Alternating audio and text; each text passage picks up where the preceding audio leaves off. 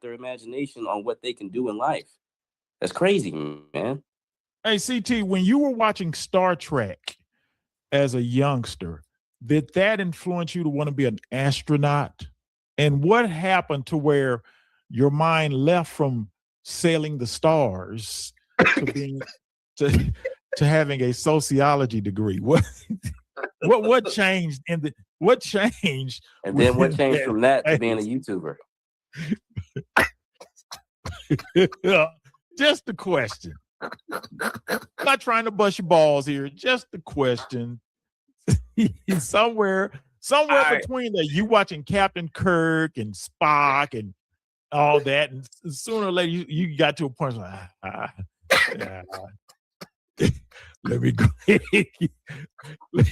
Let me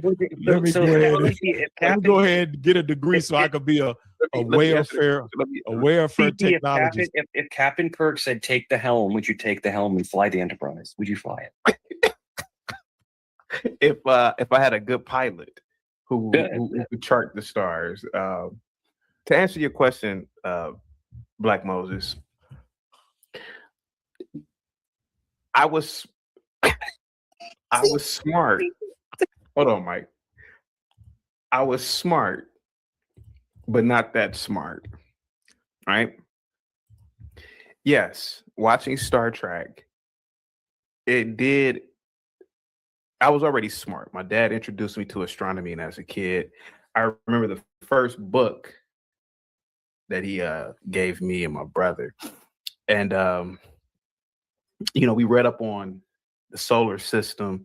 We learned about the planets in the solar system. We learned about asteroids. We learned about just so many different awesome things about astronomy. And on top of that, I was a big Star Trek fan and big Cosmos fan. And I did good at math. I did absolutely good. I did when it came to taking the state proficiency test at the time, it's called the OGT now. I was one of the only kids in my junior high school to pass the mathematics portion because I took math seriously. At least I thought I took it seriously until I got to college.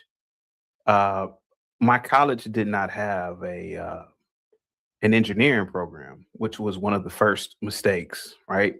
Now I didn't want to be an engineer when I got into college. Actually, I was really undecided as to what I wanted to do. So I decided to take mathematics. I said, "Oh hell no," because that was a different type of math. It was too rigorous, and I didn't have the discipline. It wasn't for me. It just wasn't for me. I had started partying, and I got a little bit kind of, popular, which is not important at all. And I just didn't study. And what it really boils down to is I hadn't really studied ever compared to the type of load that it actually takes. So this is just a state college. I couldn't imagine doing mathematical assignments at a real college, like at MIT, which I wanted to go when I was a kid, but an MIT, something of that magnitude. And that's what. And how challenging was it to obtain a degree in Afro-American studies? It wasn't challenging at all. It wasn't challenging at all, man. But the realistic,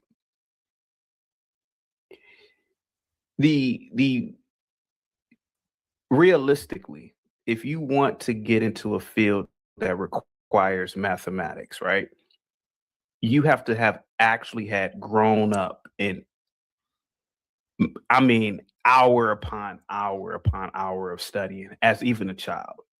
That's why a lot of people don't make it in mathematics or fields that deal with mathematics. Yeah, you think you may know math, but when you actually are in a classroom and I'm talking about at a collegiate level, and the amount of work, the amount of detail, the amount of formulas the amount of time, the workload is too much. TOO. And a lot of people won't admit this. Yeah, Dante's a good guy, man. He's a great guy. He's optimistic. He's optimistic. At best, but yeah, I'm just he's being optimistic. realistic here.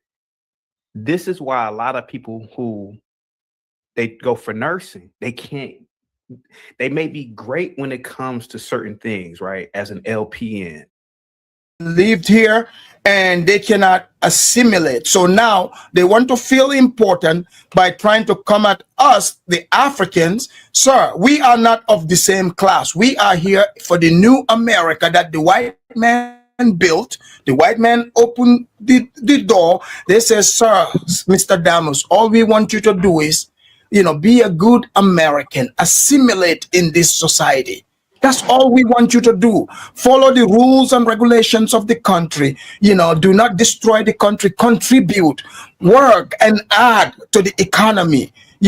Make sure, you bring the skills and talents that you have and contribute to this country. And that's what I'm doing. God bless George Washington, Thomas Jefferson, and all the founding fathers.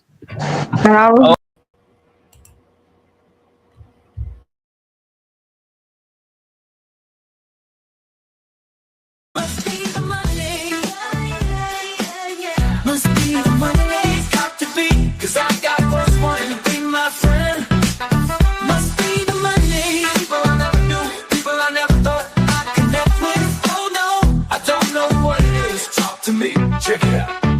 Must be the money. Must be the money that's got them on my side. Must be the money. Must be the money. I'm never going wrong. Must be the money. Must be the money that keeps me looking fly. Must be the money. Must be the money that's got me cruising in style. Must be the money. Must be the money that's got me rolling so smooth. Must be the money. Must be 'cause I've got folks wanting to be my friend.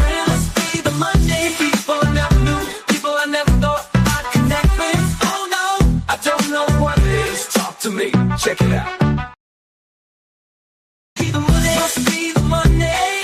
I've got so much bling. Must be the money. Must be the money. 26 with all this wealth. Must be the money. Must be the money that funds my lifestyle. Must be the money. Must be the money. The party's at my place. After all, AIDS is a deadly, incurable disease. But no matter how you come to judge Charles Wheeler and his partners in ethical, moral, and inhuman terms, the fact of the matter is, when they fired Andrew Beckett because he had AIDS, they broke the law.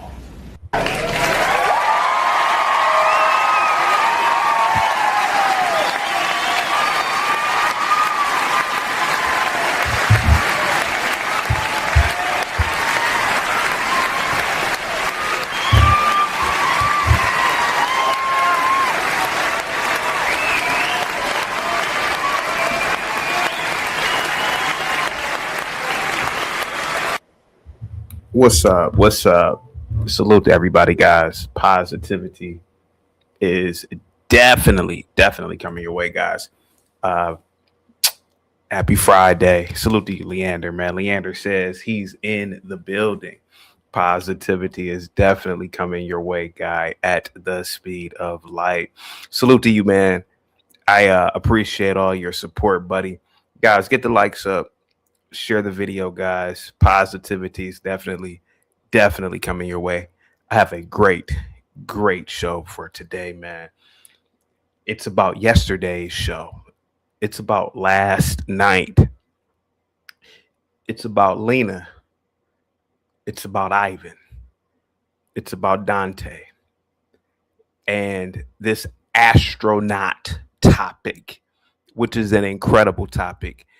It's an incredible topic because it asks, or it is asking a great fundamental question here.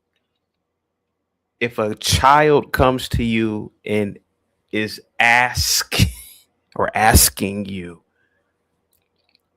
or tells you, Leander, they are going to be an astronaut, what should you tell them? this is a great conversation. It's a great conversation because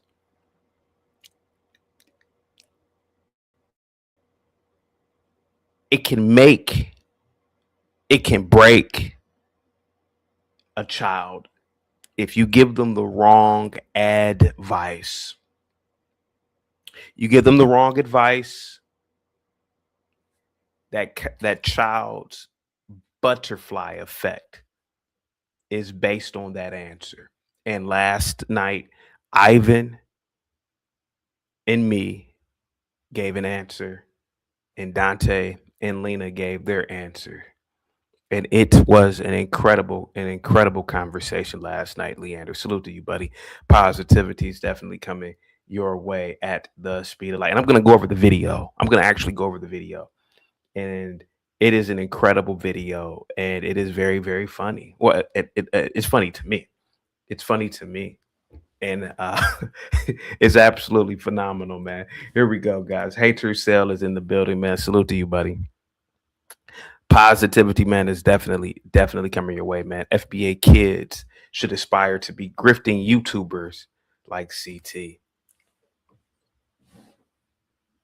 Maybe they should. Maybe they should. They are more likely to be a grifting YouTuber than an astronaut. They are more likely to be a grifting YouTuber than an astronaut. The likelihood of becoming an astronaut is absolutely astronomical. And me and Moses, or AKA Ivan, already gave our opinion on this. And you as a parent, Hater Cell, you'd do your child a disservice by telling them and encouraging them to be an astronaut. And I have to side with John Galt on this, Hater Cell. Many of these communities around here, trash all over the ground, broken windows, crime everywhere. You can't even solve the problems in your own community, but you're going to tell some kids to be some astronauts. Y'all need to stop. Come on, man, with the dumb shit. Get the likes up, guys. Seven Still, what's up, buddy? Positivity is definitely coming your way. Thank you so much, Seven Still, man, for all of your support, man. Positivity is definitely coming your way, buddy, at the speed of light. Says good Friday, CT. Good Friday to you, man. I really appreciate you, Seven Still. Positivity is coming your way. Seven Still, I don't know if you were here when Lena was asking, how come the kids on career day at some school in the hood weren't talking about being astronauts? I'm like, Lena, those little girls, man, they know they ain't about to be no goddamn astronauts. Some goddamn astronauts. Get the likes up, man. Here we go, guys. Norman says this is the story of most college graduates. Yes, majoring in utter bullshit, because when you get to college, you have to do real studying, real research. At least back in the day. I don't know how it is now. It's probably soft core now. Salute to you, Norman. Positivity is definitely coming your way, buddy. Moxie says, how is CT grifting? He's entertaining us. What's the problem? Thank you so much, Moxie. These people, man, they don't have any real or intrinsic power in their lives. So they don't talk to their bosses this way. They don't talk to the loan officer this way. So they take their anger out on me. And it's quite comical. It's quite comical listening to men who are powerless. And it's really men. It's not women. Women don't troll and hate. That's not a woman thing. But you have a lot of men who are weak and they are powerless and they are not influential. And they see a man as great as I, a man whose name reaches on almost every goddamn continent other than Antarctica. And they can't handle that. They want to manage and control me. They want to manage and control me, and they can't do it. So salute to you, Moxie. Positivity is definitely coming your way. Cliff, what's up, man? CT, I'm watching the last 2 hours of your yesterday's show. So glad you are streaming now because this is going to be my weekend show. Salute to you, Cliff, man. Positivity is definitely coming your way. Trump is in the building, man. Salute to you. Positivity is definitely coming your way. Morning, my fellow Americans. Morning to you, Mr.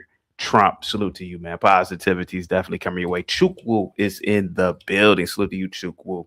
Positivity is definitely coming your way. Mike is in the building. Salute to you, Mike, man. Positivity is definitely coming your way, buddy. At the speed of light, man. I really appreciate all of your support. You know, when I was I need to start back running again, but when I was running, I used to tell myself, you know, motivational things, right? So for all of you who have never ran before, when you're running 8, 9, 10 miles, you do get a runner's high, but you eventually will hit the wall. You will hit the wall eventually. And prior to you hitting the wall, there is this overwhelming feeling. This overwhelming feeling that it's an overwhelming feeling of pain, but you have to be in it, right? You have to be in it. It's this sense of you can't go another step. And there was a young lady, and I don't know if she's still listening, Nina, who used to call into the channel a lot. And I hope she's doing fine. Salute to you, Nina, if you're still out there. We miss you. Happy New Year.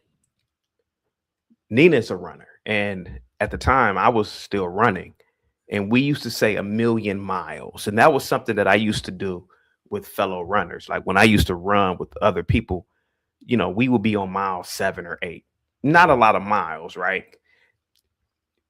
But if we had you know, let's say we were going to go to 10 or 11 miles, you'd hit that wall about mile 7. And then we'd say 1,000,000 miles. And it's motivation. It's motivation, you know, 1,000,000 miles. You know, you're never going to run 1,000,000 miles in a lifetime. But it's motivation. And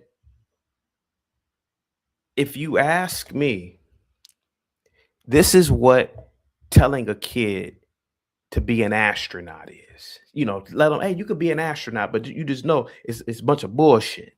You know, you ain't about to be no astronaut. But it's motivation. Let a kid know it's motivation. Hey, Dad, I want to be an astronaut. Okay, well, you could be an astronaut now. You know, this is just a motivational thing. And in these communities, in most communities, you gotta be responsible. Now, I'm not a parent at all. I'm not a parent. The worst thing you could do, guys, give me 1 second real quick, guys. Hang tight. Which it's not even that complicated to be an RN. I mean, there's a lot of RNs. It's the math, it's the chemistry, it's the actual science. And when you are not really dedicated to it, it's not gonna work out. So that's why, Well, ain't Lena's a nurse? I don't know what Lena is. I know she's in the medical field. I don't. Is she? I don't want to speak for her. She's a CNA. She's a CNA. Let's not sugarcoat it. You try to say the medical. You said the medical field. Okay, she's a CNA. come back, Lena, and just. So last night, Ivan gets on the panel. Well, last night, Lena says that she would have loved to hear the little girl say, we want to be astronauts. Now, Lena, she's a sweetheart. She's a beautiful person, and I love Lena. But sometimes Lena can be a knucklehead, like most people. Yeah, I get it. We have lofty goals. We have lofty dreams. But the reality of the situation is, let's be honest about it. A lot of those kids are not, first of all, a lot of those kids probably won't even get into college. And a lot of them don't even need to be in college. For the most part, a lot of those girls probably, you know, and I'm not, YouTube, please, it's not harassment. For the most part, a lot of those girls probably have IEPs, and I'm not knocking IEPs, but yeah, I mean, you know, a lot of these kids in America already have setbacks. A lot of them have high hyperactivity disorder.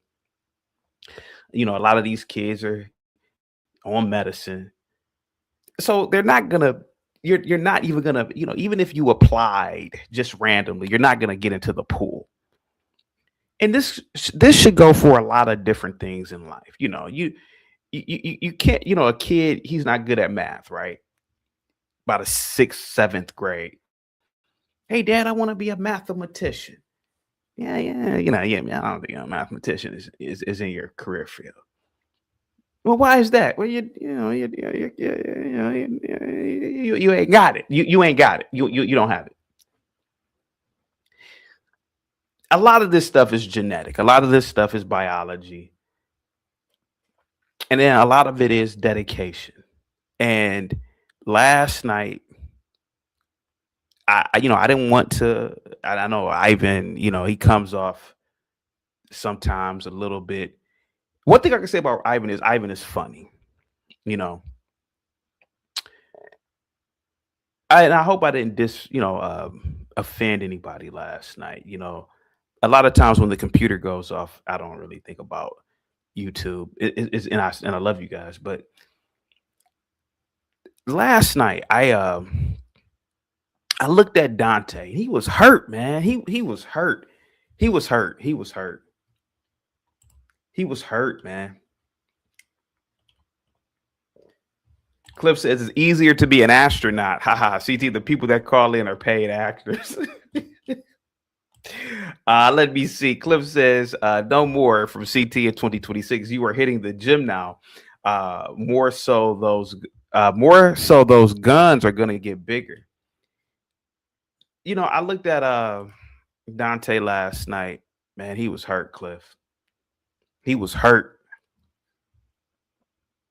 You could see the pain in his eyes, man. You know, you don't have any kids, man, and you're just a YouTuber. Yeah, I am. I mean, this is what I chose to be. I'm not trying to be an astronaut. and most people shouldn't try to be astronauts, man. You know, it's not.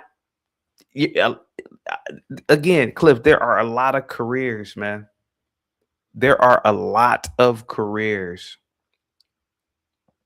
that are just not suited for people. And I saw it growing up. You know, I saw people, I told Ivan, I said, bro, I knew many girls, you know, I used to hang out with some of these chicks. College, a lot of them were dumb. They were dumb. And not dumb in the sense of, you know, they weren't able to survive. You know, they weren't able to hold a conversation, but they were dumb because, you know, some of them wanted to be lawyers, right?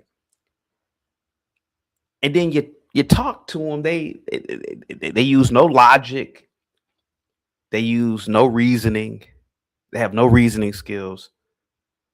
And you know, to be a lawyer, you need to have deductive and inductive skills. And then, you know, you used to hear these, oh, I want to be a lawyer. You know, they majored in political science, bunch of, you know, and that's the road to become, Cliff. And I don't know about the United Kingdom, Germany, where you were at, but in the United Kingdom, I'm sorry, in the United States, you need to pretty much major in like political science, right? To become a lawyer. And so I knew a lot of girls who were political science majors, man. And they were dumb. I mean, dumb. Dumb as shit, man. I'm talking about they were dumb. And I'm saying that out of love. And if they ever catch this video, I don't care. You're dumb.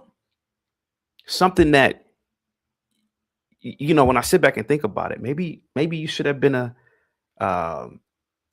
you should have worked on being a housewife, something, domestic work, something. Going into law is not your thing. And a lot of them didn't get accepted into law school. I'm going to take the LSAT.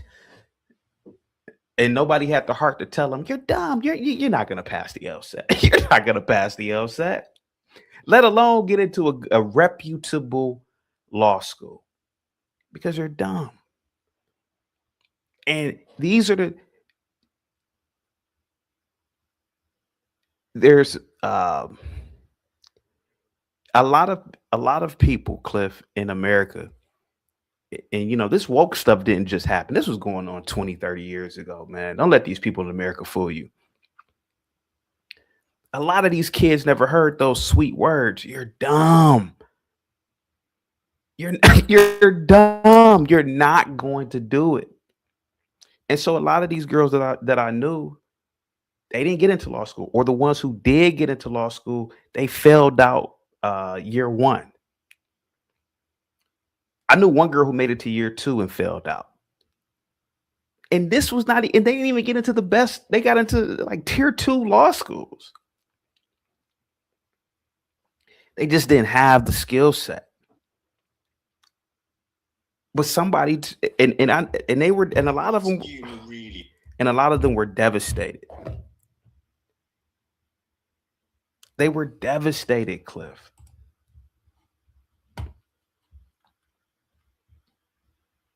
Moxie says there are a lot of crappy lawyers out here. Yeah. And a lot of those crappy lawyers, they went to tier 3 law schools. I'm almost willing to believe you're not going to get a crappy lawyer from Duke. Sorry, it's not going to happen. You're not going to get a crappy lawyer from NYU. But you're going to get a crappy lawyer from, Arkansas Law School. I mean, I'm sorry. I meant to say Alaska. And so when I saw Dante last night, man, I'm like, God damn, man, he's a good dude, man. He's a great guy. But he was hurt when I said, Lena, maybe them little girls, man, should be encouraged to be, start a cleaning company or something. Well, why they gotta clean? What's wrong with cleaning? If anything, they would serve more of a purpose in their communities if they were cleaning stuff. Well, what's the point of education? Well, again, education does cultivate your personality. So again, but you can get that for $2 in late fees at the library. A lot of these kids, man, they end up being lied to all their lives, and then they end up going to college, and then they're burnouts. Moxie, it's true. It's so true. They are burnouts. I knew people who wanted to be engineers, never made it. And some of them who are engineers, they're not even they're not working in engineering. How come I can't get no job in engineering? It's because you're dumb. You're not qualified to really work in this field. And nobody, not even the company, has the heart to tell you. It's language skills, communication skills, nuance, angles. So when Dante said, you should encourage them. Encourage what? What are you encouraging? Encouraging a kid to lie to himself or herself? That's dumb. Now that's dumb. That's dumb. And that's not a good thing, Moxie. So I saw Dante, man. He's such a good guy, man. Golly. But the reality is, man, most people aren't qualified to be neurosurgeons, especially from these little hood schools, man. Are you crazy? Are you insane? Oh, I want to be a neurosurgeon. What was 4 plus 4? 12. Yeah, you're not about to be a neurosurgeon. You're not about to be a neurosurgeon. That's love, Moxie. That is love.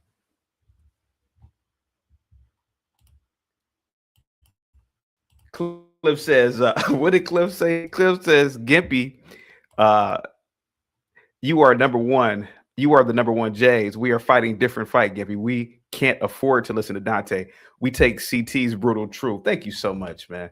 Gimpy with the $5 super chat says, happy Friday. Tether still crushing children's dreams. I see, bud.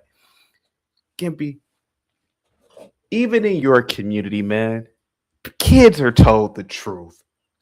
Now, how you tell a kid the truth depends on the vocabulary, the grammar, metaphors. But Gimpy, come on, man. An astronaut, Gimpy. An astronaut. An astronaut. Are you guys insane here?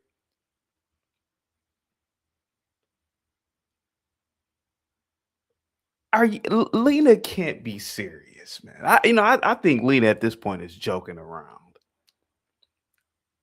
She has to be joking around at this point, Gimpy. An astronaut, man, y'all need to stop.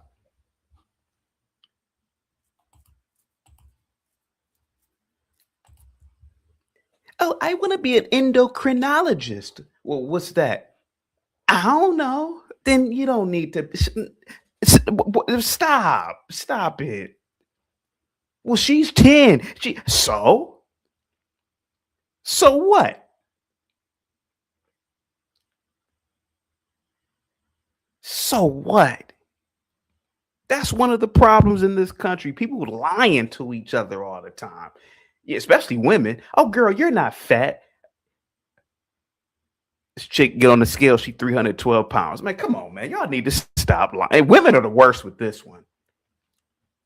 That's one thing I can say about men, especially old school men. Man, we told the truth with each other. And that's what we need to get back to, telling the truth. Being honest with ourselves. Being honest, man. Why not be honest? Well, and especially to a 10-year-old. I mean, that's the perfect person to be honest to. Why lie to a kid? Oh, I want to be I want to work on brains. The kid can't even color inside the goddamn lines of the color book. He talking about working on some brains. Stop it.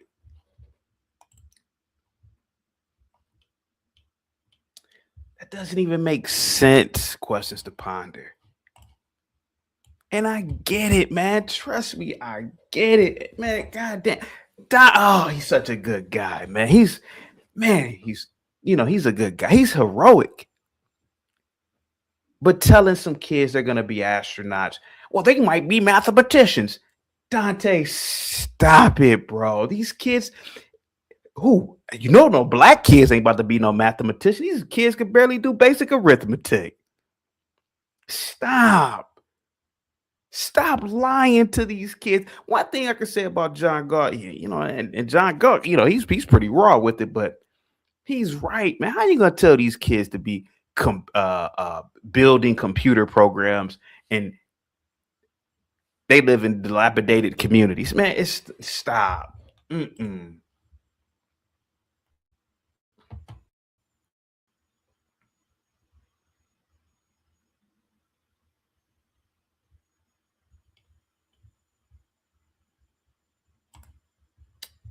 Flower in her hair says, to be honest, she hurt us blacks with that comment. I wish nobody picked up on it, but CT is an active listener. Oh man, I'm about to play the video in a minute, because to me now, I think Lena is a comic. She's like a comedian, and she's like funny. Females aren't funny. There's only been a few females that I can tell you who have been funny in history. She's one of them.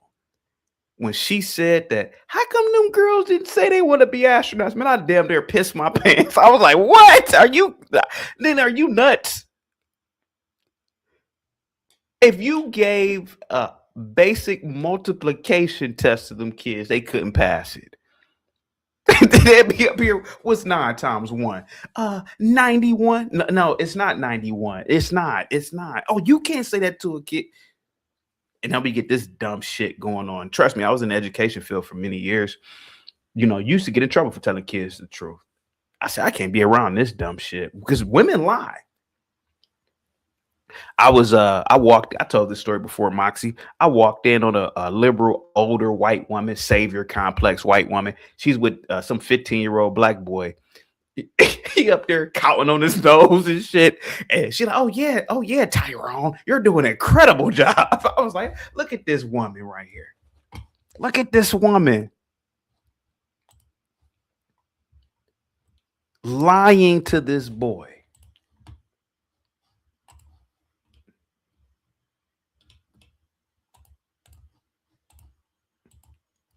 What's 3 times 4? 71. Man, get your dumb ass out of here, man. You dumb. You're dumb. And this is what I look, man. To a degree, man, a lot of kids, man, they need to be encouraged, man, to work in the trades, work in the fields. Do something, man. Do something like labor, man. Labor work. Instead of being lied to, man, and disappointed later in life. Man, that's a horrible life, man, to sit up here and lie to a kid. Oh yeah, you're gonna you're gonna get a Fields Medal one day, and the kid could barely add. That's horrifying. Draw a triangle. Hey, motherfucker, that's a circle. He drawing a circle. Come on, man. That kid don't even know basic geometry. Man, that's sad, man. That is sad. Moxie, that is I can't believe Lena did that yesterday, man. That's horrifying. Norman, I'm about to play the video.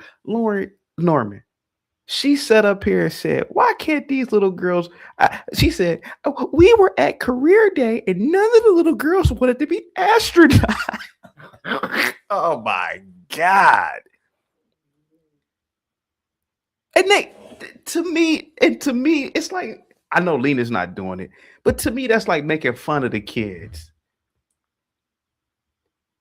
To me, that's making fun of those kids, man. Encouraging them to say some crazy shit like that. Hey, I want to be a firefighter. Okay. Hey, I want to be a teacher. Okay. Hey, I want to be a general practitioner, doctor. Okay. You might get 2 kids out these schools.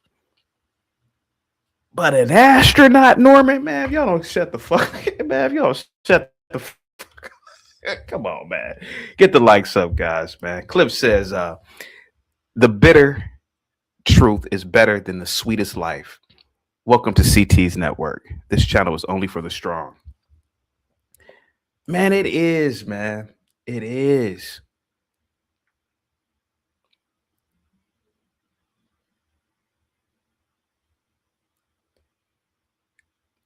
Cliff, did you see? Oh man, damn, Dante. Golly, I don't want to talk about Dante. He's a good guy, man. He's a good guy, man. But he's gonna have some kid. He's gonna have some kid. And I'm not knocking Uber drivers. He's gonna have some kid driving Uber, 23, with a chemistry degree. Man, all my life I was told I was gonna be an astronaut. Hey, man, drop me off right here. Shut the fuck up. Come on, man. Come on, man. Y'all need to come on, stop, man.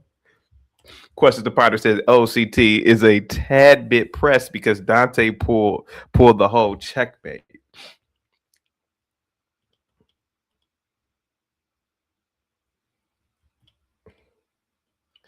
And I saw this growing up, man. I saw this stuff, man. What happens to a dream deferred? This is how you get people like Afro Nerd, man. He up here sitting up here damn near 50 years old. And I don't know, somebody didn't tell him, hey, man, you ain't about to say the black race, man. Quit reading these stupid ass books, man. He up here in the library, charging his phone, waiting for the bus, reading these stupid ass books, mad at me. Man, when he could be learning how to build a deck, a patio. Can the Negro even put in a goddamn fan? And the answer is no. The answer is no. Lying to himself, people lying to him. Oh, yeah, brother. Keep reading Dr. Francis Cress Wilson, brother. Man, you don't get that crazy ass shit up out of here. What's up, Jay? Said the trades are a great place for a young mind. Many blossom into successful adults. A 19-year-old dropout, a 19-year-old pull out of a 19-year-old will pull out a King Ranch $100,000 truck bid to tear down a house on my property. Oh, really? Okay. Look at a guy like Crown Reese. His son is 15 years old, 16 if I'm not mistaken.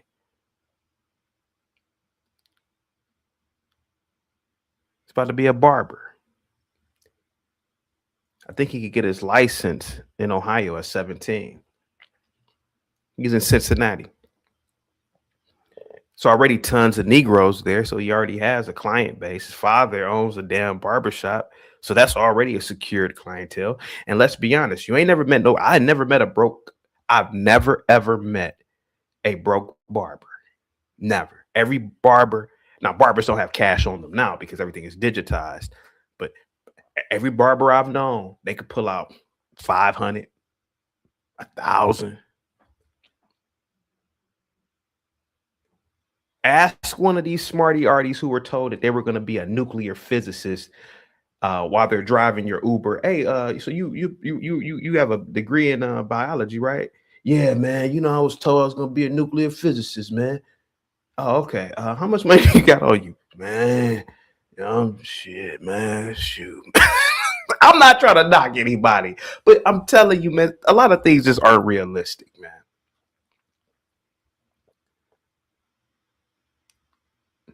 You thought you were going to be Oppenheimer. You're a little kid watching Oppenheimer. Oh, I'm going to be the next Oppenheimer. No, you're not. No, you're not going to be the next Oppenheimer. No.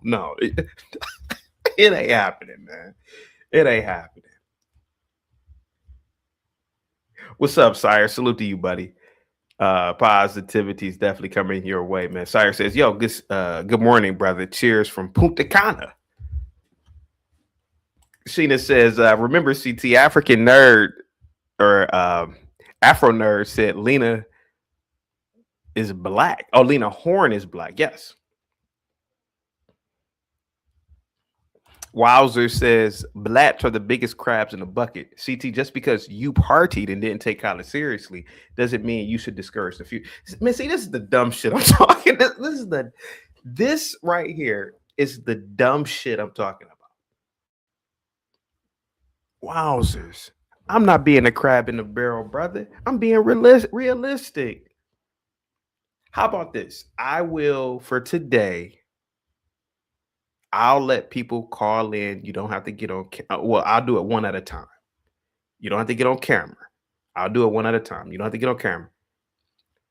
I'm not being a crab in a bucket. Wowzers. I'm being realistic. Wowzers.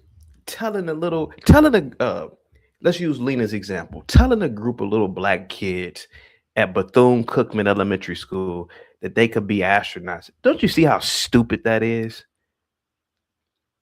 Not just the fact that there's only been a few hundred astronauts in the history of mankind, but the fact is that they're not even in a position to become astronauts. Most of these schools have horrible state report cards. Some of these kids can barely read in the 4th, 5th grade.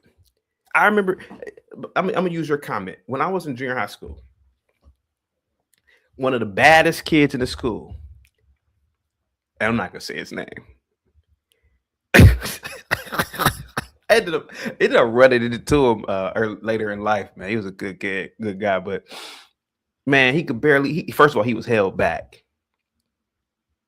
So in junior high school, we're like in 6th, 7th grade. He should have been like in the 9th or 10th grade. And he used to like pick on everybody because he was bigger. And we used to wrestle with him, and big Negro tosses all around. He tosses all around because he was bigger than this. So we try to wrestle him and beat him up. We try to jump him, and he was real strong. Man, one day he was in class reading, man, and I felt so bad for him, man. He was reading like this: "Blood are the," and he started looking around and shit. Man, we started laughing at him. Man, he started crying and left out the classroom, man. I felt so bad for him, man. I felt so bad for this dumb Negro. He was stupid, man. He was dumb. He was dumb, man.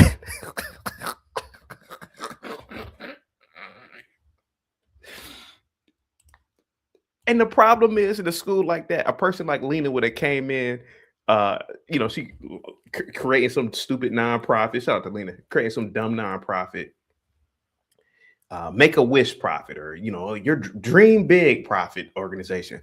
Come in there lying to the kids because she getting money from the district, and then telling these kids some lies. Oh, she would have told that kid, "I know you can't read at 16 years old, but you could be the next you could be the next Shakespeare." Come on, man. Y'all need to stop. Stop it. It's delusional, man. It really is, man.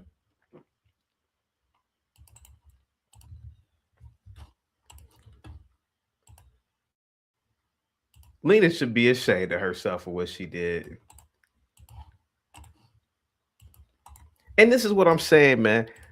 There's nothing wrong. Like, man, Dante looks so hurt, man. He, that hurt you get when, like you were promised something as a kid and you didn't get it. And you just had that look in your eye. That's how Dante was looking, man, when I said, "Hey, man, maybe maybe those little girls should clean something." Oh, man, like that's so bad.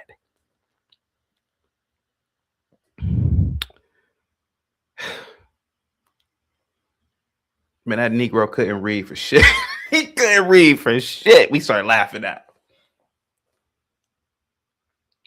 All that bullying, it was different type of bullying.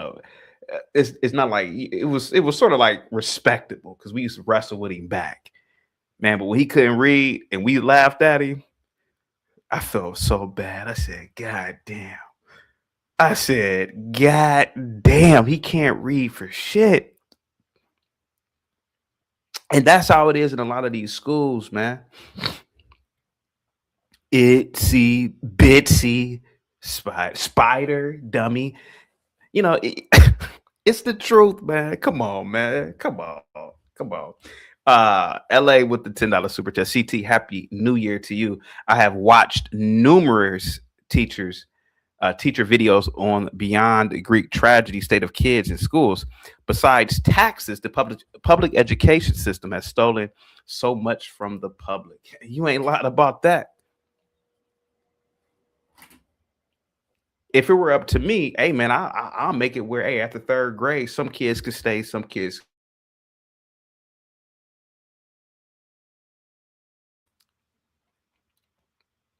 Shout out to you, LA. Man, positivity is definitely coming your way, man. Happy New Year, buddy. I can't believe Lena did that.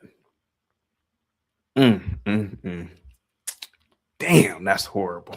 She said, "How come they don't want to be astronauts?" Oh, man, if you don't stop that silly shit, get the likes up, man. Black Bear says, "CT, you are as cold as hell. You made Ivan dark skinned." Mike from Boston, salute, man. At 16, you better get on the corner if you can't read, man. Exactly. Or prepare yourself to work, man. But all that lying, man, if you lie to a kid, it also makes them lazy. Oh, I could just be an astronaut and I do nothing. Man, that's horrible, man. Jesus Christ. Let me play the video, man.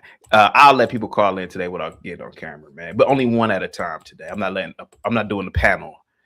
I'll do the panel, but if you call in one at a time, I'll discontinue for today. I won't. I'll give you an excuse for not having a camera on. Tarus with a $20 super chat. Good morning, CT. Destroyer of dreams, terror of children, Satan to hope. Stop, man. If you don't get the fuck, Tarus, boy, if you don't stop, if you don't stop this dumb shit, Tarus, stop, man. Stop it.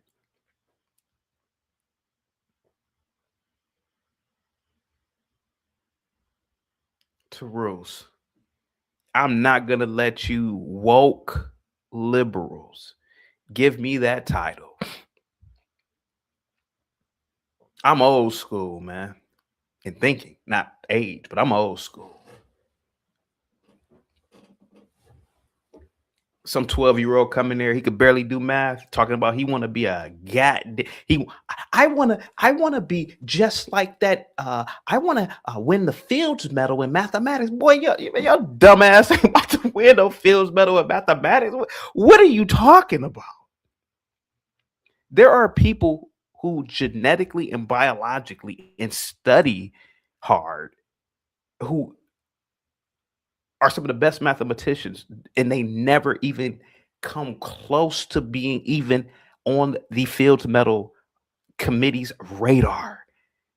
Boy, if you don't stop, get your ass out in the field and get to work. That's how the community should be. Get your black ass or whatever ass you got, get your ass out there and get to work, boy.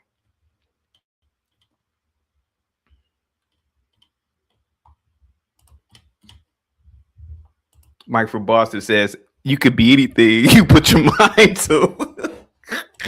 All right, here we go with the video. Salute to you, man. Here we go. Listen, look at Lena. Oh my. Oh my God.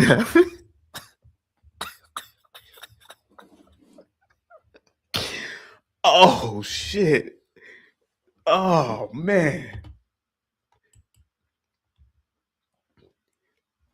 Listen to Lena real quick, guys. Here we go. Look at Lena. I did not hear anything like that. I was set. Oh, you gotta see. At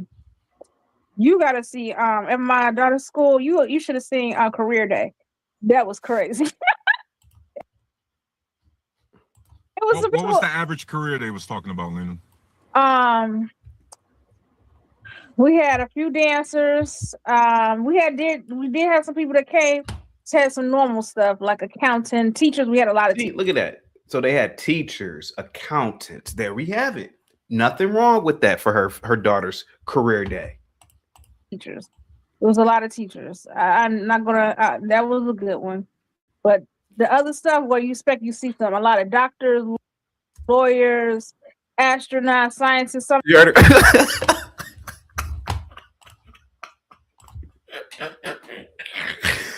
Oh shit. Oh my God. Oh. Oh.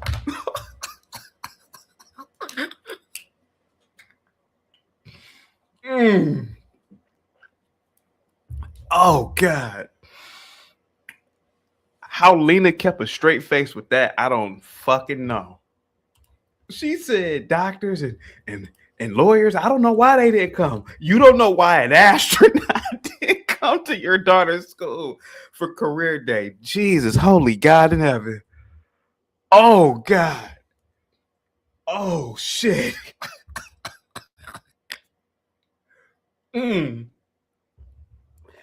it was at that moment. Moxie, I should have been wearing a diaper yesterday, man. Because I'm telling you, I almost pissed my pants when she said that crazy shit. What? Oh shit. Oh my God. Black Bear said, CT, you ain't shit.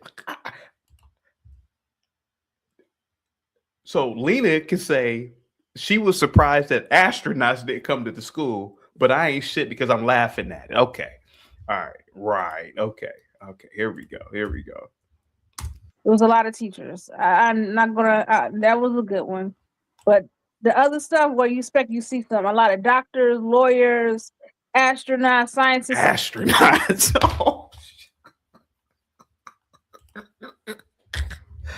Oh my God.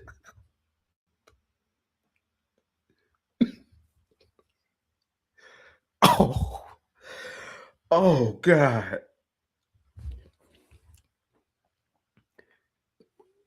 Poor girl, man. What the fuck? Something like that. A lot of doctors, lawyers, astronauts, scientists, something like that. Nurses, no, they were like dancers. People came up as artists. Like I'm a paint, and I was like, Lena, I think the reality is this. Most of these, let's be honest, an astronaut, stop it. That's damn near impossible to become. I wouldn't even encourage. No, what I said when I made a critique of that, no, oh shit.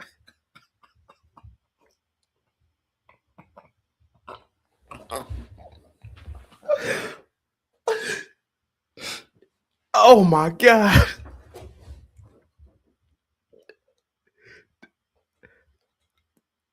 Oh dear God. Oh. Oh. Now, I made a critique of that. Lena's acting like that's not a normal thing for somebody to say. She's like, what? Yeah, anybody can be an astronaut.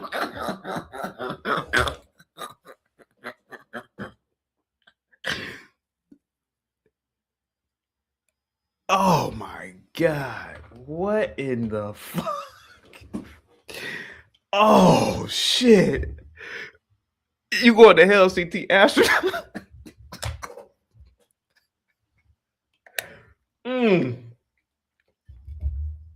She getting offended at me. I'm like, Lena, I almost had the nerve to ask her, Lena, why don't you call one of your astronaut friends? No, I'm pretty sure Lena could call a nurse friend. She can call a beautician friend. She probably can call an alderman or an alderwoman. She looking at me like I'm the crazy one, but she over here like, what? Anybody can be an astronaut, CT. Okay, Lena. Okay. Okay, here we go, sweetheart. The kid, I'd rather tell a kid, hey man, pursue being a TikTok star than an astronaut. An astronaut, Lena. An astronaut. Lena, an astronaut. Come on.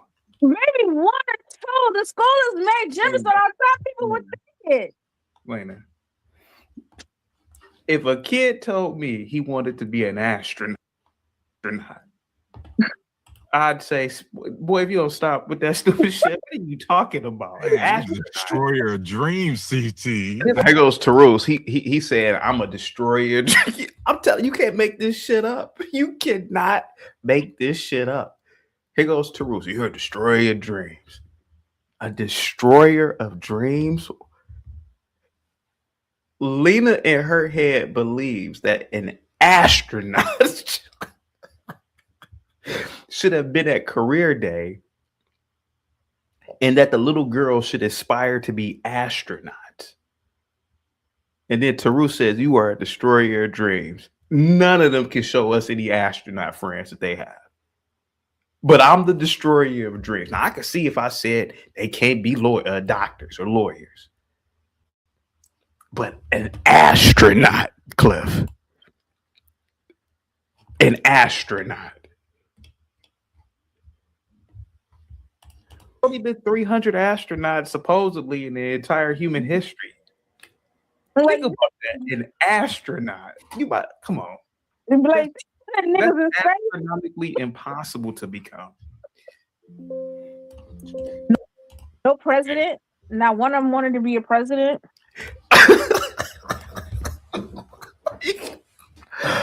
Hey, man, you can't make this up. This is Man, this is funnier than the Chris Rock stand up in 95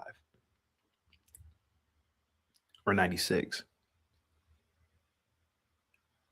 Lena said, "Oh, they can't be a president." Lena, if you got Lena, Lena, you should take this on the road. This is funny. A president. Now the odds have even gotten the odds have even shrunken even more now. I'm telling you, this is particularly why the FBA community is behind, because instead of doing things that could actually build the community, they got, I'm going to be the next president. No, you're not, dummy. You're not going to be the next president. That's a stupid thing, man, to even aspire to be. Well, I could be anything I want to be. There's only been 46 presidents, dummy. Man, you a crab in the barrel. Yeah, okay. I'm a crab in the barrel. Okay, I'm a crab in the barrel. Okay, I'm a crab in the barrel. I'm a crab in the barrel.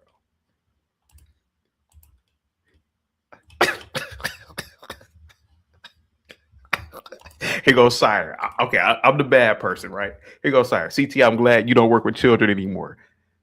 Sire, I can see if Lena said, man, you could be a garbage man. You could work for the city. You could be a lawyer. But Lena said a president. Oh my God, Jesus Christ. Hey man, let me play some more of this video, man. This is some funny shit. A president, there's only been 47. No, I'm sorry. Presidents have had multiple terms. So there's only been about 40 presidents? I don't know, 30. 47. No. Remember, people serve multiple terms. So you mean how many terms? I see what you're saying. Lena, I got 17 and 15-year-old daughters, and like hearing them when their friends come over and chop it up and stuff, like it's crazy when they have like some of their little like serious conversations, because a lot of them really don't know what they want to be, simply because they're looking at these things like, can I even afford to live? And that these are teenagers, right? And they're looking at the unaffordability crisis, and a lot of them are looking at it like, well, I could probably make more money on YouTube and TikTok than I can some of these jobs where I don't even know it's going to be available by the time I graduate. My daughter was, I used to fight my daughter, like, she used to say crazy stuff that she wanted to be. First, she was like, I want to be an artist. Then she wanted to be a beautician. I guess that ain't crazy, but I didn't like it. And now she's realistic. As she got older, I encouraged. She's like, I want to be a nurse. See, that's good. Why would somebody encourage a kid to be a president? I mean, it's only been 46, 47. They want to destroy their dreams. Somebody wanted to be, don't destroy their dreams. I want to be president one day. How many human beings have been born in the United States of America? Yeah. Probably a good, what is it now? Probably 3, but not all of them were born here.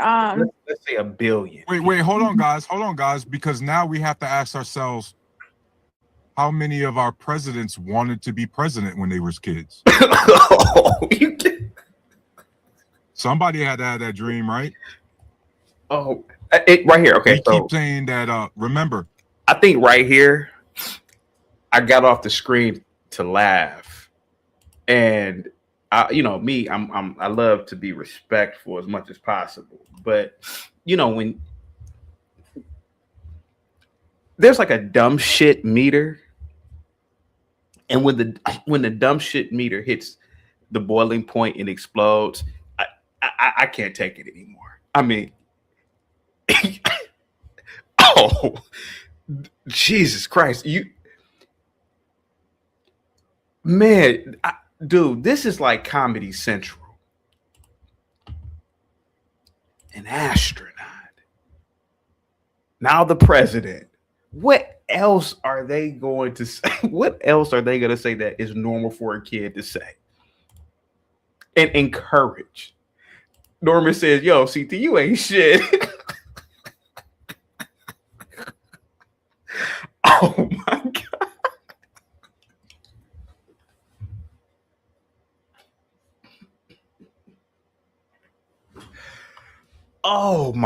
God.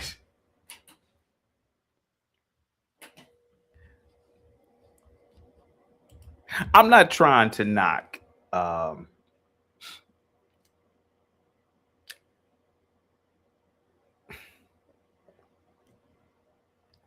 imagine if a kid came to you and said, "Oh, I want to be the next Mozart." And you know, they're 11, they don't know how to play any instrument. It's like, man, you're really kind of behind, man. Mozart may have just been a prodigy, man. Now, if they want to learn violin lessons, so be it. But to lie and say you're gonna be the next Mozart, man, they might really believe that shit, man. And then, you know, the next thing they know, they wake up one day, they're 30 years old, and they're just playing the violin on the street corner. And then I'm not knocking it. But these things happen, man. Hey, if you want to be a great violinist, just be a great violinist. But I don't know if you're gonna be Mozart. Yeah, come on, man. Y'all need to stop playing the piano. Stop, man.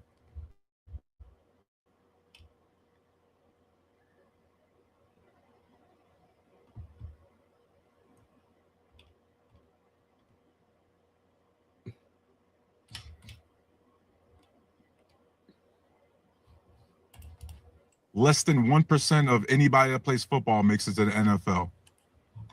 Somebody was dreaming about making it to the league. So now I ask you, CT, how many of the presidents that we have, how many of them at a young age said, "I want to be president one day"? That's what, you know what? It was funny. I seen You see me shaking my head.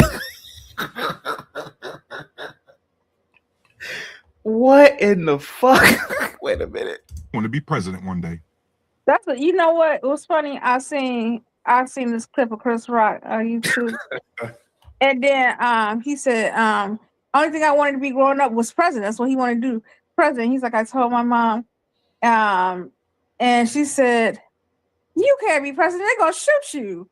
And so he said, I stopped dreaming and I dropped out of school. That's what he said. And that's the best thing, Lena.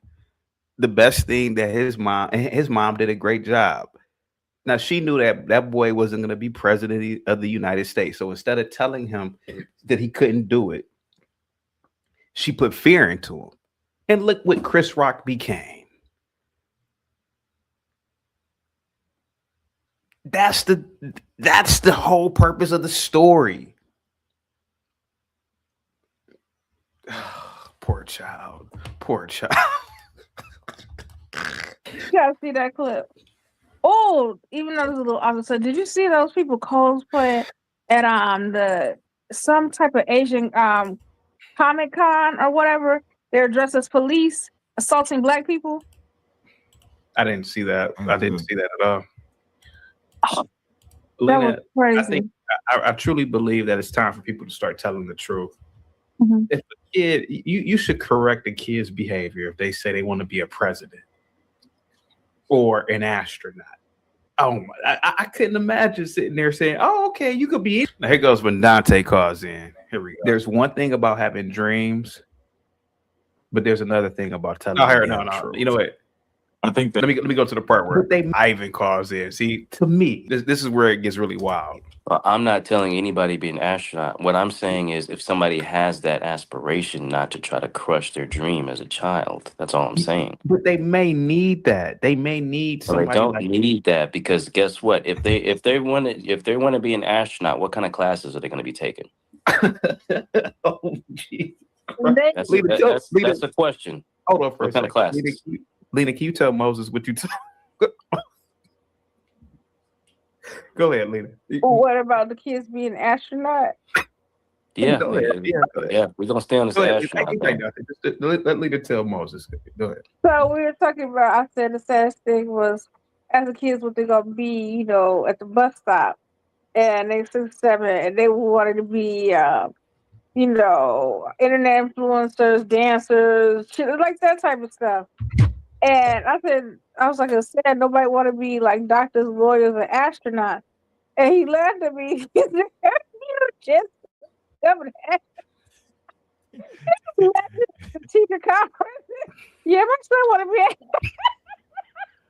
be. Yeah, they should have laughed at you too. Ivan said they should have laughed at you. Here we go. Here we go. Let me ask you a question. You Hold ever on, think? let Ivan finish, please, man. Please. Yeah, they should have laughed at you because they have been so far removed from that reality. They just can't fathom it in their mind. They just don't see past that. They can't.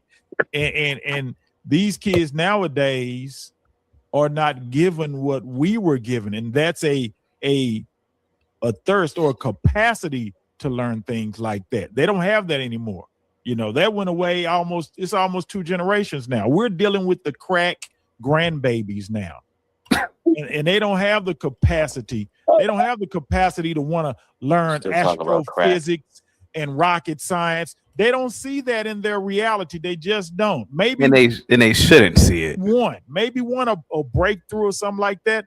But these kids only see what's in front of them, and that's mainly on their phones and mainly on TV or streaming TV. That's all they see. They don't have that capacity. We're far removed from that. These kids don't even like reading anymore. They don't. You have to have a thirst for it.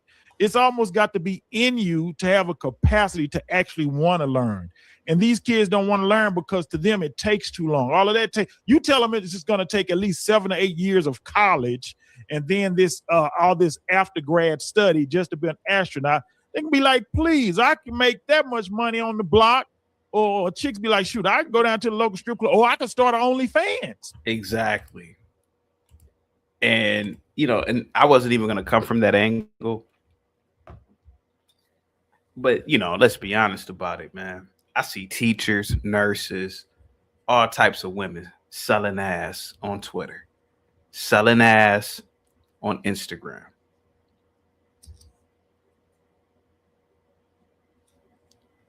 At the end of I'm not saying all women, not all, but I mean, an astronaut salary is only about 120, 130,000 a year. If you remain an astronaut for many years, which they don't. Imagine a chick saying, I ain't about to do all this shit to be an astronaut when I could just sell some ass in college. This is the truth of our reality that we live in.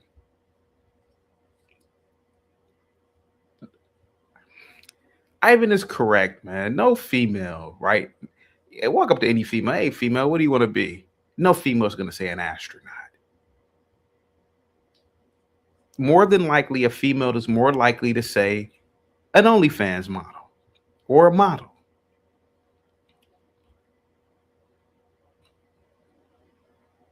It's the honest to God's truth. I'm glad Ivan came in and laid down the law last night. And Lena over there looking so sad. Dante, he looked like he's so hurt. But it's the truth. It's the truth. It's the truth, man. Some chick 20 years old with a banging body, she ain't about to be up in no goddamn life.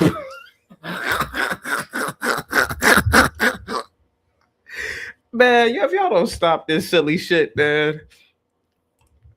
It's the truth. It's the reality that we live in. Unique, stop it. Stop, Unique. Stop. You're a good girl. I've seen it. I've seen it before social media even exists. Women want shortcuts. For female to super hot, banging body, young, man, she gonna be selling ass, man. And it's the truth, Unique. And I swear, I wish it wasn't like this. This is the world that I was born in. But it's the truth. A banging ass chick ain't about to be able to no goddamn library. Oh man, one day I'll be an astronaut. I'll be an astronaut. Are you fucking kidding me? That's the lie that we are telling ourselves. Oh man, one day I'm aspiring to be an astronaut. Oh, okay, stop. So that's what. Ivan. I didn't even come at it at that angle. That was Ivan's angle. I didn't even think about it at first. But that eliminates 80% of eligible young women to do it. You can call in unique. I'll let only one person at a time call in with their cameras off.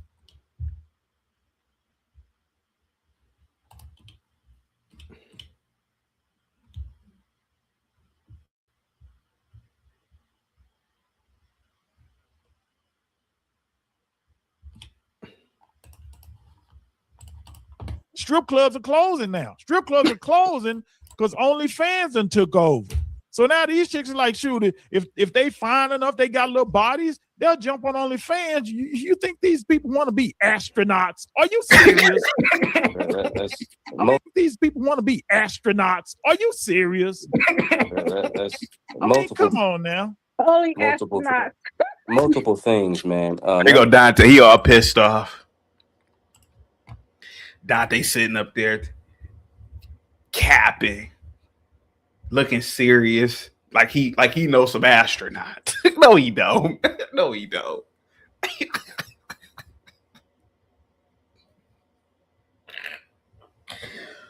I'm about to have a damn heart attack today with this one. He's sitting over there like he's serious, like he knows some goddamn neurosurgeons. Dante is nothing more than Afro nerd, just cammed up, taking life seriously. And this fucking idiocracy that we live in this country is bullshit. He was sold the bullshit lie. If you just work hard and you'll get this, man. If you don't stop that silly ass shit, man.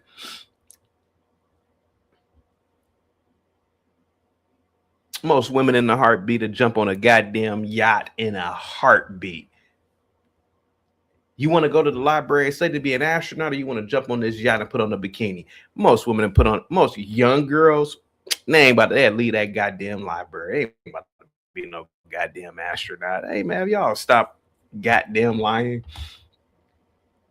Sheena said, "This is why I love CT's channel. Laugh out loud. Oh my god, so wild yet real." Dante's hurt, man. He's hurt by this, man. Poor guy.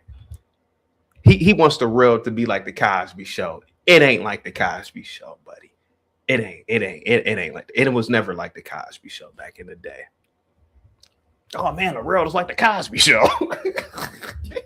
He over there envisioning old holy Negroes dancing with sweaters on.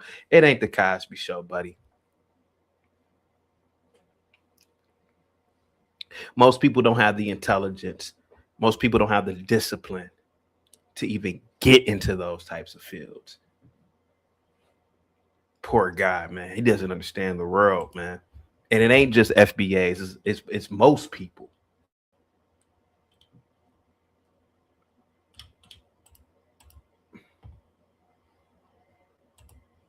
Here we go.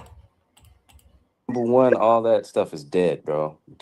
Hustling and gang banging and selling drugs. Nobody don't nobody do that no more. Listen to the lie that Dante. Oh my God, Jesus Christ! Listen to the lie Dante has to tell himself. He said, "Ain't nobody out here gang banging and selling drugs anymore." Man, are you out of your fucking mind? Even Lena's looking at him like, "What the fuck are you talking about? Are you kidding me, dude?" People are still doing the same thing right now, dude. There are literally cities across America of known gangs that people know across the country. What are you talking about? People go to jail left and right for gang banging, committing crimes. What is he talking about? This Cliff, what's up, man? Thank you so much, man. I really appreciate that, buddy. He got a lot of himself. Oh man, you know, we're all aspiring to be doctors and mathematicians and lawyers, and ain't nobody gang banging no more. Yeah, okay, Dante. Keep believing that.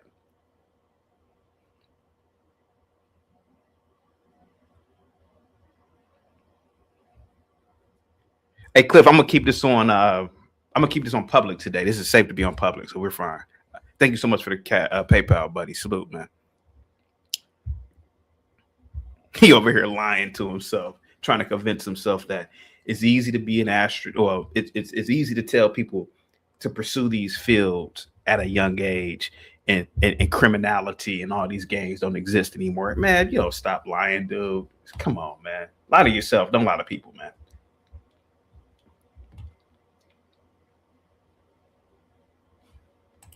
Tell No, them they're that. not going to be. Go Go ahead, tell Doc. them that. Go They're tell not doing. them that. They're not doing it, man. You only see that in the. Dante, I'm gonna take you to old block. You Even Lena was. Even Lena broke character. She said, "I'm gonna take you to old block." He's like, to show you that people still gang banging and committing crimes. What is he talking about? And you see Black Moses, man. He listen, look at Black Moses. only see that in the slums of the slums, man. Let's not take 1% of black people and try to apply it to everybody. That's probably half of 1%. That's the Just the fact slums that of you the said slums. 1% is crazy. There's Just probably like less than you that. got There's probably kids less than leaving, that. you got kids leaving suburban homes, good moms and dads, suburban homes to go out and be gangster rappers and No, they're not, man. and dope boys. What do you mean? What No, they're reality not. are you in? What reality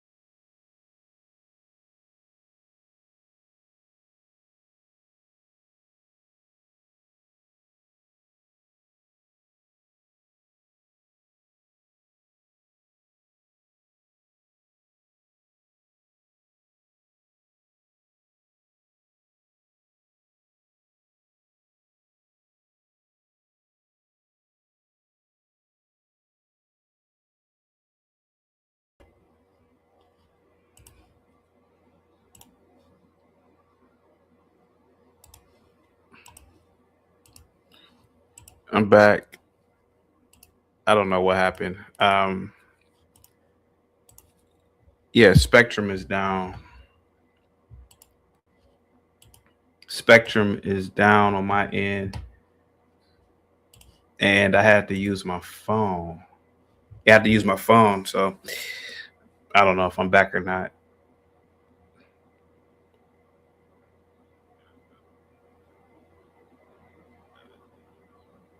All right.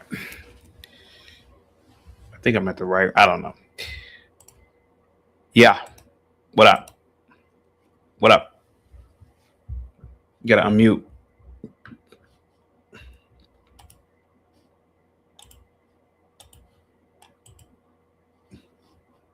You have to unmute whoever you are.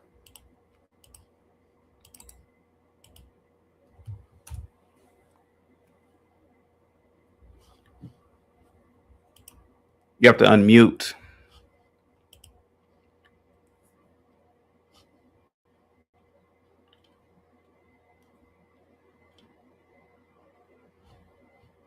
No, the weather condition is affecting Spectrum today. So, and I'm not a tech person, so I don't know what I don't know. I had to pick on an iPhone or something. I had to use my iPhone to do it. I don't know why. Taru said I got the software update from Xi Jinping. Oh, okay.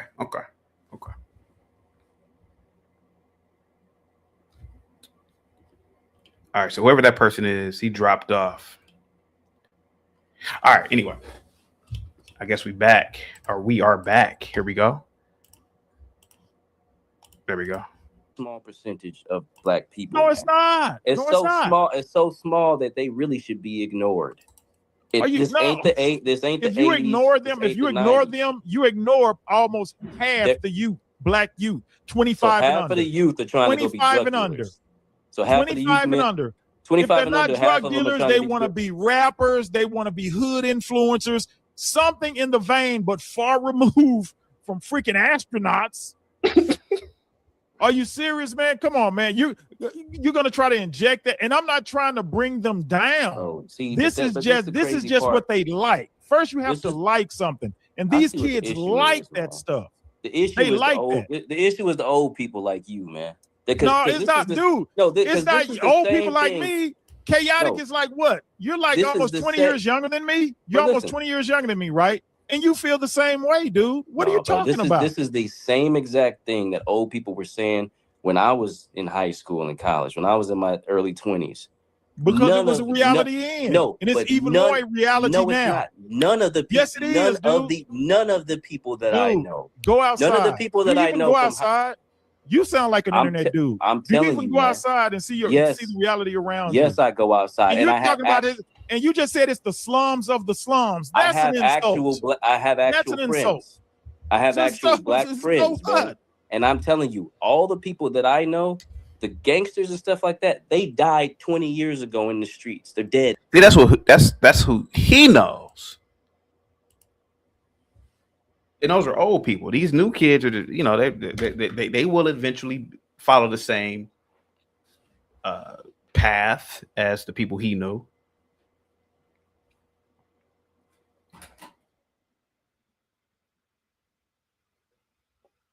They'll follow the same path.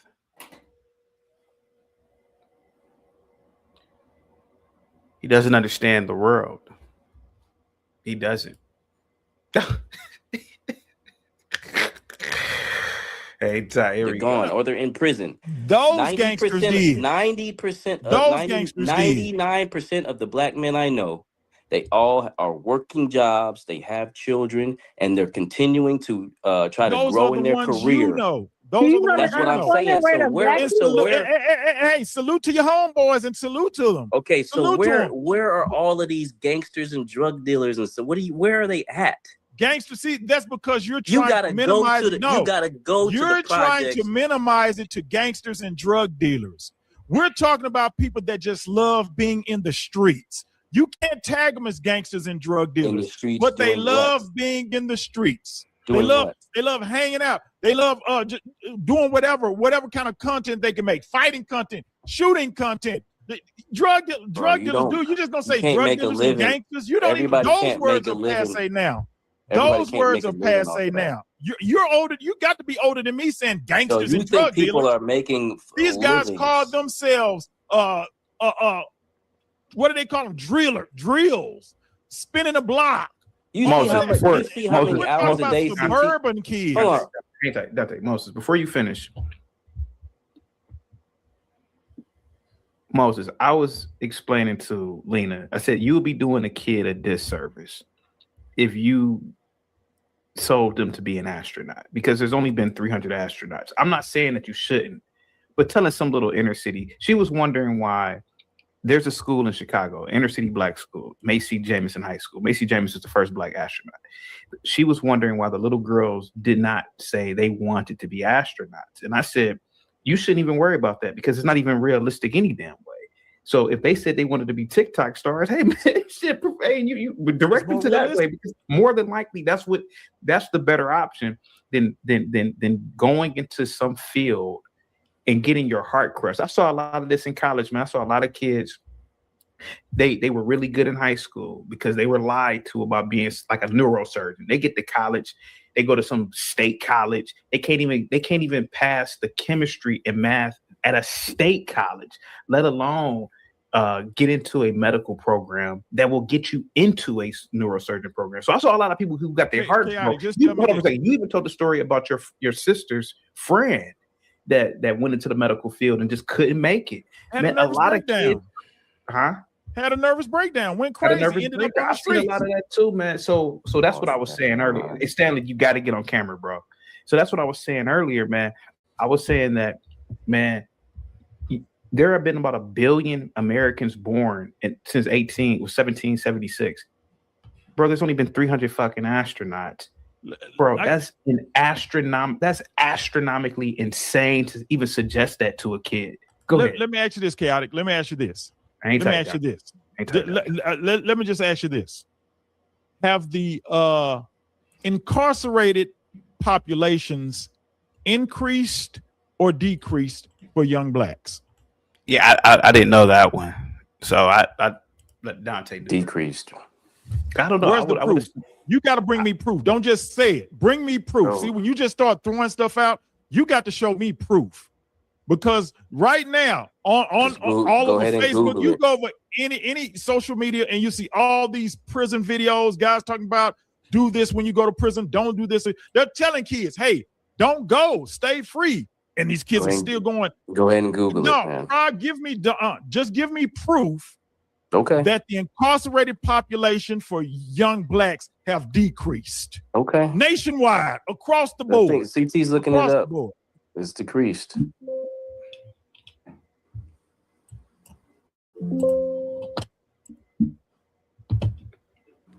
Damn, Dante, minimizing black death and degeneracy.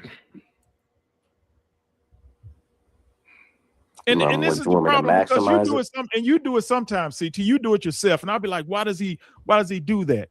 You'll say something like, why isn't there any black shipbuilders or black construction skyscraper builders? Black folks, it ain't a bunch of black folks that's interested in that. They're just not. It's not that they can't do it. They're not just in it. You might have a black person that want to open up a little grocery store or a garage or something like that, or auto mechanic. But everybody's not trying to be this construction person that builds these skyscrapers or wanting to be ship magnates and they're black. If that was the case, they would have did it in Africa years ago, centuries ago, and it never happened. Why? Because they just didn't have the thought and they didn't have the interest. That's what it is. Dante doesn't believe that. He believes don't believe what? He believes. Let's go back to the astronaut thing. He believes that. Let's go back to the population. Moses. He believes that they had already been here in the Americas. Okay. CT, can you Google that? Can you Google that? Because the amount of blacks have decreased in prisons. Can you go ahead and Google that? Do you believe? I can't pull that up on my phone. Dante or Black Measy, why don't you just Google it? Just Google it. It's on there. That's right. Do you think it's possible that they were apprehensive, to succeed. In other words, they felt like they couldn't do it, like they didn't have the confidence Who? to do it. Because you have to have confidence. You have to have. Who are you talking about, Mike? Talking about Black people to excel with battleships and spaceships. Do you think that they possibly, allegedly, lack the confidence to actually go for it? Because somebody has to go for it. Hey, Mike. Nobody yes. no Black person has attempted that since Marcus Garvey with the Black Star Line. Nobody. But Nobody. I guess the overall. Let me ask, but Bro, you don't know Mike, that. Mike, I guess the overall thing. You don't know Show who's it to me. attempting. Show it to I me. guess the overall. Show it to me. I guess the overall thing is that there is a level of realistic goals and just talking shit.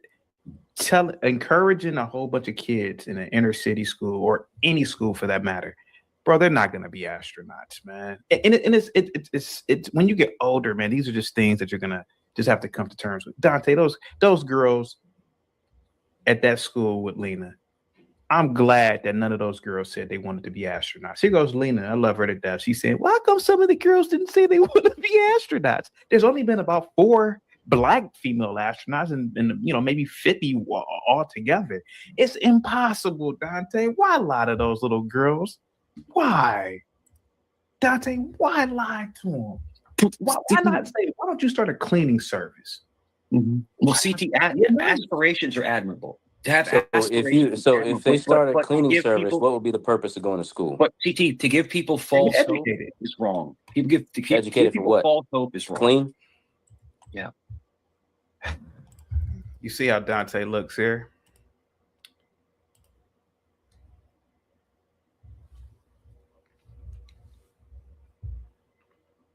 Yeah, to clean, man, to be domestic. There's nothing wrong with that, Dante. There's nothing wrong with that.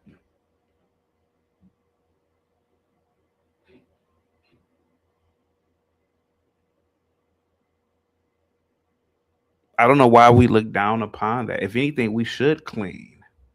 We should work with our hands.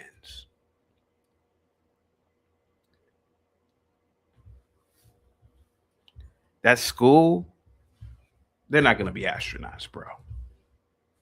They're not going to be neurosurgeons. I've told this story 1,000 times before. I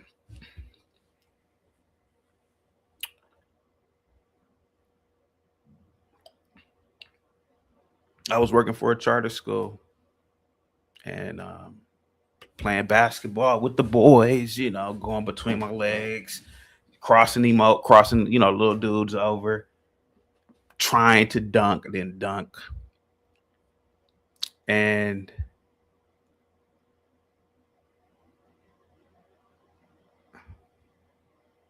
the girls were on the sideline doing God knows what. And the assistant principal comes over. How come the girls are not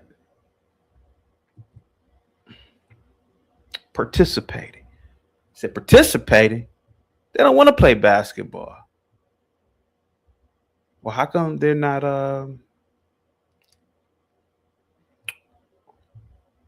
how come you're not giving them an activity? There's a kitchen in the back. Why don't you go back there and teach them how to use the utensils? Man, she looked at utensils. She looked at me like I was crazy. Dante, I don't know what kind of reality Dante wants to live in, but it ain't this one. What up, Pat? Salute to you, buddy. Hey, Dante's in the building. What's up, Dante?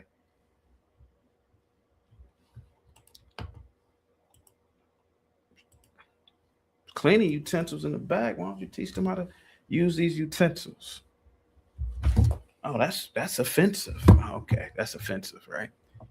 That's why these girls grow up and their homes are all nasty, disgusting. I've been in a lot of chicks' homes and because you didn't have home ec.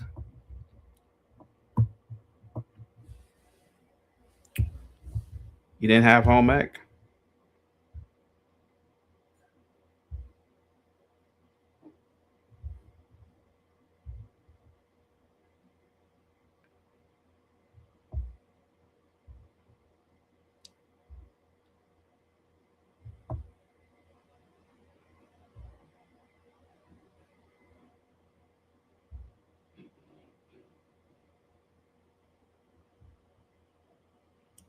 He's looking like, I'm telling you, man, you can't make this shit up. He's looking at me like I'm crazy. You want them to clean? It's better than being an astronaut. They ain't about to be no goddamn astronauts.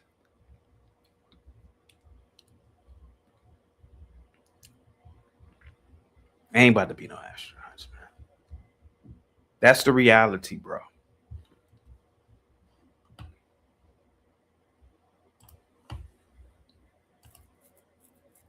You call in, Dante. You ain't gotta be in the chat. Just call in. You want the thumbnail? Call in, man. You the one sound crazy here, not me, bro. Everybody listening to this, man. Guys, you got to forgive me today. My the Wi-Fi, they're not gonna be able to fix it until 5 o'clock, and I'm trying to use my phone's data, and I don't even know how to use that, to be honest with you. I'm over here pushing buttons and shit.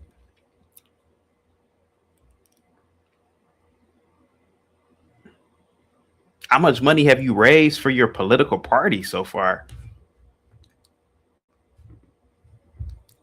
What does that have to do with the topic here that you guys believe that it's normal to tell 10-year-olds that they could be astronauts? They can't be no goddamn astronauts, bro.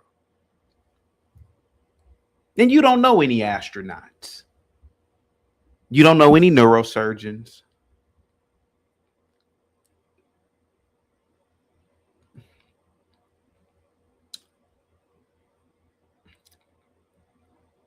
I know I'm oh mean CT today.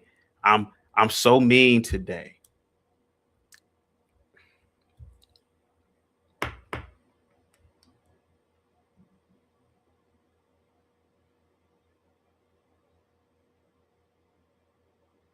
But you guys are the mean ones, lying. Oh, CT, you're mean to the students. No, I'm not. Well, if you really believe it, get a student right now, have them call in, have them close their eyes, and let's do a multiplication test right now. Because they're gonna be astronauts, right? They're gonna be astronauts, right?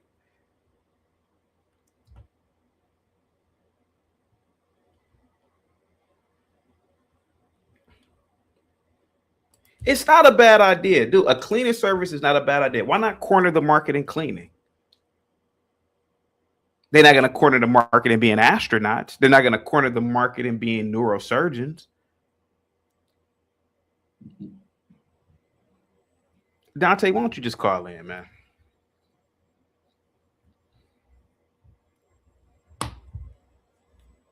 Call in. Get a kid to call in because, you know, we are the world, right? You know, you guys believe in it. You should just, you guys believe that I'm the bad one here. What did you call me, Norman? You said that I'm a dream killer. Okay, well, have a 10-year-old or 11-year-old call in, have them close their eyes, and let's do a multiplication test. Let's see where it goes from there. Let's see where it goes from there. Ain't about to be no astronaut. Ain't about to be no astronaut, man. Y'all need to stop, man.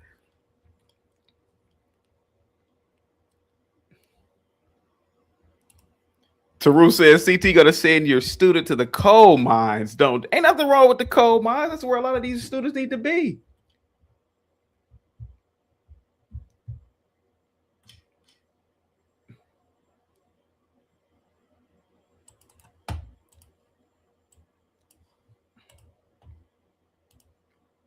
That's where a lot of these people need to be, man.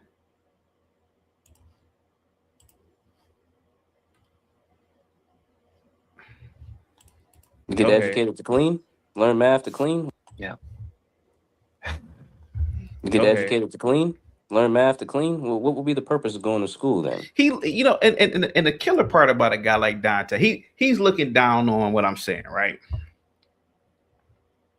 He's so you know, they're gonna learn math to clean, they're gonna do this to clean, they're gonna do this to clean. And I'm like, well, bro, like, you know, all right, so all that education that we've been getting for hundreds of years in this country, where has it gotten us? We don't control any of these major institutions here in America. Where has it gotten us? Why not just corner the market on something you can do that women do naturally? Clean. All these look, because he mad because I'm talking about blacks. So let's take it to blacks. All these black girls out here. You mean to tell me that the black people can't corner the market on black cleaning in black communities that need cleaning? What if 30 black women got together and said, you know, we're going to create a corporation here. We're going to clean up these black ass communities. They could corner the market. Don't nobody want to be in these black ass communities anyway. Why can't they corner the market doing that? This dude, he live in imagination land. He's a good guy. He lives in imagination land. The man lives in Disneyland.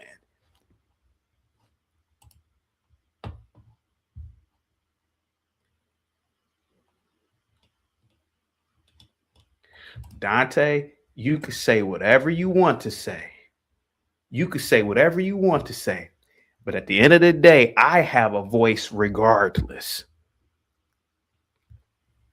But you are over here in Lena, I love Lena, talking about it's perfectly normal to tell kids that they could be the president and a goddamn astronaut. Man, if y'all don't stop, and then now you want to pick on me, not today, boy. Not today. Not today, man. It ain't gonna work.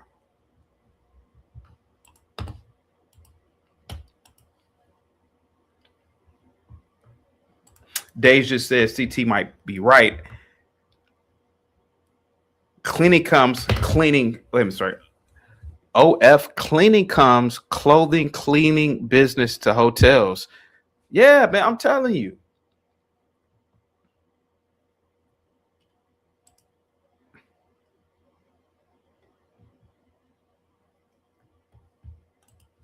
You can say whatever you want to say about my political party.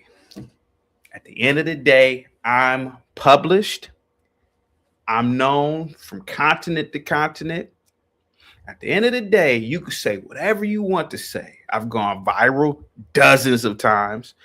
I've gone viral dozens of times for talking about race, politics, all types of stuff. So you can sit up here, Dante, and talk about all you want to talk. But at the end of the day, you don't know any goddamn astronaut. You can't produce an astronaut to save your damn life, son. And neither can Lena. What you guys are doing is bad. Yeah, you could be an astronaut. Oh, okay. Hey, she could be an astronaut. What's 5 plus 7? 111. Yeah, she can't be no goddamn astronaut. Y'all need to stop. Norman says, CT, you don't have to prove yourself to a sassy man on the internet.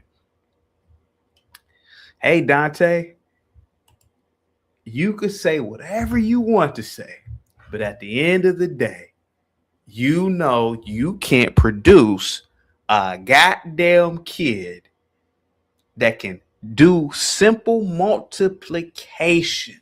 You and or Lena, you can't do it. Hey, man.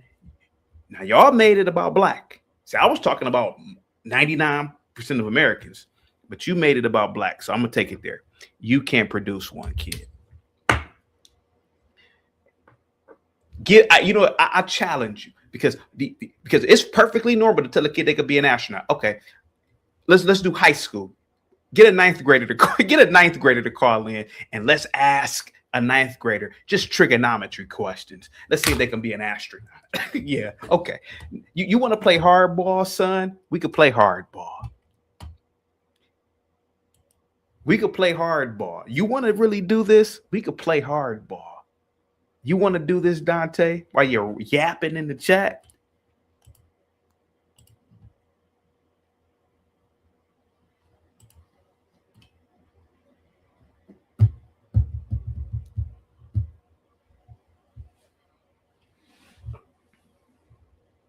Dante says, if Norman comes on and debate me, I will cam up, but it will be after work.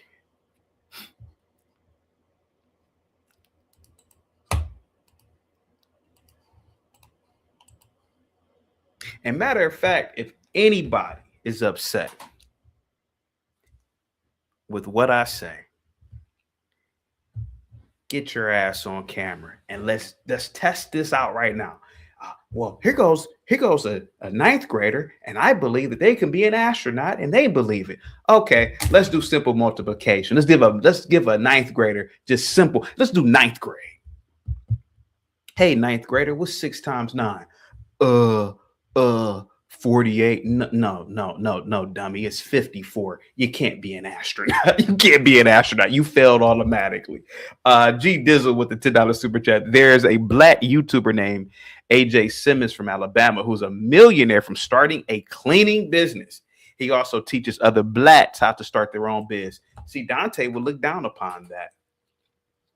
Whole bunch of them black little girls in that school. Hey, y'all need to start a cleaning business. I want to be an astronaut. Man, you ain't about to be no astronaut. You ain't about to be no goddamn astronaut. Y'all need to stop.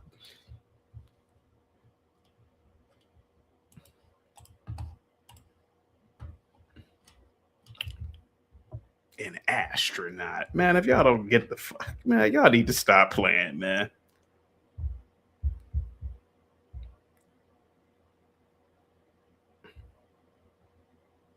I want to be an astronaut. An astronaut.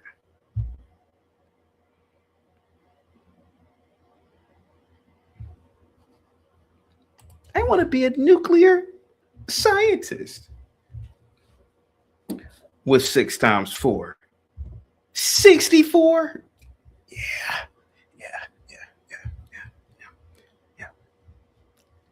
Start learning mop brands.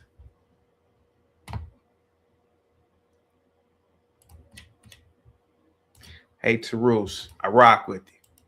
I love you to death, man. You say I'm 70 yelling at the clouds. Okay. Can you produce? Hey, Tarus. Okay. So, hey, man, I'll play hardball with y'all.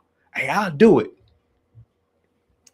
CMSD. You know what CMSD? You know exactly what CMSD is. Produce a kid right now. Let's do 10th grade. Let's do 10th grade. Because they could be a goddamn astronaut. Okay. Hey, 10th grader. What is photosynthesis?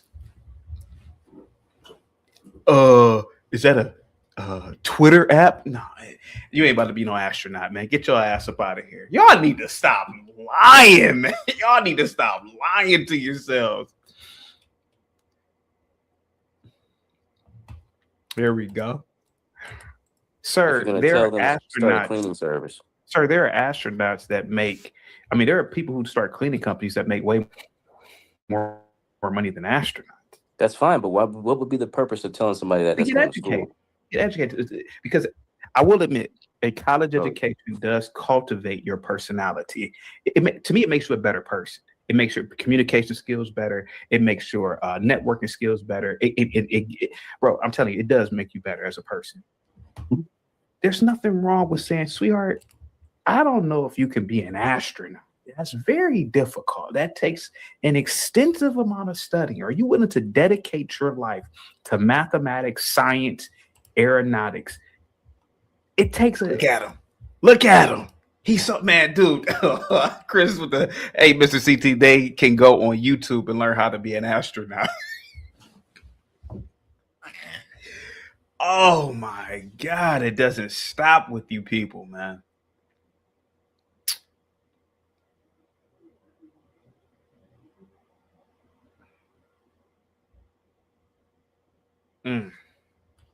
Man.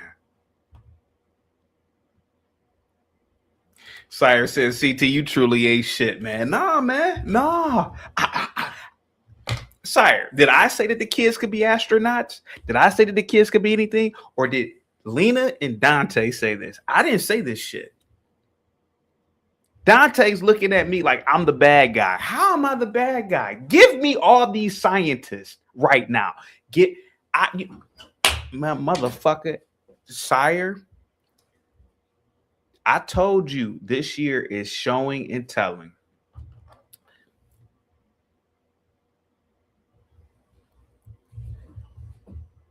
Sire, get Dante up here right. Get anybody up here right now. Call a mathematician that's black right now. Call one. Call one. Since I ain't shit, man, if you Negroes could call one, man, you prove me. If you could call one, I won't do a FBA topic for 1 month. Give me a black mathematician that anybody know, anybody who's so mad at me. Give me one black mathematician right now that is a PhD. Better yet, give me one that's a master's. Let's look. I'll give you a leeway. Give me one who has a master's degree. Give it to me, sire. Get one to call in right now. One.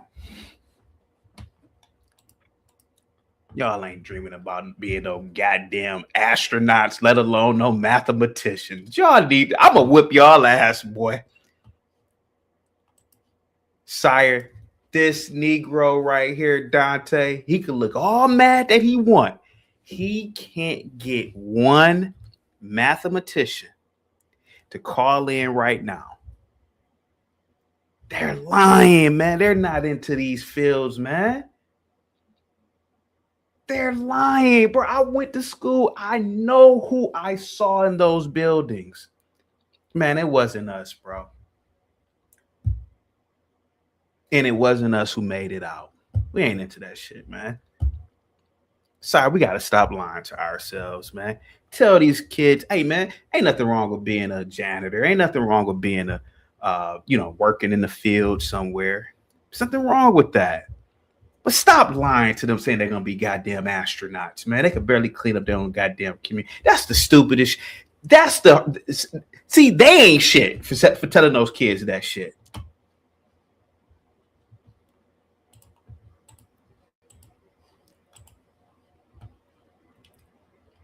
Whatever, man. Whatever, man. He said, whatever, man. Yeah, whatever, man. Whatever, man. Whatever, man. I ain't the one who said it. Whatever, man.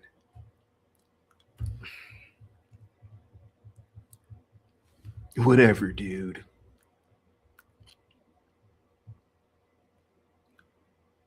Don't get mad at me, man. You're mad at yourself. Don't get mad at me. I ain't the one that did it, man. Shit. Whatever, dude. Mike said Dante upset.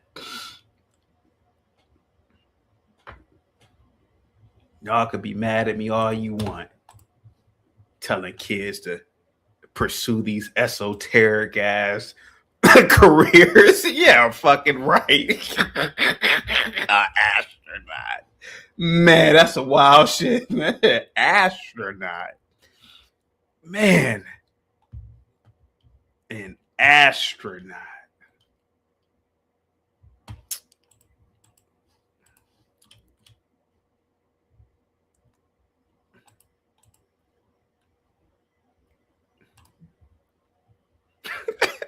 G Dizzle says average astronaut salary is $150,000 or less. You easily can make more cleaning residence or commercial properties.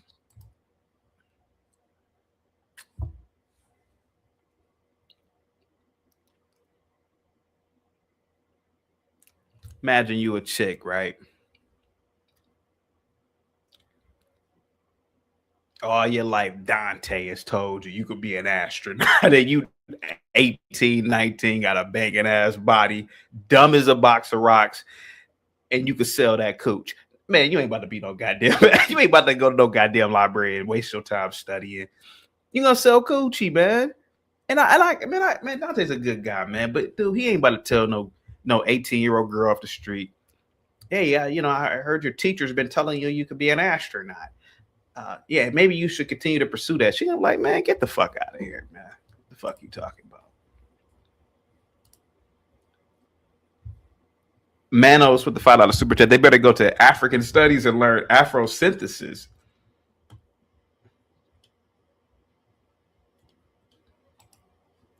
CT, how you gonna be all into space exploration topics, then want to trash the future kids keeping that alive? Man, because they ain't keeping it alive. We're the dumb ones for keeping it alive. These kids ain't about to be that. that's a big lie, man. That's only reserved for the top people, man. There ain't about to be no goddamn astronaut.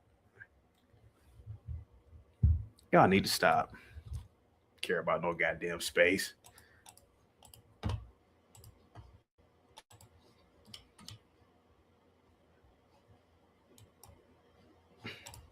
It just takes. Now, if they say yes, then what do you say? Me I personally, just don't believe you can do it. me personally, knowing who I am now, I would say, sweetheart, you may want to shoot for being a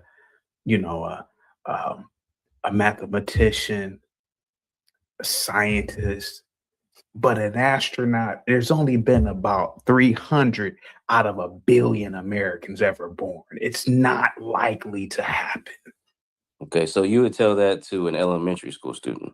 Yes, in a heartbeat. Okay, so if they wanted to be an astronaut and you tell them they have to take math and science very, very seriously, and they say, I'll do that, and they start doing it, and you see them doing that throughout their middle school and high school life, would you come back to them and be like, hey, you're still not going to be an astronaut? Dante, how many astronauts have there been? You said it, 300. Dante, what would happen if somebody all their life they wanted to be an astronaut and they didn't make it? Bro, that'll devastate somebody. Yeah, it's soul crushing. It's soul crushing. No, it's not soul crushing because everybody comes to that realization when they get to a certain age that they're not going to be what it is that they were looking to be. I think if you're aspiring to be that, then you're on the path to being something. Sure. I know you didn't want to grow up and want to be a YouTube. You can think of roses on a road.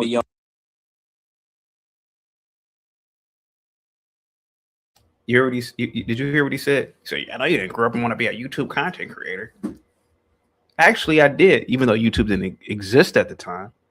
I always wanted to be in entertainment. I always wanted to be a voice. But people around me, hey, you should be an astronaut. You should pursue this. You should pursue that. And it wasn't for me. This is what I should have been doing 30 years ago. Radio. YouTube. At the time, we didn't have YouTube, but TV. But listening to people like Lena, trying to encourage people to be something that they can't be. You should be an astronaut. I'm over here studying and I'm decent at math, but you're not really that decent. That's what Dante doesn't get. Then he's trying to say it like it's a bad thing too. That's the way I interpret it. Do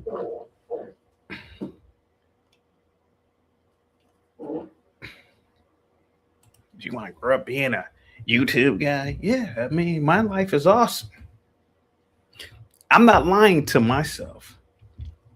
I'm doing what I want to do.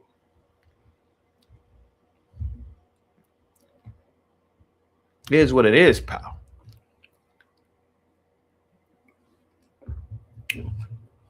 It is what it is.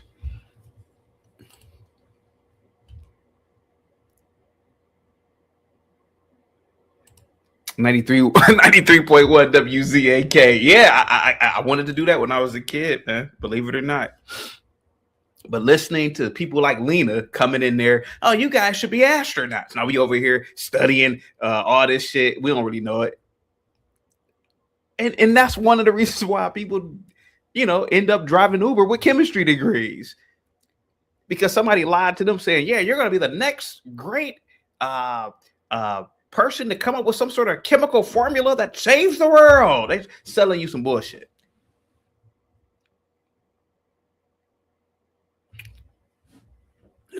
That's what I'm saying, man. Like, an astronaut is out of control.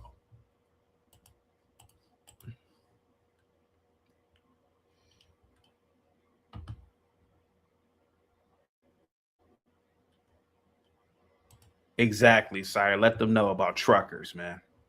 Moxie says, I'm decent with math until I'm around people who are really great at math. Hello. And that's what happens to a lot of people. I was decent at math. I thought I was good until I got around people who could really do math, and I was in there looking like I had D syndrome. And I'm saying that out of love and respect, YouTube.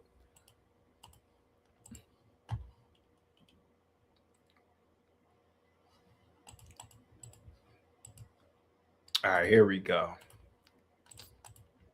Be on the internet 10, 12 hours a day. I know that's not what You you already said. You already said. YouTube You could say a content rose creator on a and rose. be on the internet 10, 12 hours a day. I know that's not what you want. This dude.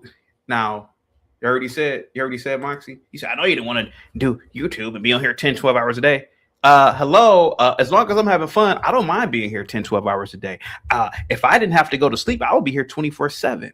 I love the fact that people from other countries tune in. I love the fact that all religions have tuned in. I love the fact that I have an open beheading on my head from Mr. S in Saudi Arabia.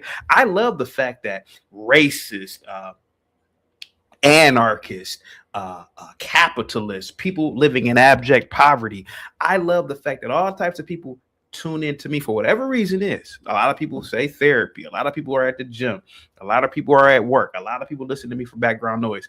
He's trying to knock what I'm doing like it's something bad. It's not.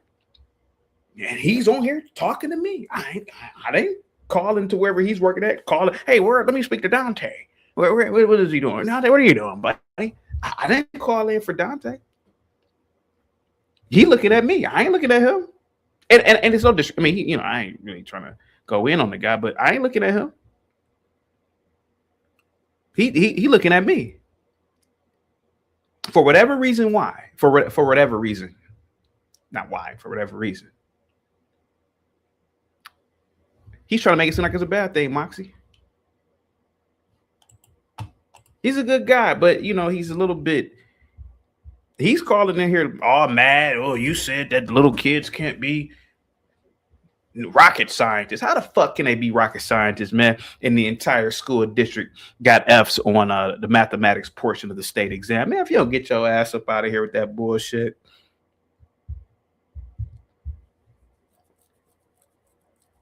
He's a good guy, man, but he's a little bit,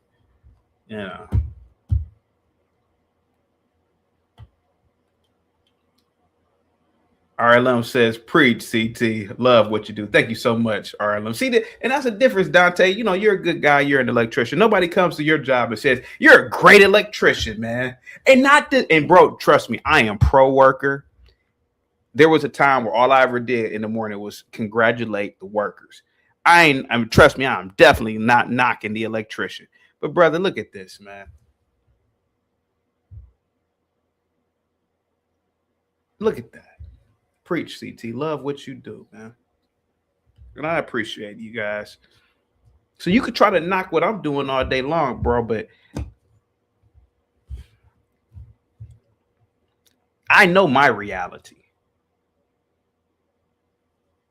Those kids thinking that they're going to be astronauts are going to be fucked. They're going to be fucked in the head when they realize that they don't have it. They don't have what it takes. They're not even getting into a good college. A lot of kids end up at state colleges. I'm going to go to college, Mom, and I'm going to be great. What college you going to? I'm going to go to Minnesota State. Oh, okay. Minnesota State. Okay. And I'm not knocking it, man. When they should just go and get a trade and not get into student loan debt. You're a good guy, Dante. I just think you don't understand the world, buddy.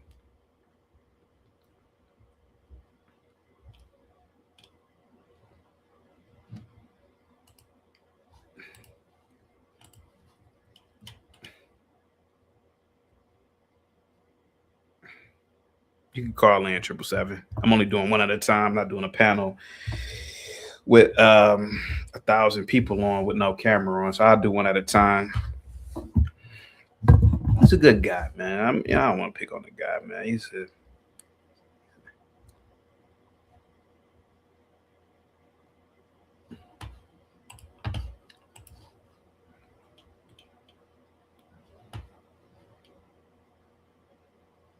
Norman says, building a brand for yourself is super dope. Salute, CT. Thank you so much for appreciating that. Yeah, you're up here for 12 hours a day. Aren't you at work for 12 hours a day too? Aren't most people at work for 8 to 12 hours a day? I just decided to pick what I wanted to do in life. Klabluka, I don't answer to people. Hey, boss, I don't answer to people. As long as, you know, nobody's really being outright crazy, I don't have to meet with people. I don't have to have a license. I just turn the camera on. And there ain't nothing wrong with that. That's what I chose. But you guys are choosing to be liars. And that's what makes you guys more fucked. And I love Lena. I ain't trying to say Lena's being malicious. She's just a woman, so she's. But bros, yeah, you don't do it to me, man. Not to me, man.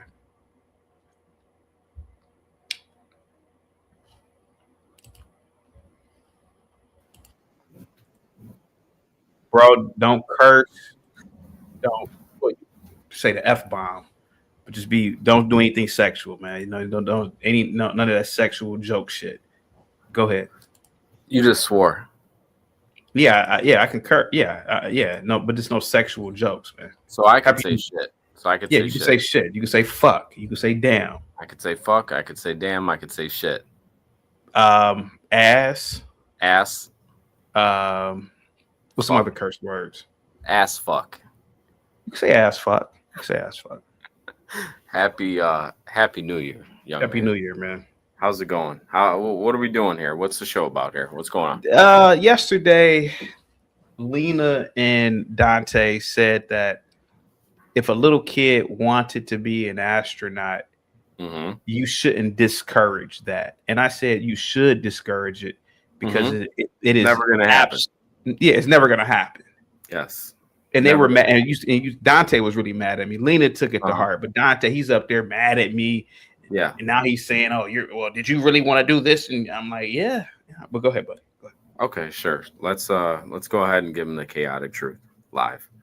Go ahead. I don't know who Dante is. He sounds like just another no name in the chat. Just another fan. On the screen right there. Never heard of him. Never seen him. Never listened to him before. But is he talking about his own child? I don't want to talk about the man's kids. Well, who is he talking about being an astronaut? What happened? I'll tell you what happened. I mean, are we talking here? I'll tell you what happened. No, I'll tell you what happened. All right, Lena was at her daughter's school for career day. Who's Lena? She's a friend of mine. All right. She was on the panel, and she said that her daughter's school, the kids were introduced to, teachers came in, nurses came in, but she said, well, how come no astronauts came in to talk to the girls? So career day. For career day. And she said, how come the girls didn't want to be astronauts? And I said, Lena, are you insane? Are you being funny? These girls, why would first of all, there are not that many astronauts, then these girls wouldn't be astronauts any damn way. Astronauts wouldn't even do anything like that. They have careers where they're, insane, first of all, from going in outer space. Yeah. Whenever they come back down. Just imagine being an astronaut where you get sent up to outer space. You're up there for months by yourselves, floating around, allegedly. Then you come back down, and then you just stand in a room full of kids. Anyways, Lena, let me talk to you, sweetheart. You haven't even dated anybody worthwhile, let alone recommend your child, seeing an astronaut and being an astronaut. You probably date, your average, I don't know, like a server or something like that, maybe. I don't know who she dates or whatever, but she's clearly not on a level to consider her child being an astronaut. And neither is Dante. Dante, your kid probably won't make it past 25 years old. We don't have to talk about his kids, man. That's cool, man. It's not personal. That's not what we're here for. We're here to talk about the reality of the situation. Hold on. We're here to talk about the fact that if a kid says they're going to be an astronaut or a nuclear physicist, the best thing to do, particularly if they're from the hood, you correct their behavior. You're not going to be an astronaut. You're not going to be an astrophysicist. Kids ain't shit. I don't want to say that either. I disagree right. with that. But You're what the scared. fuck are you All talking right. about? They can You know, be they can be a doctor. They you can never be a were lawyer. scared They can before. be an engineer, but Yeah. not a goddamn astronaut, not I a don't think- neuro fucking surgeon. It's not happening, bro. I think it's 1% that's going to be a lawyer. That's going to be a neuro, whatever you just said. Yeah. Neurosurgeon, whatever. Listen to me. I could say it. You don't have to say it. These kids ain't shit out here. Okay. These kids have no clue what reality is. They live in TikTok world. They live in, let's put this on live, bruh. Let's go Instagram live with this shit, bruh. Kids are not shit. They're not going to be shit. The teachers ain't shit these days. The system ain't shit. You're not going to persevere in this life. It's going to break you down. It's not like when we were kids growing up, we had chances. We had the advantage. Now it's all social media. Kids are thinking they're going to be TikTok stars. They're going to be, listen, you can't be up here on the screen making money. A lot of people cannot be streamers. They see all these young kids. Oh, they're millionaires, bruh. Oh, they're going live, bruh. Yo, you see what's his name? Is brand new McLaren. You're never going to have anything in life, children. Even if you go to school, you're going to have like a 80,000 in debt that you can't pay off. You're going to be on drugs. You know, tell them, CT, tell them the truth. You ain't going to be no astronaut. You're going to be high, but you ain't going to be no astronaut. You're going to be just you be working at Wendy's. You know, I'm going to pull up to you and I'm going to say, hey, make sure those fries ain't all wilted and wet, my boy. Debt slaves, you know. And slavery is real. To this day, modern day slavery is real, whether you're white, black, Puerto Rican, Haitian, FBA, Asian. Actually, no, Asians got it figured out. They go to school, they get such great jobs that they pay off their debt. They have wonderful families, great homes, traditional values. You guys need to learn from the Asians, even though they look like fish. You guys have a lot to learn from the Asians. Kid's gonna be astronauts. What kid in Compton is gonna be an astronaut? He's gonna be gone before he's 17, where he should be, because if not, he's gonna go into a bank. He's gonna take our money. He's gonna run out the bank. He's gonna get sent up, up to prison for 20 years. Come home, grape an old lady. All right. I think we should BOMB all of California. I think those are probably the worst kids in the United States.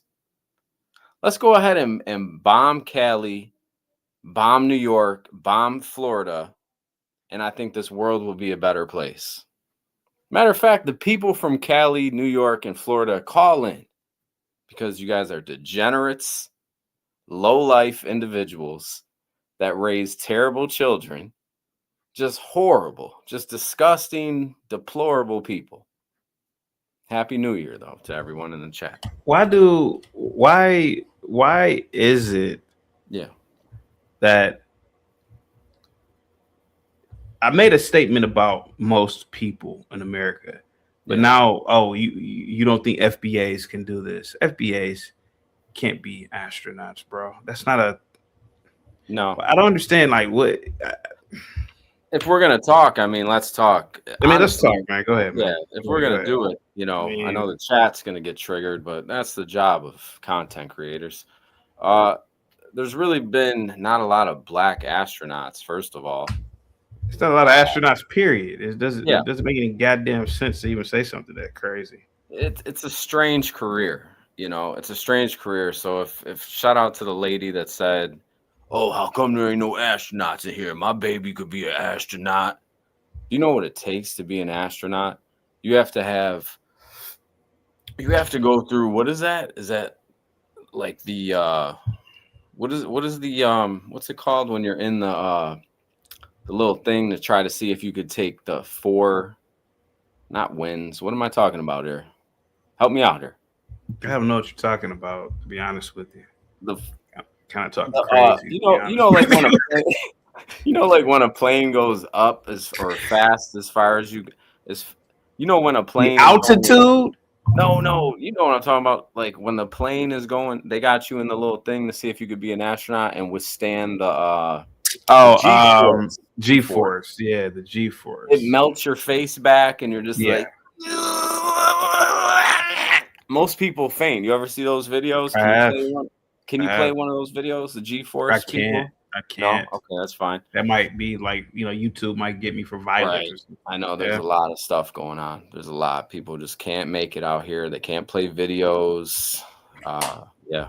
Child Listen Podcast said a lot of positive things about you the other day. Who? Child Listen Podcast. I know something. Yeah. I didn't hear what you said first. She got demonetized because she played someone else's content. TikTok. So don't play any TikTok stuff.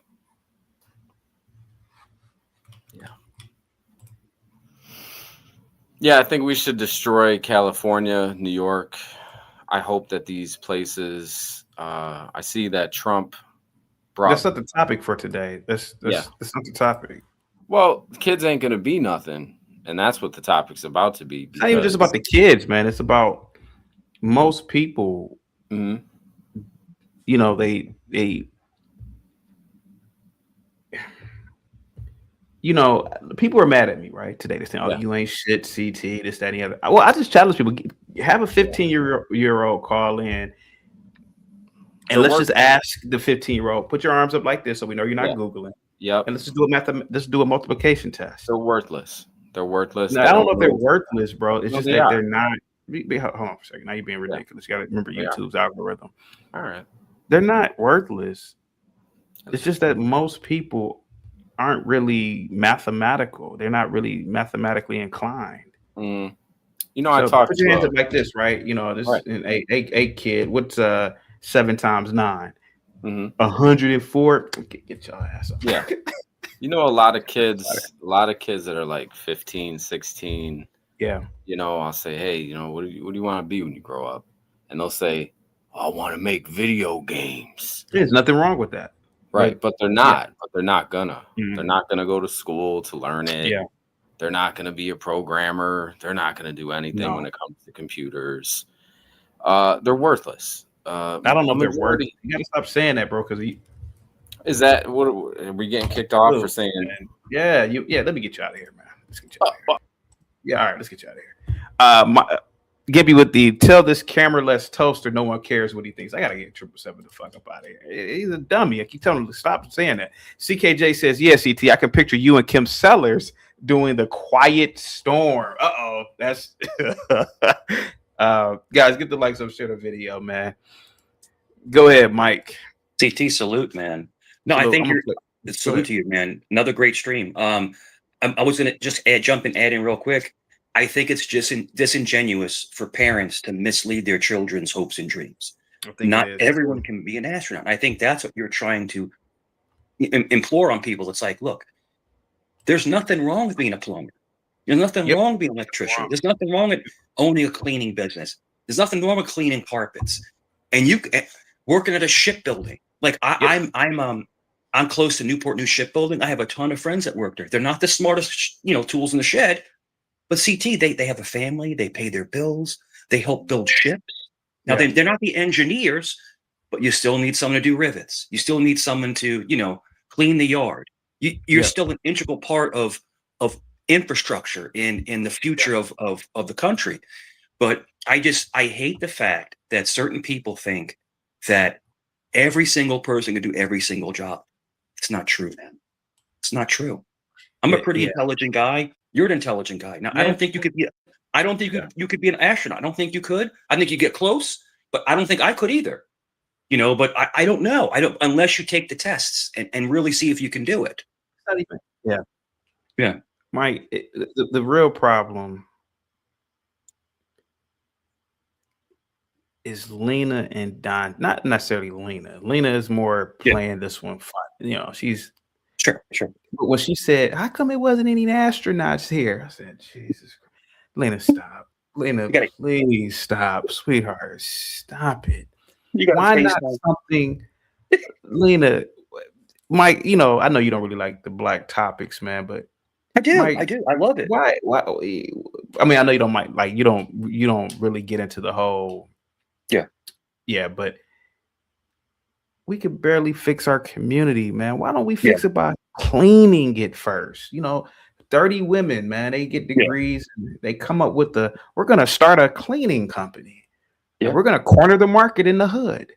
They can corner the market in the hood. Ain't nobody trying to go to the hood. They corner the market.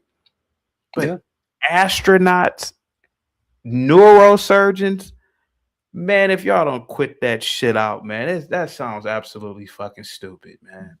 And I told you this before. You love when I say that it's delusions of grandeur. It's completely delusions of grandeur. It's like we can achieve anything. No, you can't. There's something called an IQ, and you can't achieve everything that you want to do. You have to find in life. And Dante was on the verge of tears, brother. He was on the verge of tears. He looked, and I feel so sad because he's a good guy. But he just doesn't understand the world, man. And he was sad. He was sad. He said, "Oh, are they just gonna clean?" Yeah, bro. Yeah, they're gonna clean. Why because not? here goes the thing: they are more likely to start a cleaning business and hiring other people than to be astronauts, bro. What are you talking about? Go ahead.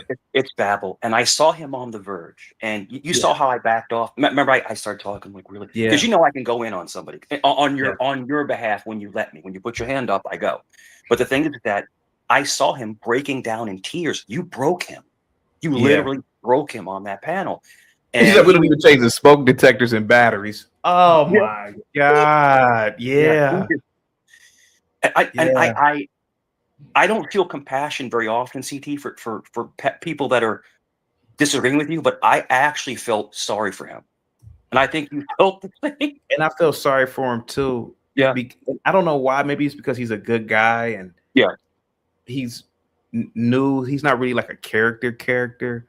Yeah, but he really believes this, and it's sad because he can't call an astronaut right now to save his life. But I bet he can call a nurse. I bet he can call a councilman or councilwoman. Hey, kids, be like these people, man, bro. You an astronaut, man. Oh my God, man. So, CT, someone saying that they know astronauts is like someone I know the president personally. It's not possible.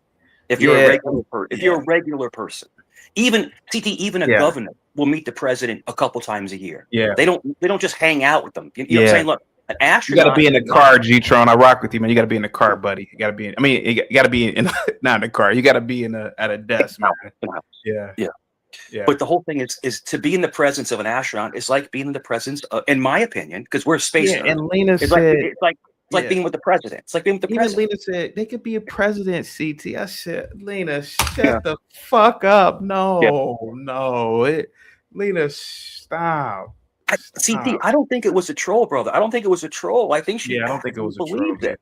Yeah. Because at first I was watching your facial. You were apprehensive, saying, is this like a master troll going on? Yeah. But no, like it wasn't. It was like, yo. Like, but hey, listen, everyone has their right to their opinion, but people need to wake up. And the problem is that if you try to go for the wrong thing, you're going to fail. Listen, like I said, one of my first jobs, I was a helper for Stanley Steamer, and they're at Ohio, right? Yeah. I got so good. I won Salesman of the Year 3 times in a row, and I was a technician.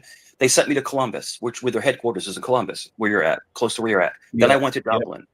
And I spent years there, and I made great money, so there's nothing wrong with cleaning carpets. There's nothing wrong with cleaning toilets. There's nothing wrong with being a garbage man. You're still getting paid a good wage, and let's just say you're a garbage man for the city. You get full benefits.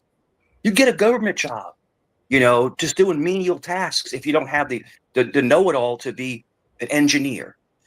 What I'm trying to say is that people need to find their niche in life. But CT, getting back to what you're saying, so I'm going to circle back. people try to overshoot their abilities. Does that make sense? They try to overshoot their abilities. Yeah. And I think that's the topic of what you're saying. Your topic is don't reach for the stars if you can't get there. Take something more menial, work hard, build yourself up, and you'll be fine. Yeah. Not everyone's going to be the president. Not everyone's going to be an astronaut. Not everyone's going to be a nuclear engineer, a rocket scientist. Not everyone's going to get there. You know, Yeah. so wake up. 777, stop calling in, man. I told you, bro. Like you did the one you did. Now somebody called in on camera the right way. You're done for the day, man. I rock with you, man. You gotta turn the camera on or something, man. All right, go ahead, Mike.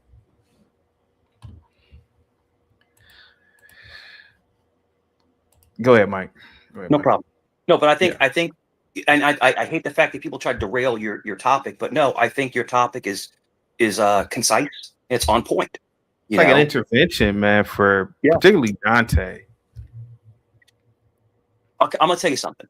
I've seen great actors. I'm sorry to cut you off, CT. Yeah. I've seen great actors You're good. on YouTube. I've seen great trolls on YouTube. Okay, I've seen, and I'm a good one at times, and I'm also genuine at times. I can tell you this with all my heart. Dante was being real. He was actually hurt. Yeah. He was in pain in that moment, emotionally. Emotionally, he was in pain. You know, and he's and you know, and I was gonna get him, CT. I was gonna jump on him and get him, you know, power forward him, but I was like, I can't because the dude might start crying. He might start crying, man. Yeah. You know, he was upset, man. Yeah. He really believes this. He really believes it. He does. Yeah. Yeah. You know, hey, I'm gonna solve the grand unification theory of the universe. Yeah, man, you can do anything you want. Hey, man, the kid could barely do arithmetic. No, you're being. So they talk about me, and I'm like, oh, man, he's gonna be the arbiter of string theory. He's gonna make up new string theories. Yeah. But it just, you know, the whole thing is that I think the best thing is when people know their place, people know their path in life. When it comes to like education and when it comes to like, you know, job and stuff like that. And I'm just saying this for everyone listening. There's nothing wrong with being a garbage man. There's nothing wrong with having a cleaning service. You know, there's nothing wrong with being a janitor. It's still a job. And if you work hard enough, you'll get tenure and you will make a living. Yeah. But it's asinine to me. People don't even know what that means. You do. Asinine to me that people think that they can do anything they put their mind to. Listen, I hate that theory. You can put anything you put your mind to because people's IQs aren't to that level. With quantum mathematics, you know, and things like that, people don't get it. It doesn't. People's minds work differently. You know. Did you see Dante? Yeah. Well, you're just on YouTube doing 12-hour live streams. I love doing it. I love it. I just don't want a kid who grew up being lied to, thinking he would be a great mathematician, to end up failing out of his mathematics courses and ending up getting an African studies degree to be an Uber driver. That's bitter. When I view you went from education in a schoolyard to education on the digital world. Yeah. That's just how I view you. Yeah. And people, oh, you're glazing, CT. Oh, you're glazing. No, I'm not. I appreciate this man.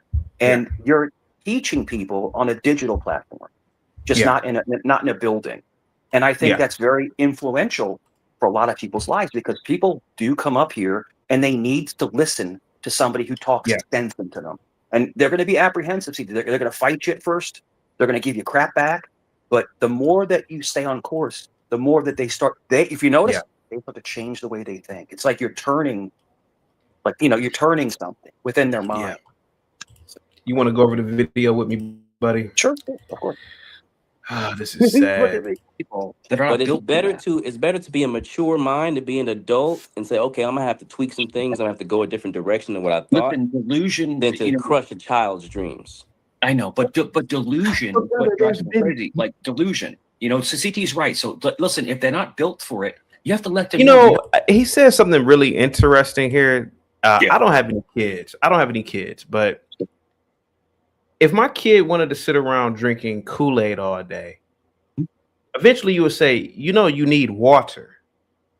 Well, I want to drink Kool-Aid all day, to the point where you probably have to force the kid to drink water. Hey, you got to drink some water. because you gotta you will die eventually if you don't drink water. You can't drink that juice shit that we used to get as kids. All that goddamn sugar in the plastic bottle. Hey, Dad, I wanna eat zebra cakes all day. Yeah. I mean, yeah, that's cool, but you need nourishment. Yeah. It's the same thing, Dante. It's not crush. Is it crushing a kid's dream who wants to eat zebra cakes all day? That's harmful. Just as much it is harmful for you to tell a kid that can barely do math that they can be or they can win the Fields medal. It ain't happening, bro. It ain't. And you know, I know it's not gonna happen, Mike. Dante or whoever's saying that I'm a piece of shit today, get a kid to call in right now. Get a 16-year-old to call in. How about that? And let's ask the 16-year-old basic arithmetic. It's over, man. What's 7 times 1? 40. Get your dumb ass out, man. Go ahead, sir. Not play the video. Go ahead, buddy. No, you're right. But I got him on the delusion part, and then he started getting more and more sad. Watch, just go ahead. Yeah, he was sad. sad. I called him delusional, and I think it hit him. See him turning his head. He's like all sad and not built for this, hon. You're not built. How do you know what a 7-year-old's built for? Because you can tell by patterns of behavior, by intellect, by IQ level. To be an astronaut, you are literally a genius. You're a rocket scientist. You're a genius. And there's only a 300 or so to ever walk the earth. So to tell your child, you'll be an astronaut, you're giving them false hopes of failure. If they're not on the level to make it. What do you think? So crush their dreams early when they're still developing, as opposed not to crushing their dreams, but don't mislead your children. Listen, a child can be happy and work for the city. A child can be happy and be a garbage collector and still have a great living. Not everyone is going to be an astronaut. Dante. Yeah. Oh man. He said, let's ask a 41-year-old YouTube. Dante, I'm not knocking what you are doing. And I'll say it over and over. If it's one thing I respect is the American worker. But Dante, my name rings on 6 continents. 6. People have emailed me and said, CT, you are the reason why I didn't K-word myself. Bro, I got the emails, man. CT, when I'm at the gym, I swear to God, a 45-minute workout goes by like that. Dante, I'm living my dream. You could say 41, 51, 61, 71. It doesn't hurt my feelings, bro. Dante, I've walked down the street before. CD! Dante, I'm living inside my dream. Every day. Every day. It's not about me. It's not about you. It's about telling kids the truth. And the truth is they are not going to be astronauts. They're not going to be neurosurgeons. Do you know how many fucking neurosurgeons there are in America? There's about 5,000. I think it's like 5,000. Let me look it up real quick. How many neurosurgeons in America? Right, you got to go on camera for me, man.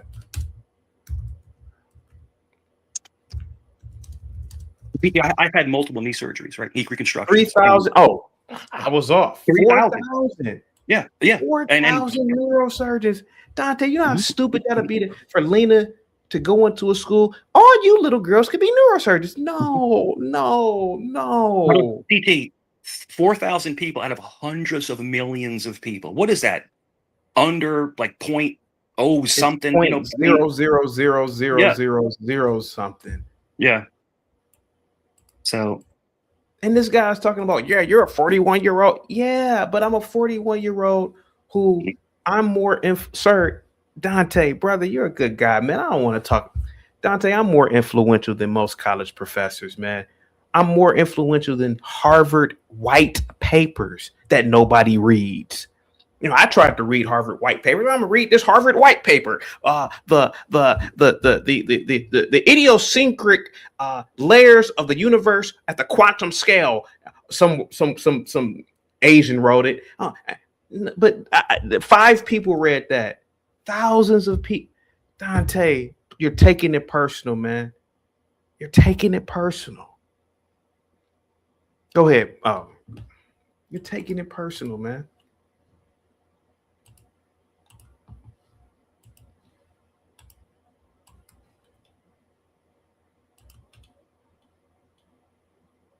Go ahead, Mike. Go ahead, I find it interesting that people will, and it's funny because facts back up the truth. Yeah. A college seminar will have what, maybe 50 to 60 people in there, right? What do you have? 4,000 to 5,000 people watching on one stream. Yeah. I think it's a lot of people. But the whole thing is that people knock you because you're an arbiter of truth. And Dante, the thing is that you're hating on CT because you're in your feelings, because CT called you out. And we say in New York, we say we you know, he got his card pulled. In other words, you pulled his card. In other words, you exposed him for his nonsensical behavior. And now he's butthurt.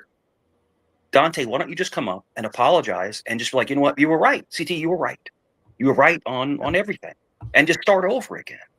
You know, retribution is the most important thing in life, you know, to start back over. I learned that from the church. You know, you have to rebuild yourself sometimes. But I don't see anything you did out of pocket, CT, but he did honestly, and Gippy salute, he did honestly get in his feelings. I've never seen someone get more in their feelings in quite a while on a stream. I've never seen that. Like, he was going to break out in tears, man. I've never seen that before.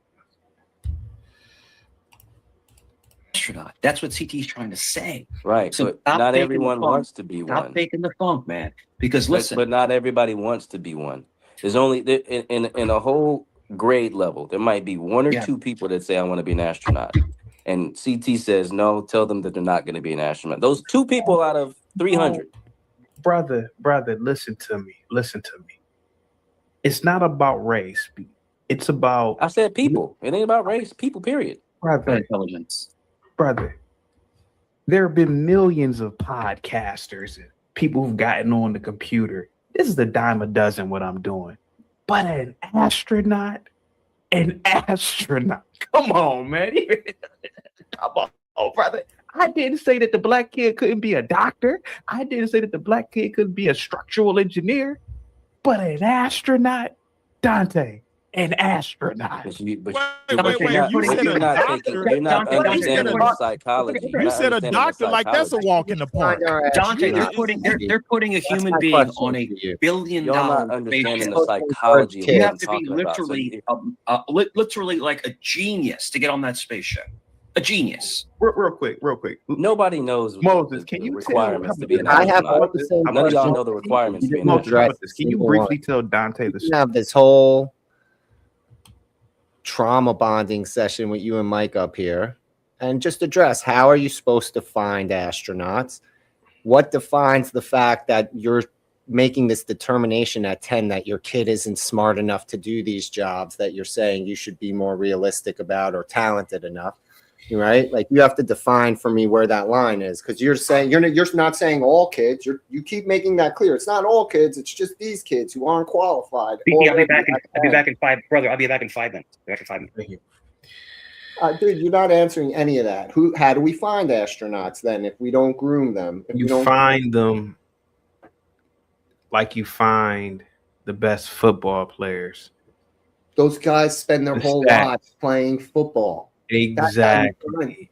So then you need kids to start. How do you find neuros to become proper? Dude, if they're supposed to be good like football players, Gimpy, what if every goddamn girl in that school said, I want to be a good? neuro? We'll have that many more people to reject to find the 2 that we keep. Good. I don't care. It gives me more choices as the administrator. What are those other girls going to do? They'll find other things, man. It's not like what? picking to be an astronaut is not going to give you crossover skills, dude. If you can get the mathematics on to be an astronaut, you could get the mathematics on to be a mathematician or an actuary or an accountant. Gimpy, I'm going to use the best example and the easiest example possible. How many kids, how many people say, I'm going to go to New York City, I'm going to go to California? I remember back in the day, hold on, let me finish. And what do you see, particularly in Cali? Waiters and waitresses talking about their struggling actor and actress, bro. But ask yourself how many struggling actors and actresses then made it big. Without all that pile of failure, you wouldn't have any of the successes that rise out of it. You need all that struggle to create the dude. How is a diamond created? How do they make a diamond? Even synthetically, how do they make a diamond? They apply a massive amount of pressure to a piece of coal, and over time, it calcifies and crystallizes and turns into a diamond. Not even the whole thing, the core of it. Yeah, that's how diamonds are formed. Oh, no shit. Yeah. Even synthetic ones in the lab, they just artificially create the process that occurs. Oh, okay. Dude, you have to have struggle, failure, and strife in order to find the elite that make up the 300. Dude, if only 300 people applied to be an astronaut, then all of them would get accepted, right? That's no way to have an astronaut program. I need way more failures than I do successes to find the best successes. Dude, why do you look at more than one? Why is it that you look at more than one person when you're hiring? Why is it that you just... Because I don't have any kids, but I think it's a disservice when you do something like that, because I got to go with John Galt on this one. Why are you guys teaching these kids these esoteric concepts when you look outside, their communities are in shambles? Why not teach the kids to fix your community first? Ben Carson came from one of those shambles communities.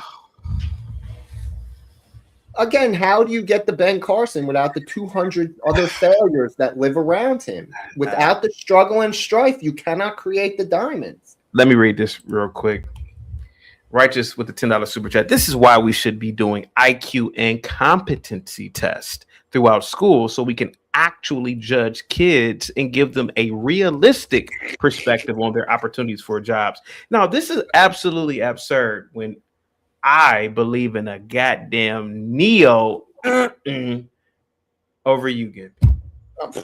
Dude, they do all this, right? Yeah. You understand that they literally do all this already all through school. There's all that standardized testing just for this. Just because society doesn't use the data that they get properly, that's on your teachers' unions and your administrators, people. But again, I am not arguing the kid who eats paint chips and can't, cohesively form a sentence should be encouraged to be an astronaut. That would be insane. But you were arguing that the average 10-year-old shouldn't dream big. That's what you're really arguing, man. You're saying that you should be realistic with 10-year-olds. I'm arguing that the parent or guardian should be realistic. Yeah, but you're talking about it in the most negative light, right? Like, so let's say, for example, my mathematically challenged imaginary child comes up to me and tells me I want to be an astronaut. It wouldn't be, what are you fucking doing?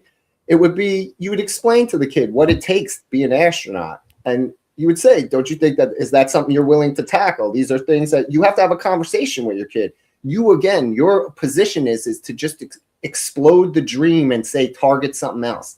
That's not healthy to a kid. Why can't Dante or anybody who called me a piece of shit today, why can't they call in with a 15-year-old right now or a 16-year-old? So let's do an arithmetic test right now.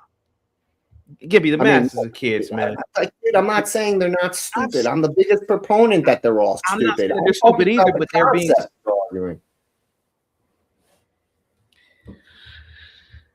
righteous. We got to be very careful on what we say today, okay?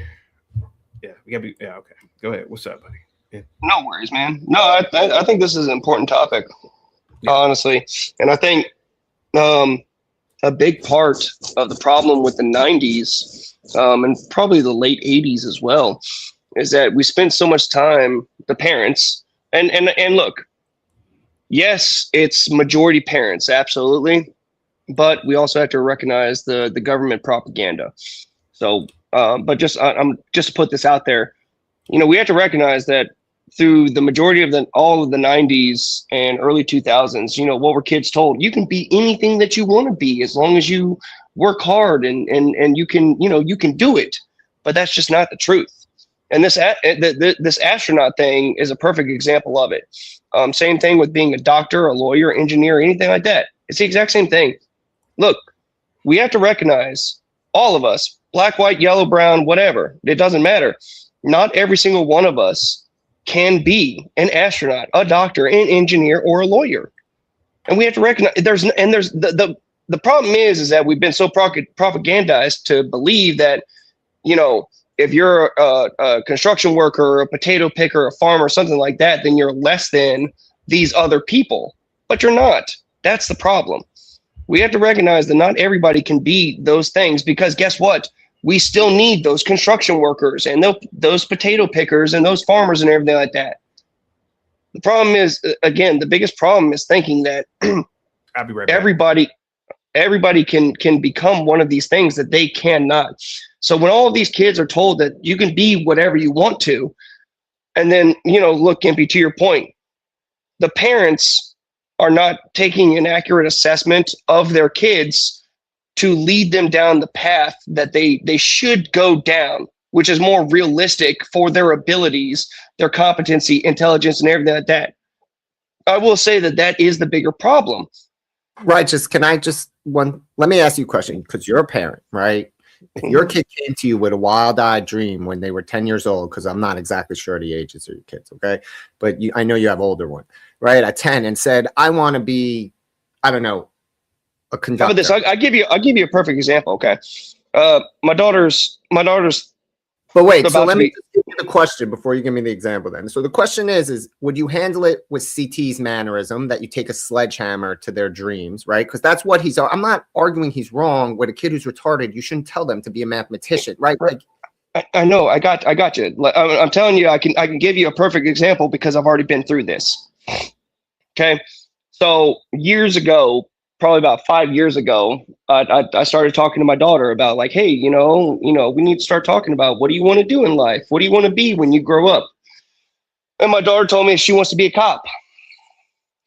And I told her, I mean, I was nicer at that point, but, you know, I'm just going to be blunt here. I was like, that's retarded.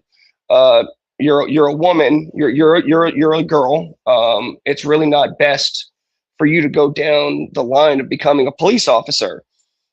And I laid out the points why, and I relayed to her the facts, which is like, look, women are just weaker than men.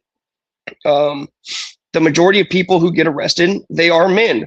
They are going to be much bigger than you, much larger, faster, stronger, and everything like that. Women have to use their guns much more often than men do. And I went through these statistics with her and tried and laid this out for her. She's like, look, I understand that this is what you'd like to do.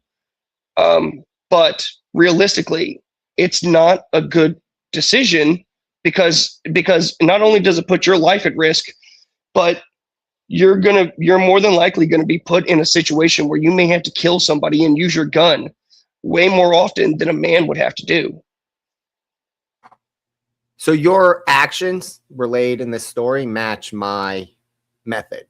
You didn't take a sledgehammer to her dreams. You clearly gave her the react calmly without destroying the dream. You just showed that she should focus a dream like that somewhere else, because this is not necessarily going to be the best life choice for her. Whereas CT's method is you look at the kid, tell them they're retarded.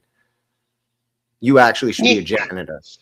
Yeah, but see, look, CT's being hyperbolic. Right, but that's my sticking point is that to a 10-year-old, and again, not you, but others have come up here and their argument is, I had a conversation with my adult child, with my near adult child, maybe they're making bad choices. The initial thing is 10-year-olds in elementary school. You want them to dream as big as possible. Once you realize they're dreaming way outside their scope, you're supposed to keep, raise them as parents properly, which you talked about. What I'm saying is it's insane to think that you just out of hand should destroy a 10-year-old's dream, which is basically the argument he's making, because if you as the parent immediately deem it unattainable, you should destroy it. And even you, by your action who did that, you show that you don't destroy it, you redirect it properly.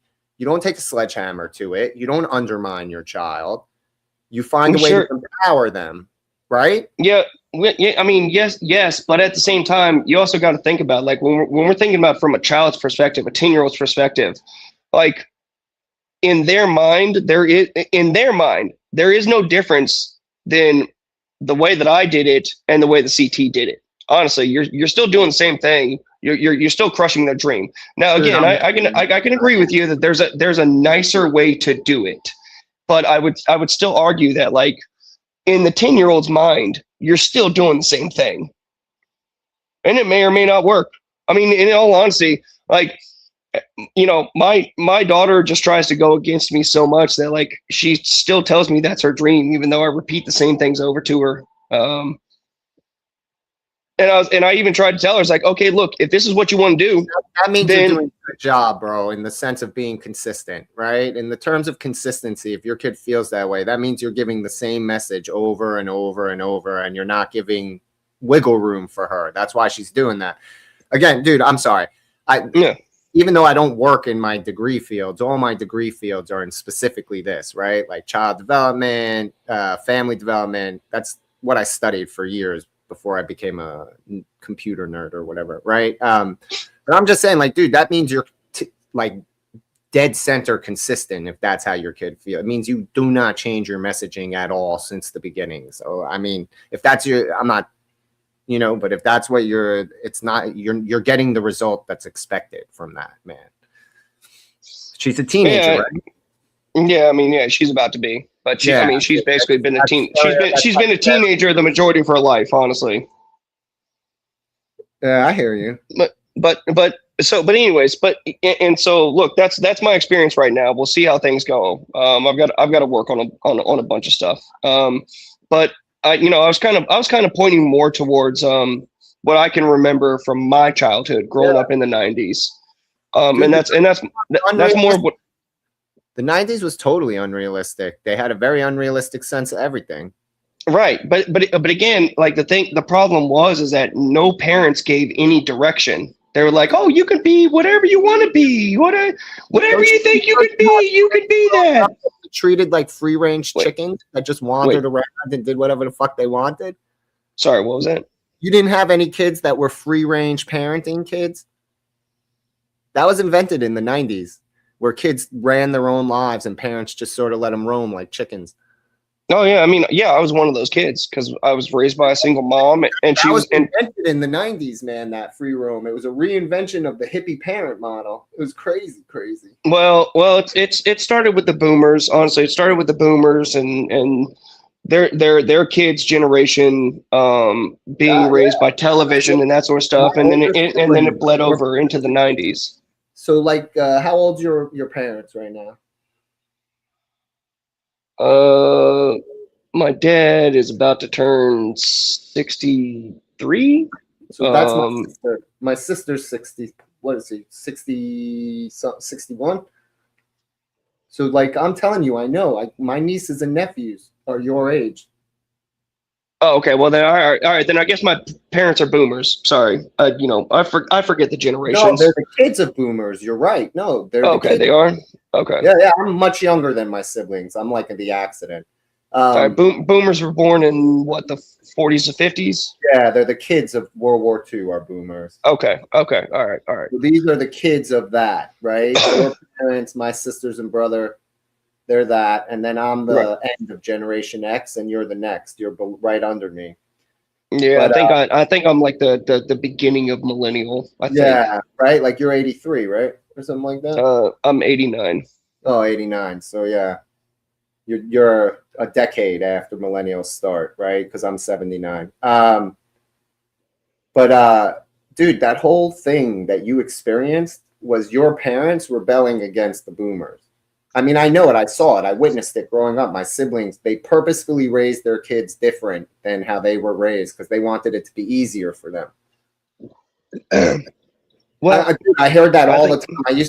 I was the crazy uncle because I used to like start fights with my nephews as they got older so they toughen up, right? You know, play hockey and stick them in the goal and take slap shots at them without pads on and stuff. I think they honestly believed. Like, I think my mom, she honestly believed, and look. Oh yeah, my sister. I think myself and my brothers are, average IQ, maybe slightly above average IQ for white people. Okay, that's what I think. So she really believed that it was possible for us to be anything. But the problem is that when that's all you say is that I believe you can do anything that you set your mind to, but there's no direction of what we should set our mind to. That's why we went nowhere.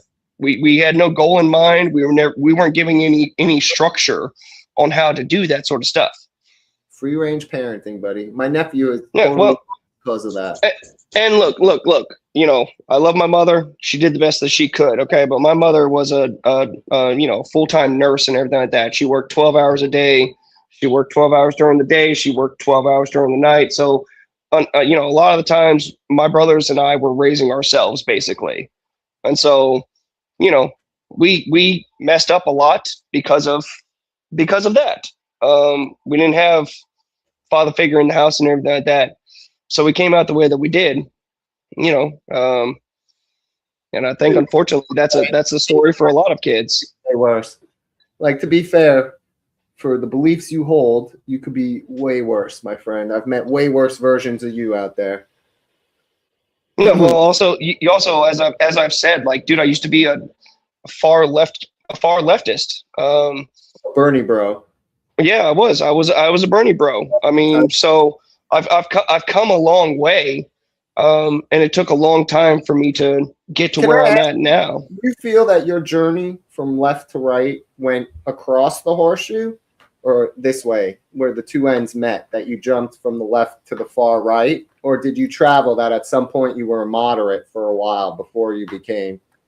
Oh yeah, no, it was a horseshoe. I mean, I literally went from far left, Bernie bro, to mustache center.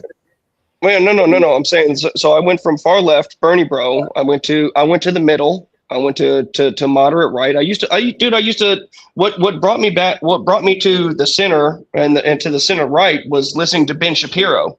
All right. So I was big into Ben Shapiro for a long time. And then COVID happened, and I didn't like Ben Shapiro and all of that stuff. And then I went through a libertarian phase for a little bit. I even tried to get. Sorry, go ahead.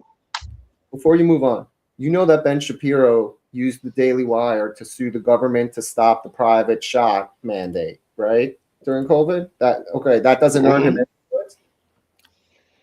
No, because Ben Shapiro was still on his show telling everybody to put on the damn mask and take the damn shot. Yeah, but he's also walked all that back too. I'm just saying, like, many people made that mistake and had to walk it back. I'm just curious. That's all. I'm just asking a question. Our FBA daughters, listen, I hope you can call in. Financial success would be if those little girls grew up and used their intelligence to start a cleaning company. I'm just gonna be honest about it. I mean, if they're not gonna be nuclear physicists. They're just not. It's not gonna happen.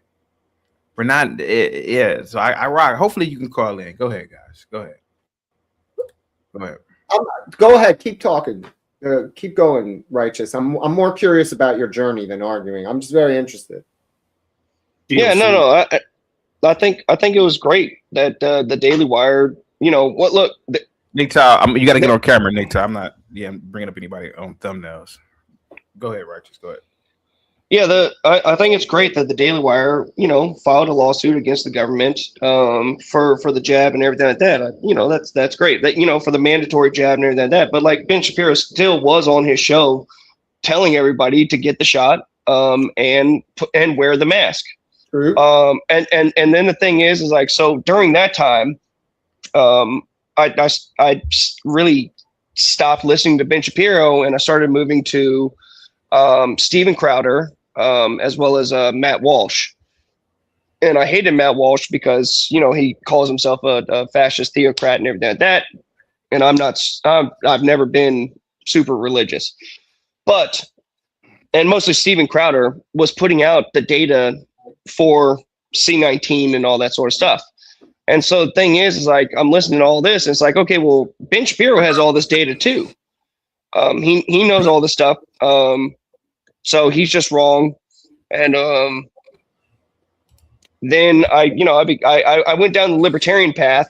It's like, okay, so just my freedoms, bro. And everybody, we just need to have our freedoms and everybody's going to be all right and okay. And I went down that road for a little bit. This is when the transgender stuff was really kind of hitting hard. And, the culture war stuff with the sports and everything like that. I even got involved with the Libertarian Party in Florida. And the problem was that, like, with talking to them, like, I understood the, my freedoms, but I also understood the culture war that was happening that people needed to be a part of. And I tried to bring this up to the libertarians, and I'm like, look, guys, like, if you want to go anywhere and do anything, like, your economics and taxes, that's great. But, like, we need to talk about the border. We need to talk about the transgender stuff and these other cultural issues and everything like that. Like, how do you do that? And they're like, oh, well, whatever, bro, just live and let live. If people want to live that way, then it is what it is. And it's like, well, that's why you guys are always going to lose, is because you don't properly address these things, and you refuse to use any state power to force a certain culture. And that's why you're going to lose, and you always will lose. Like, we have to understand that a nation is much more than an economic zone, which the libertarians do not recognize. So let me ask you a question real quick, because you're kind of long-winded. Do you take accountability for your actions in life? Take accountability for your actions. Yeah. It took me a long time. I actually, it took me a long time because I actually used to blame everybody else for things that had gone wrong in my life. It took me a very long time to recognize, like, oh, I'm the one who's made all the shitty decisions in my life. Do you feel like, do you view yourself as, like, perfectly imperfect? Because you've said a lot of things on this panel and other panels pretty agreed, but you've also said things that did make sense at some objectives. But the thing is that, we're very intense people. I'm sorry, you said perfectly imperfect. Is that what you said? Imperfect. Yeah, perfectly imperfect. It's a term to where, you're perfectly imperfect. You make sense sometimes and you make no sense sometimes. So the whole thing is that, so anybody. That's describing everybody, Mike. No, not at all. There are people that are actual pure hearts that don't talk negative. And they make sense. And they make sense all the time. That to them, they make sense to them. Right, but that's not what you just said, Mike. Well, if you want to circle me, I'll circle you back. The whole thing is that you do see egregious stuff, but I just hope that I hope one day you get the hate out of your heart, man. I hope you do. Go ahead, guys. G-Tron, what say you about conversation? Should you tell? So Lena was basically saying that she's a woman. She's a woman. Wondering why there were no astronauts at career day at her daughter's school. Right. Go ahead. Right. Okay. To piggyback off of Righteous Muffin, Mike, I advocate for a lot of shit that Righteous Muffin says for this one reason. You said get rid of the hate and he'll make a lot of progress of stride in his life, and I concur with that. And I actually told him that one time before.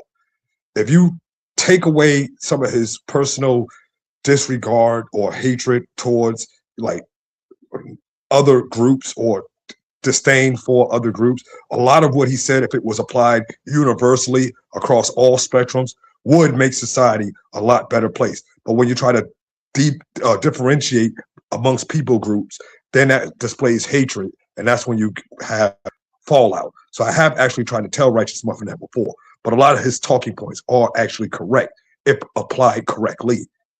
So getting back to what Chaotic just asked about what Lena said, she's a woman. And the thing in a nutshell is this: women have this cartoonish, overly optimistic, almost foolish, fantasizing ideology or mindsets, where that's where all the trans stuff came from, so to speak, from the feminist mindset and the feminizing of society, where they've gotten so cartoonish in their thinking and so make-believe and so like obscure in their thinking that they actually have it in their minds where people can become something that is mathematically, physiologically, socially, economically, or whatever else, impossible. And I want to give a quick anecdotal tidbit. Okay, this is off the subject, but it's kind of on the subject. There's a network called USA Network Television, cable television, USA Network. Okay, I was in Delaware at the casinos. Me and my chick. This is about a year and a half ago, 2 years ago, and on the network, it was about 3-something in the morning. We just get back from the casino. We go up into our room, and on the network, there was a scene where there was this bald head, like balding, not bald head, but like balding, like thinning hair, flabby, fat, out of shape, maybe 5'6", extremely irrational, feminine dude who took on a 6-foot+ military grade, military built straight man. Football tackled him, and the guy had a grenade on him. He knew he had the grenade. The feminine guy didn't.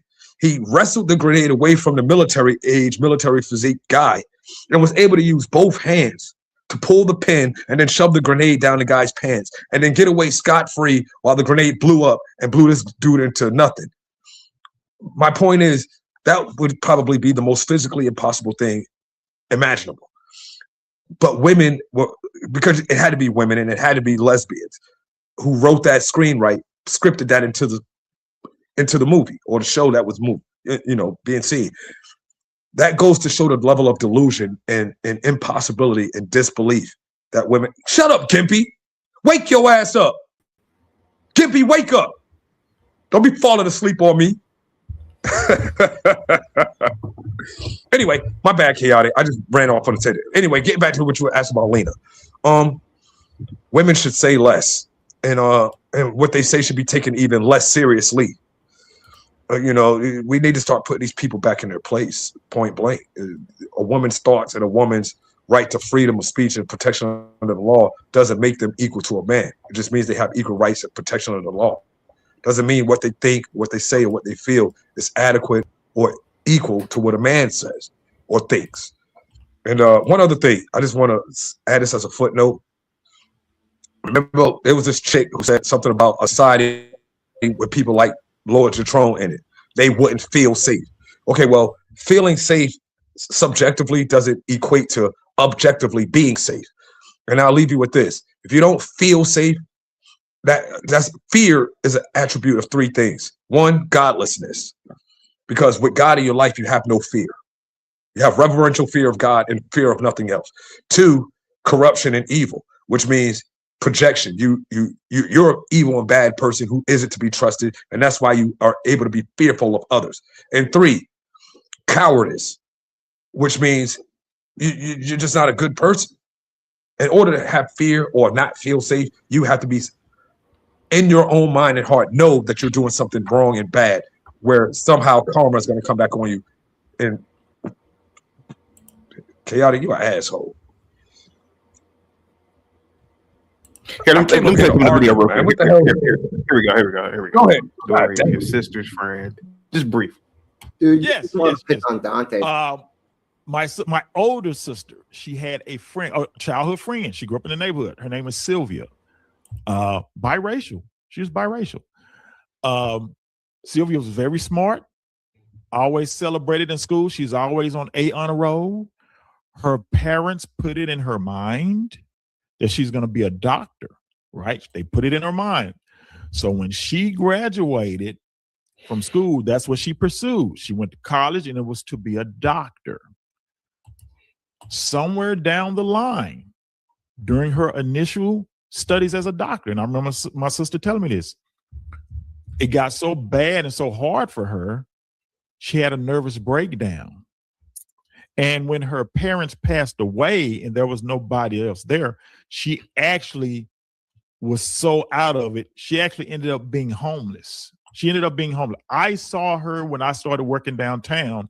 I saw her. I said, man, there goes Sylvia. And she came up to me. She had these books in her hand and she was talking all this wild stuff. She said, how's my sister? She said, Lynn, how's she doing? I said, she doing good. How you doing? See, I'm doing good. And it threw me off just to see her like that, because the last thing I knew is I thought she was somewhere being a doctor, or at least a nurse. That's how long it had been.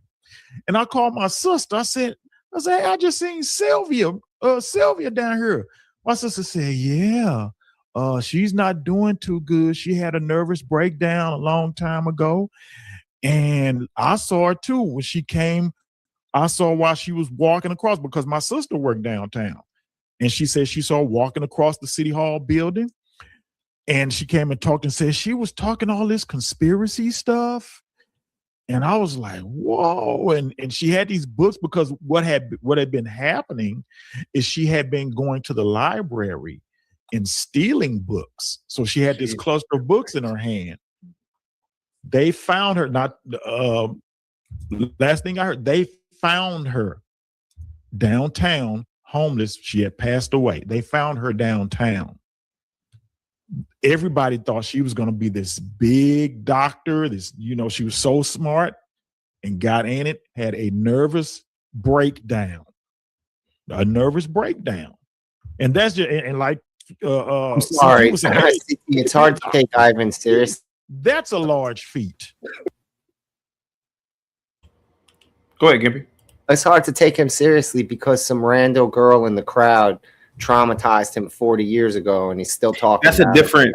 I know, but what about this? Dude, it's the same person. Like, dude, his fortitude, that's something he's crying about 40 years later as a lifetime traumatizing. I'm sorry. I'm not going to take him representing an extreme example of failure as the norm. You want to talk about the astronomical odds of becoming an astronaut. What are the astronomical odds of having a nervous breakdown when you're at the highest? You're at peak, and you're one of the peak intelligence people, having a nervous breakdown and it resulting in you being homeless and dead. Yeah, but that girl may have showed signs early on. That girl that may chaotic. Can I say? Yeah, but that's how I. Hold up, but I'm saying she was smart enough. She had the skill. Wait a minute. Hold on a second. Obviously, she wasn't smart enough because she didn't last in med school. No, she had a mental illness. That has nothing to do with intelligence. Right. How do you know she had a mental illness? Hold on a second. How do you know she had a mental illness? A nervous breakdown is as a result of suffering a severe mental. But I'm sorry. How do you know that she wasn't qualified academically to get in? I can only talk about what he said, and he said everyone thought she was going to be a doctor. She was so smart. I'm just saying, like, it doesn't make you a criteria. You got like a back, I don't know what you got like background. My bad, chaotic. Can you hear me? Can I get this out the way? Go out and come back in. Let me just get this out the way. See, I mentioned this before when I was talking to Tone. I mentioned this before when I was talking to Black Moses. There's a difference between being educated, being intelligent, and being smart. You can be called smart all you freaking want, and you can go try to get as much education as you freaking want. But intelligence has to do with capacitance, the capacity to intake and ingest information, and not just ingest it, but hold on to it and file it in your mind like a filing cabinet or whatnot. Just because she was being educated, just because she was told she was smart as a little girl growing up, doesn't mean she was actually intelligent. And having a nervous breakdown, it generally comes from being overworked intellectually or mentally, and not being able to cling on to or hold on to all this indoctrination or education that you're receiving with the capacity or ability to apply it, which means smart. I don't know if that kind of makes a lot of sense, but the whole educated, intelligent, smart thing, those are three different things. They're very much misconstrued in a lot of places. A lot of people misconstrue the three of them by thinking just because they're educated means they're intelligent, or just because they're smart means they're intelligent, or what have you. The bottom line is, taking in all that education breeds nothing. It breeds nothing but pressure to perform. And at some point in time, if you're not going to perform with all this education, it can cause you to have a nervous breakdown. It can cause you to go crazy. Look at Candace Owens. Look at the lady Ivan was talking about. Look at a lot of these people. They get all this education, and what does it turn out? Nothing. Look at the Black community. Look at average Black. Look at Black women in general. They call themselves the most educated.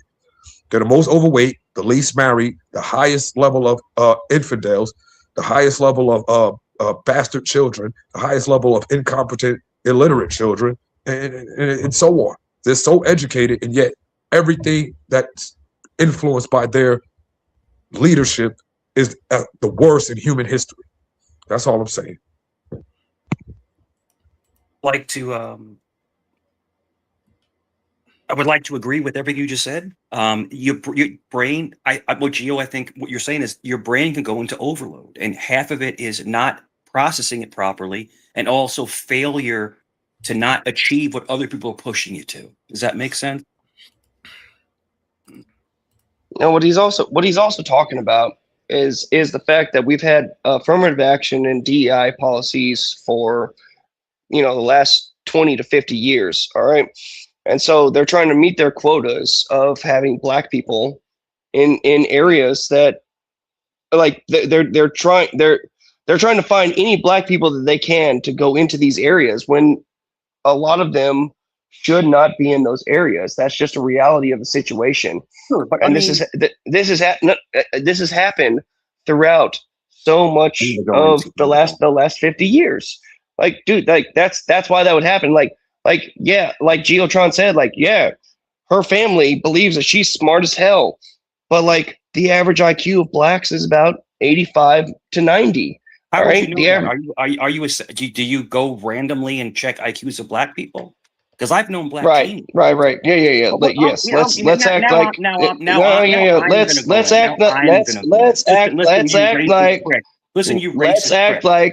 act like statistics don't matter.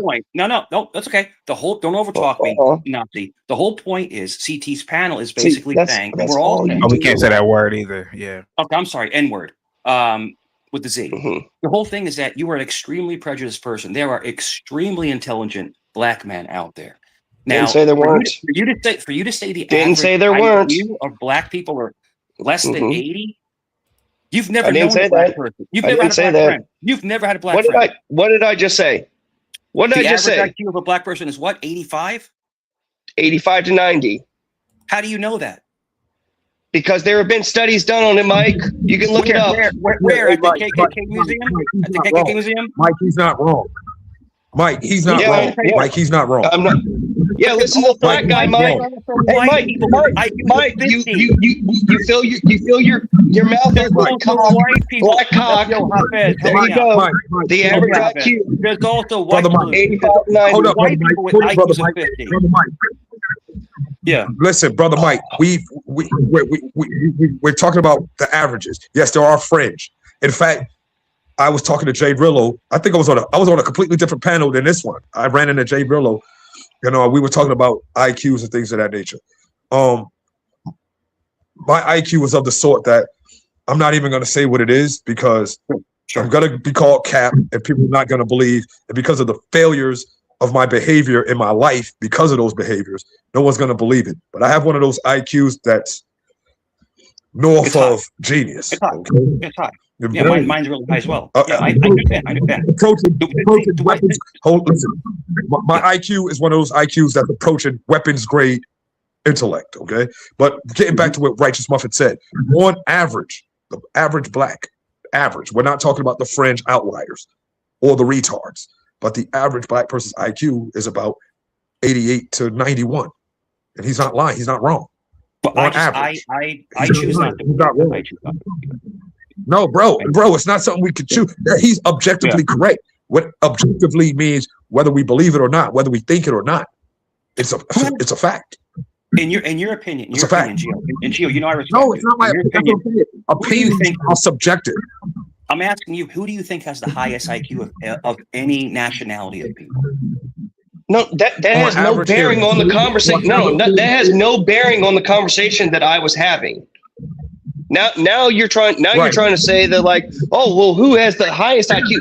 That has nothing to do. That has nothing to do. No, that has nothing to do with what I just said. If you're asking me who has the highest IQ, I wasn't asking you. I wasn't asking you. Cool. That had nothing to do with the conversation. Let's not argue. You cut me off for no reason. That Jewish people have the highest IQ of any race of people. No, they don't. They don't. They do. They don't. No. People's IQs are just as average as average white people. Between 100 and 102. White people IQ on average is about 100. Jews maybe go up to about 102. Average. Actually, Asians, Japanese, Chinese, their average IQ is about 110, and then you got the Indians peaking at about 112 to 115 average IQ. Indians in the States. All right, no, that's bullshit. Where the hell did you get your stats That's from? bullshit. All his I'm stats talking are about made here in up. the States. Play along. Now, where did you get those stats from? I would like to fact check you, sir, because I think you're talking a lot of this. Taking a crap in your Tell you your face. answer. Taking a shit. To be honest with you, when I read those numbers, it was like 10 years ago, 12 years ago. So, of course, they've changed, but that's what I read. It was about 10 to 12 years ago. It was India's highest, then the Asians. This channel is amazing. But I'm gonna tell you this: individually, as a person, my IQ was actually substantially higher than all of that. Yeah, than the average of any of those. Okay, average IQ of India within India is between 76.2 and 99.39. But Indians we're talking about within the state. Yeah. Okay, But only talk Indians about in within the states, America. Okay, Indian Americans, the new model minority. It doesn't. Okay, I'm looking at an article here by Forbes. It's not telling me the IQ numbers though. All right, can I finish making my point without Mike cutting in and trying to white knight? Please don't.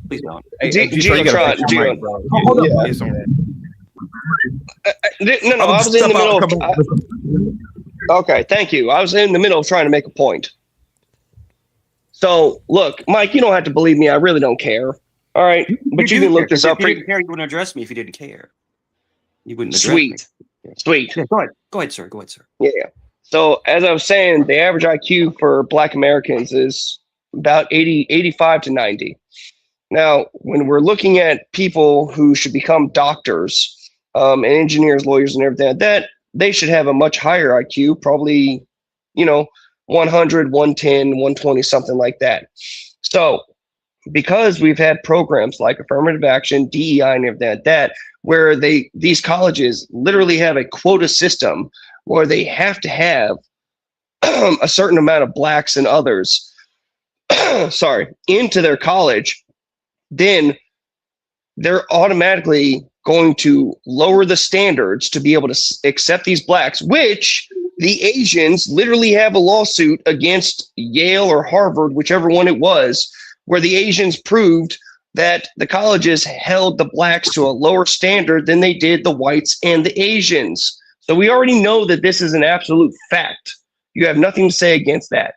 So when you take this group of people and you put them into a much more strenuous work environment when it comes to schooling and education and that sort of stuff, and you expect them to be at the same level of people like the Asians and the whites who have a much higher SAT score, or have a much higher GPA when it comes to the schoolwork and the homework and being able to keep up with that sort of stuff, then you're misplacing these people into a program that they are not able to keep up with. So you're actually doing more harm to these people because you think you're doing the right thing and a good thing by putting these people in these programs, when actually you're hurting these people more by not being honest with them and saying that, like, hey, look, this isn't the program for you. I think you would be better off going into something else. So that's the problem we're facing. So, Muffin, you think that no Black person should ever have higher education? You believe they're not built for it? Is that what you're saying? I'm just asking you, because what you're alluding to. What a retarded statement! No, what a retarded statement, Mike. No, hear me out. What I'm picking. What a retarded statement, Mike. You gotta watch the R word too. What I'm picking up is that you're saying that Black people don't deserve to go to college. Is that what you're saying? Because they're not educated enough to actually graduate. But you're looking at CT, a super Black man who actually was a teacher. So can you make that make sense? Can you make it make sense? He's like Black Superman. Yeah. He flies around. Yeah. You know, CT has a Nigerian cape. He flies around a Nigerian cape. It's got chicken. Mr. Mike, Mr. Mike, on Righteous Muffin's behalf. God, Geotron is back. Hold up, Righteous Muffin. Oh, see, Sorry, did I say here's that the out thing, loud? Righteous. This is why I keep telling you to lose the hate, Righteous. Because if you don't lose the hate, then you're not going to be able to get your message across. Because your message is Okay, correct. But okay, Geotron. What was the hate in anything that I just said? Where was the hate? When you say something about nationalities and races being different, a lot of people take offense to that. A lot of people's ears aren't, prone to be able to accept or take that, and it sounds comes off as if it's hate. That's okay, what I'm so saying. then what you're okay, but no. Hang on, Geotron. So you said that I was being hateful. Go ahead, bro. Go ahead. Yeah, you said I was being hateful, and then when I asked you how was I being hateful, you like all you're saying is like it's not what you Geotron, it's not you have what you say. terrible feedback. It's how you say it. Calm down, Righteous. Calm down. Oh God! No, damn I'm not. No, I didn't say that. First of all, I didn't say that you were being hateful. I said, Cynthia, I'm so take glad out that the hate from what you said. microphone quality is one of the Seriously, key yeah, I was about to features say, that you wanna Geotron, you need to fix your mic, man. It's horrible. Your IQ might be high. It's really bad. Yeah, Okay, Geotron, give me a Why don't second. you go back out? Yeah, Damn try it, again. Righteous. Yeah, go ahead, come back in real quick. Yeah, all that IQ can't buy a mic. That's a large feat for anybody. You know the study and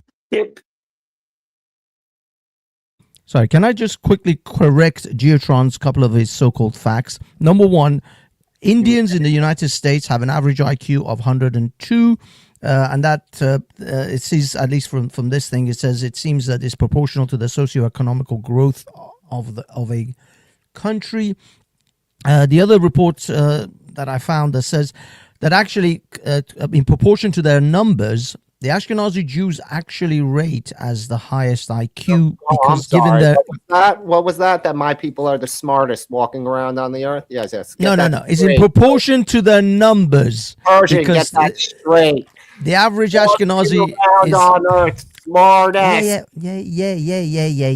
The average IQ of Ashkenazis is 110, whilst the Southeast Asians are 105. But again, that's proportional to their numbers. There is far more Southeast Asians than there are Jews. No, seriously. How should I feel now that you said that out loud and you know I have a 12 IQ? How should I feel? You have a 12 IQ? 12, bud. You would drown in your sink if that was the case. I do. You would be a drooling.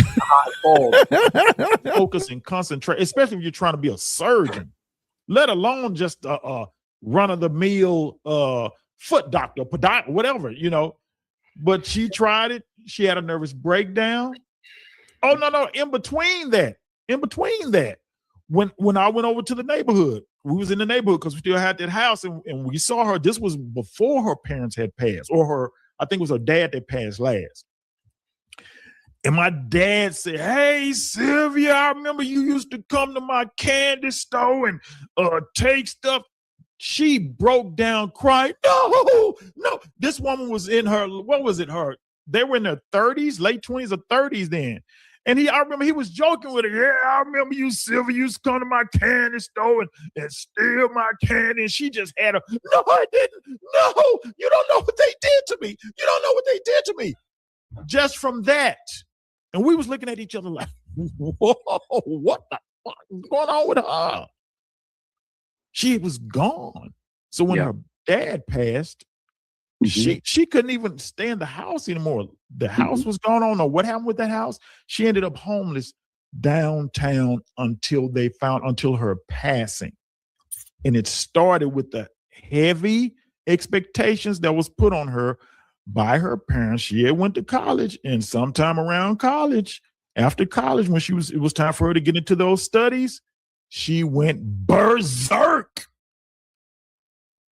So when you put this, some people show intelligence, kids, it don't matter what color, kids, they show a capacity to learn or a capacity to want to learn knowledge.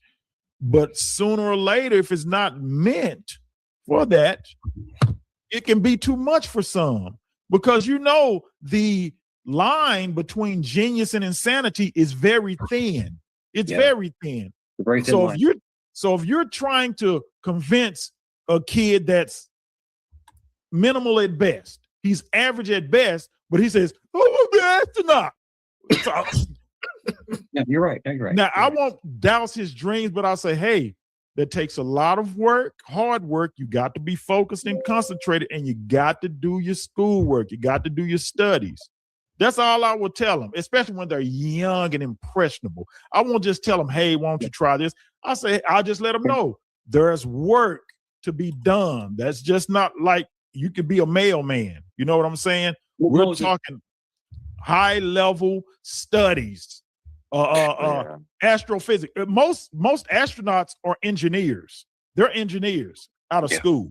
Yeah. They're engineers. So first, you at least got to get your basic engineering degree to even be qualified to be taken into a program that trains astronauts. You got to be accepted for that, to be accepted by NASA. No, that's not necessary. Now, you may be able to be an astronaut with Blue Space or Elon Musk company, because it seems like they're just taking people that apply, you know. Dude, but when you want to go with NASA, you first have to have an engineering degree. No. Katy Perry became an astronaut. Engineering undergrad degree. That's work. That's work. The math itself will blow some people's minds. So Katy Perry is an astronaut. People in this chat, that's all I have to say. I agree with him. I agree with him. Okay, go ahead. Go ahead and agree with him. Let me read the super chat real quick. Dante, let me read the super chat real quick. Let me read the super chat. CKJ with the $5 super chat. The key is to put your children in a position to be successful. Stop speaking on things that many have failed to do. Go ahead, Dante. That's the approach that you should have. You let them know what the work is that they need to do. You don't tell them that they can't do it. That's my disagreement I have with CT. He's talking about telling them, oh, they can't do it. No. Hold on, Dante, hold on. Stanley Cross, you're a sissy, and I know it. Okay, I see you in the chat. You're a sissy, Stanley Cross, and I know it. Now, I've talked to you before. I've gotten on your ass before. You're a real sissy, and I know it. Happy New Year, butt boy. Now, go ahead, Dante. I actually got to meet us. Yeah. Happy New Year to everybody. I wish you happiness. Happy New Year.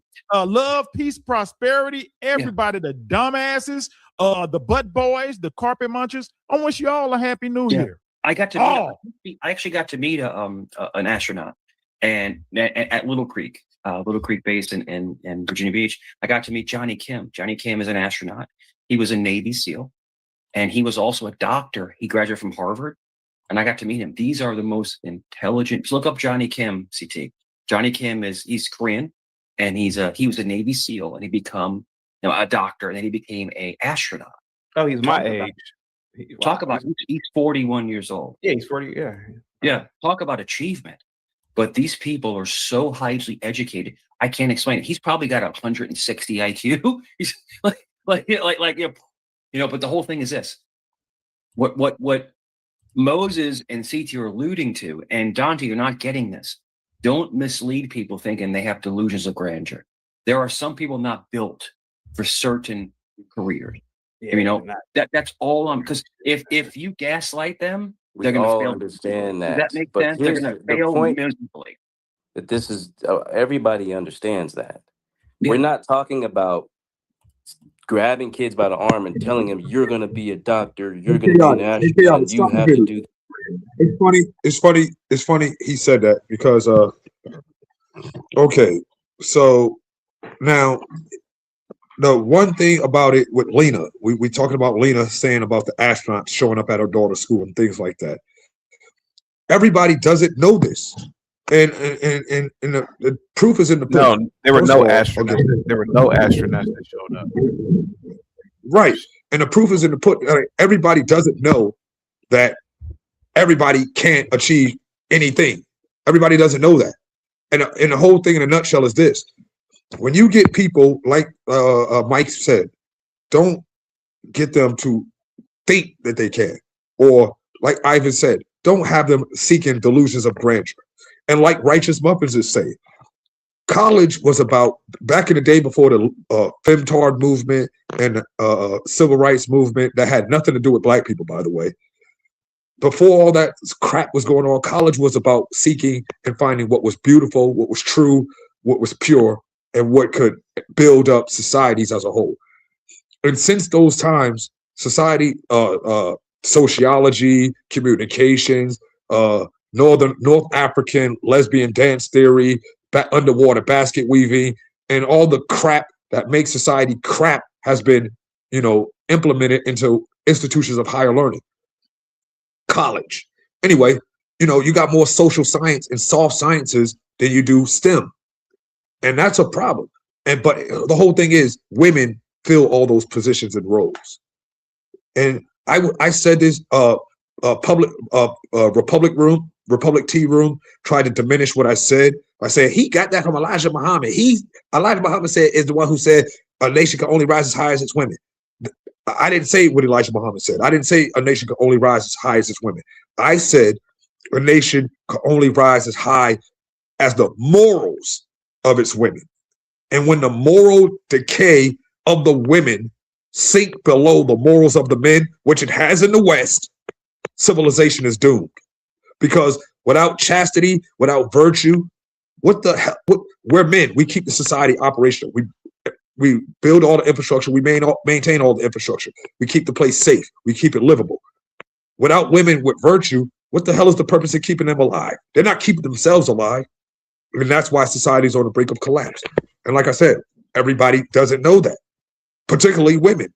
The women who say shit like, I'm equal to a man, or I know just as much, or I could be a leader, or we don't need men. Actually, you do. Women as a whole, as a collective, are not doing anything from time immemorial to keep themselves alive on this planet. It's the men who civilize the planet itself that keep women alive as a collective, that keeps humanity alive. And like I said, society can only rise as high as the morals, not the women, the morals of the women. Without women having morals and virtue, society's on the brink of collapse. People who have their own, out of their own inspiration, says, I want to be an astronaut. It's only going to be like 1 out of 500 that you're going to find that's going to say that. 500? You tell them, I'm talking about that's going to say that as a child. Yeah. You're going to listen. I live in Virginia Beach, right? I actually work on Langley Air Force Base, okay, where NASA does training. To be an astronaut, you are literally 1 in 300, 400 people out of billions of people. You are literally the smartest person to walk the earth, to be able to navigate that ship. All I'm trying to say is that we need to stop overinflating people that are never going to achieve that. Look, listen, I love when I would tell my kids when they were little, Santa Claus is real. Okay? Santa Claus is real. The tooth fairy is real. It's not real. It's time for us in this new age to stop gaslighting and stop feeding people's heads with nonsense. What do you gentlemen think? Well, I was trying to tell you what I thought, and you just interrupted me. You told me the exact same thing that you just said. I'm just trying to get my yeah, you said that 3 or 4 times, but the point I'm making is we're not talking about gaslighting the children. We're talking about there's only a small percent of kids that are ever going to say I want to be an astronaut to begin with. So if they say that, what you tell them is you explain how much work they need to do and the direction that they need to go in as far as their scholastic career. And then it's on them to follow that path. If they're your children, then you try to help guide them. Now, it's just like all of us who wanted to play in the NBA and play in the NFL. We got to a certain age in middle school and especially in high school, you realize you ain't gonna get there. You realize the people that are playing are way better than you, and you're never gonna make it to the NBA. It don't cause nobody to get into no nervous breakdowns. There's Okay, a Dante, whole I'm sorry, lot of but other factors that go into that woman having a Going to nervous space breakdown. is not Can I shooting just a comment? basketball. Going to space is not shooting a basketball. Okay, first of all, I think your standards of your kids being a TikTok star or an astronaut are exceedingly high. In this day and age, most parents, especially parents of little girls, are hoping that they don't end up as an OnlyFans girl. And if they become a TikTok star, that's actually a higher level of achievement than they could have possibly imagined. So just becoming a TikTok star at this point in our evolution is a major achievement in itself. Astronaut, it's like saying, should your kids become a TikTok star or a wizard? That's as plausible. The fact is that no, astronauts are on a whole other level, and the future of astronauts are not going to come from a English stock or from an American stock. They're going to come from a Japanese or a Chinese stock, because your kids are, as I said, your daughters.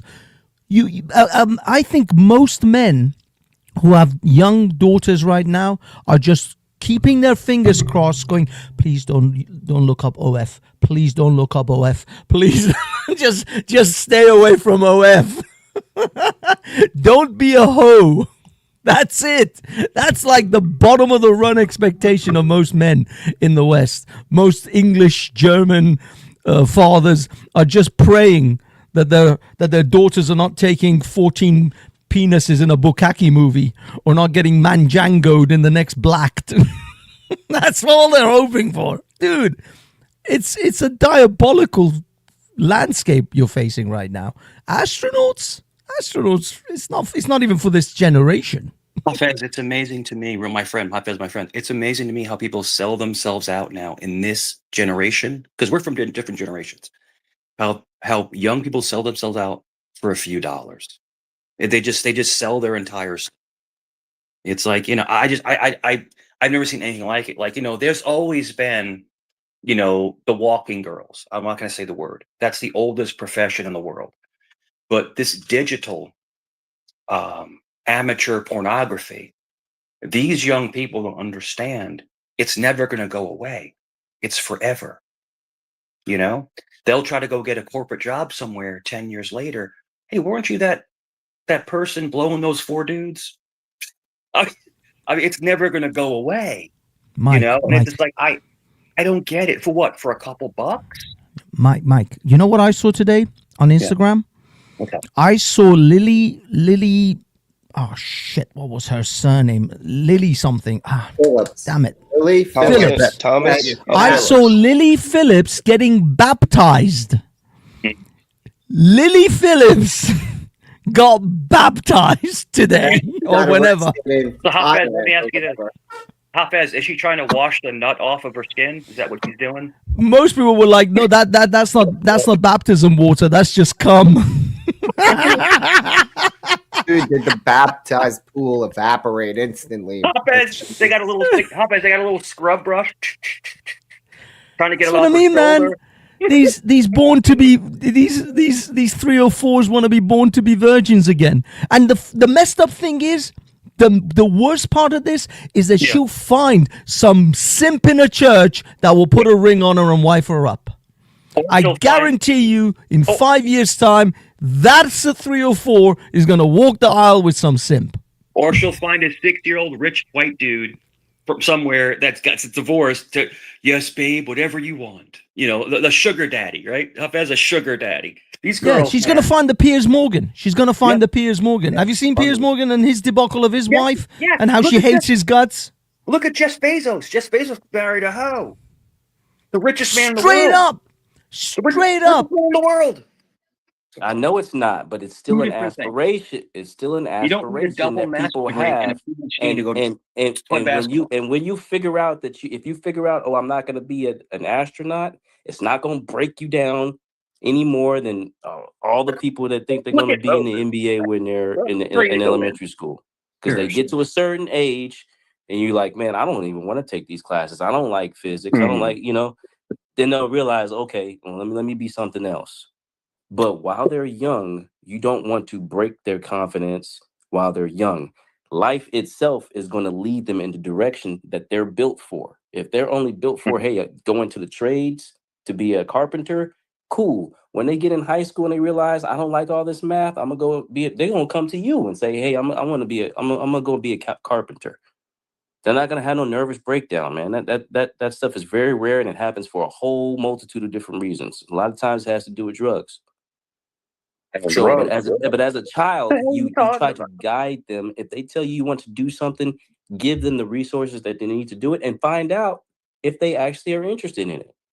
That's what you do. Send them to some camps, some math camps and stuff like that. If they really about that, then they're gonna like it and they're gonna keep wanting to do it. And you just keep promoting that until they say, okay, well, you know what? I don't really want to be an astronaut anymore, because I don't want to be in school that long. But I do. I saw this opening at NASA for this engineer. I'm gonna try to be as an engineer in NASA. And a lot of people can do that, or an Air Force base or something like that. But you don't put a cap on a 6-year-old's mind on what they can do. It's crazy. We tell kids to read books about all this fantasy stuff, and then we want to cap their imagination on what they can do in life. That's crazy, man. Hey, CT, when you were No, watching it's not. Star Trek No. All right, pause as a this. youngster, No, it's not crazy to put a cap on that. Okay. No. So look, I can agree with him that like 6 years old, maybe that's too young. All right. But again, if parents are actually paying attention to their kids, which unfortunately the majority of them are not, they're not actually paying attention to how much they know, their intelligence level, competency, and everything like that, because they may not even have the ability to understand that stuff themselves. If they're going through the same thing, and they're just saying like, "Oh, you can do whatever you want and be whatever you want and whoever you want," then again, you're automatically setting your children up for failure. That's the biggest problem. Like it's not wrong to be realistic with your children about their abilities and their skill level and their competency of what they can actually do in life. The problem is as I've talked about, when the parents are so propagandized to make their children believe that like if their child becomes a construction worker or a guardsman or something like that, well then they're less than these other people, even though they are just as important to the society as anybody else. They're just as important as a doctor, a lawyer, or anything like that. That's the problem. That's the biggest problem, is that we have been so propagandized to believe that people who are not doctors, lawyers, and engineers, everybody else, or architects, whatever, everybody else, they're less than. And that's why we have the society that we do right now. That's why we don't have people going into construction work and these other fields of work.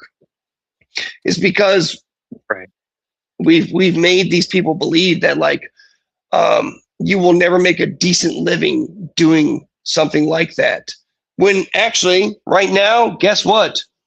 You could make just as much, if not more, doing construction work, and going up in a construction company and everything like that, becoming a superintendent, project manager, and stuff like that. Muffin. Yeah. Have you ever done roofing in July? Yes, I have actually. Yeah.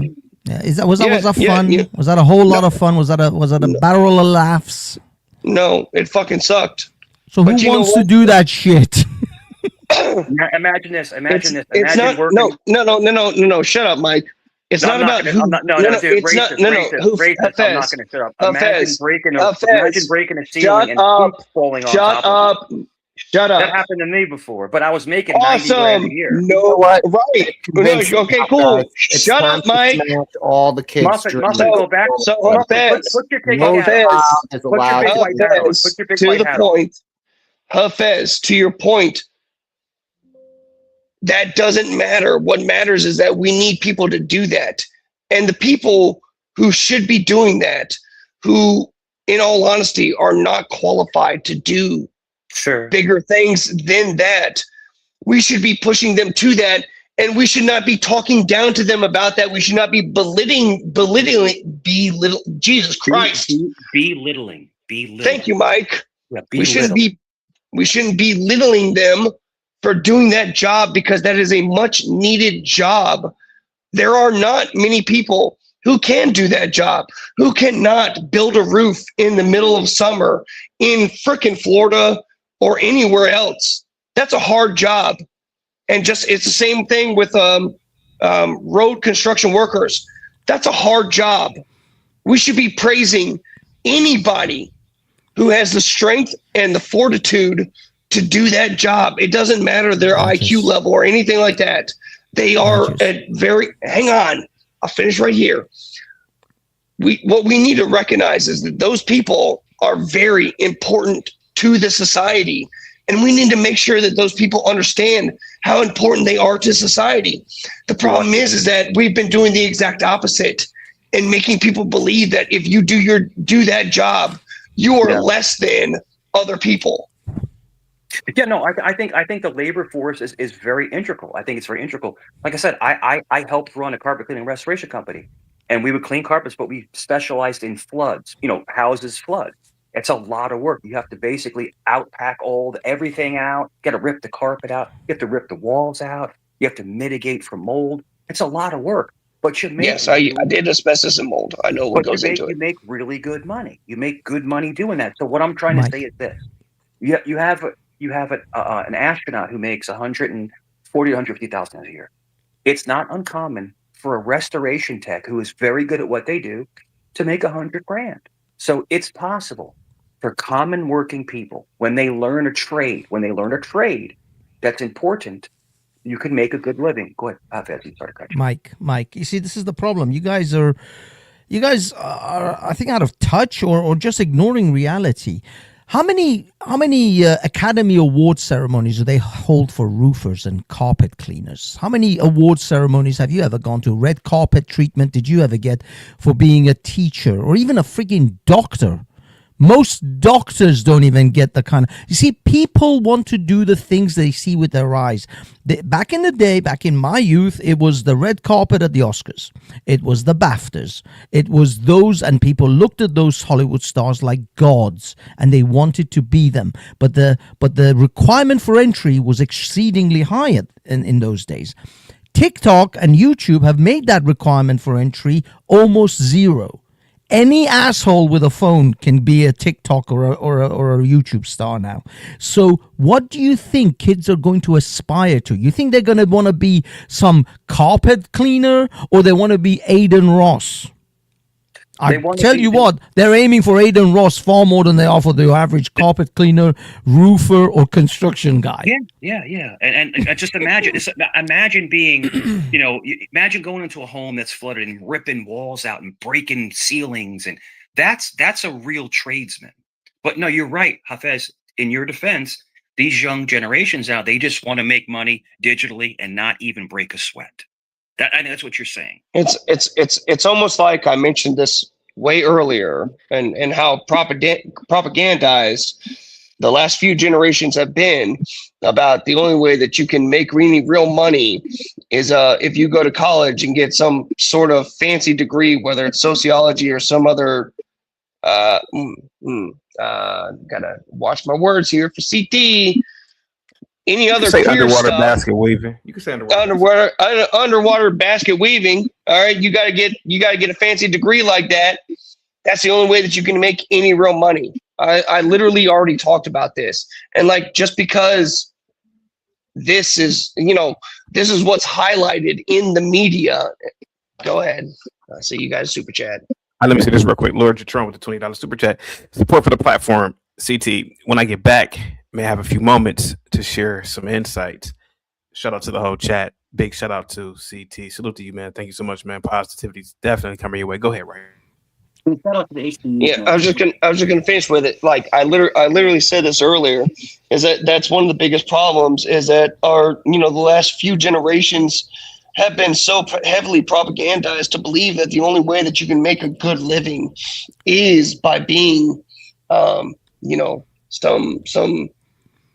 some fancy degree, going into architect, being a doctor, engineer, and now we got social media and TikTok and all that sort of stuff.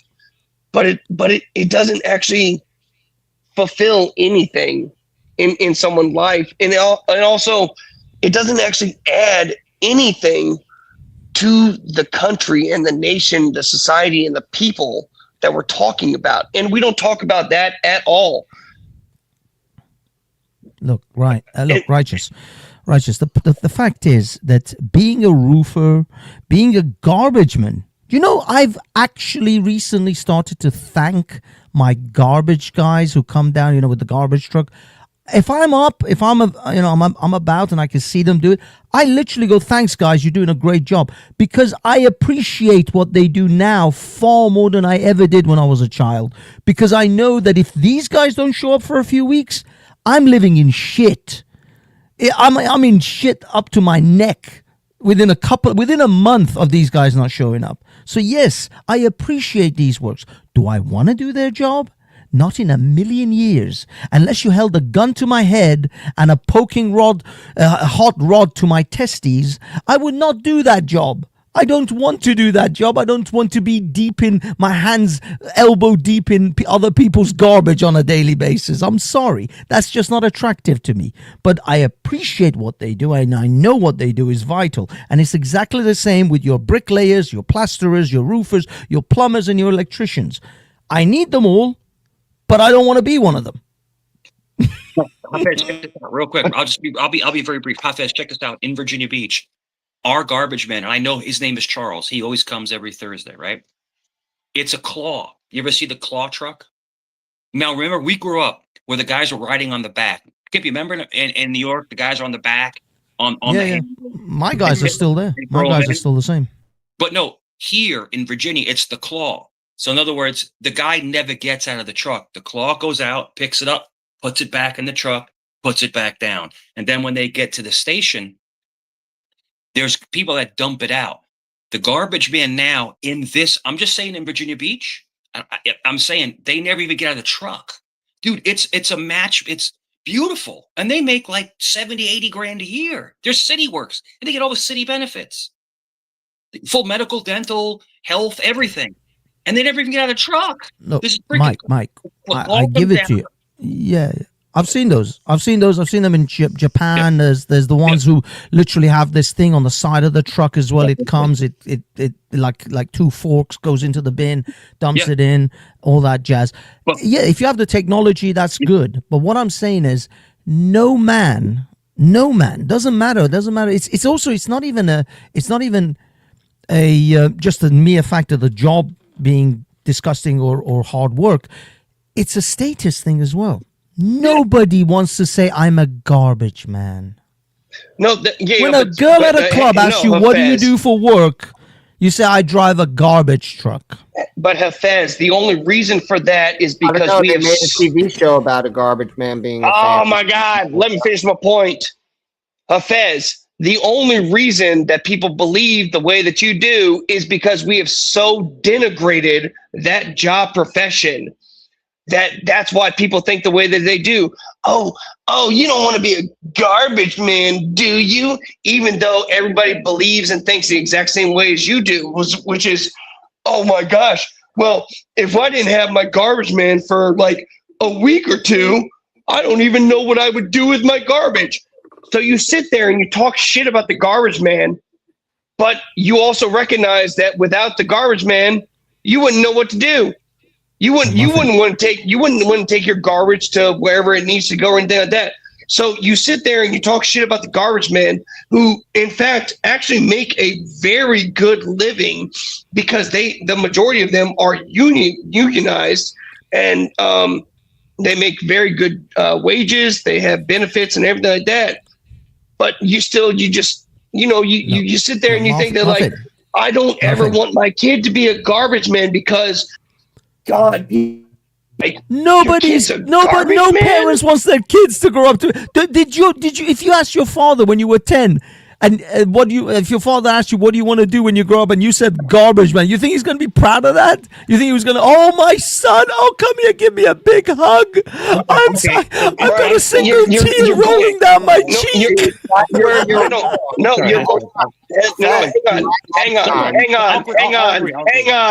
Hang on. You're going back to the exact same thing that I said, which is we have been so heavily propagandized to believe that is not an honorable job for someone to have. That's the problem, Hafez. It's an honorable job. They take care of the trash for everybody. TV show about a garbage man and about a shoe salesman and about other men who had low meaning wage jobs. You got to stop. This is all artificial shit created by guys like Hafez who live in the intelligentsia, man. Real, normal, everyday working folk don't care. If my neighbor, who's a fisherman on the western shore here, hears his son wants to go be a garbage man, he's gonna be okay with it.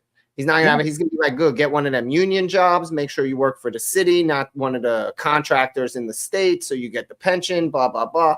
Yeah. You overestimate what the intelligentsia's influence on the average American is, Hafez. The average American thinks like righteous. They think that those jobs are admirable, that they're important, that they're necessary, because most of them have them. That's the jobs they're rocking with. Yeah, they want to hear their kid become a doctor or a lawyer, but they don't scoff when he wants to become a mechanic or a garbage man or an electrician or a plumber either, because the odds are they're doing what the grandfather does or the uncle does or the father does. Look, because we recognize, as you said, those jobs are honorable and they are needed. Everyday living. Sorry, you're overestimating the intelligentsia's role in how things are looked at in everyday living.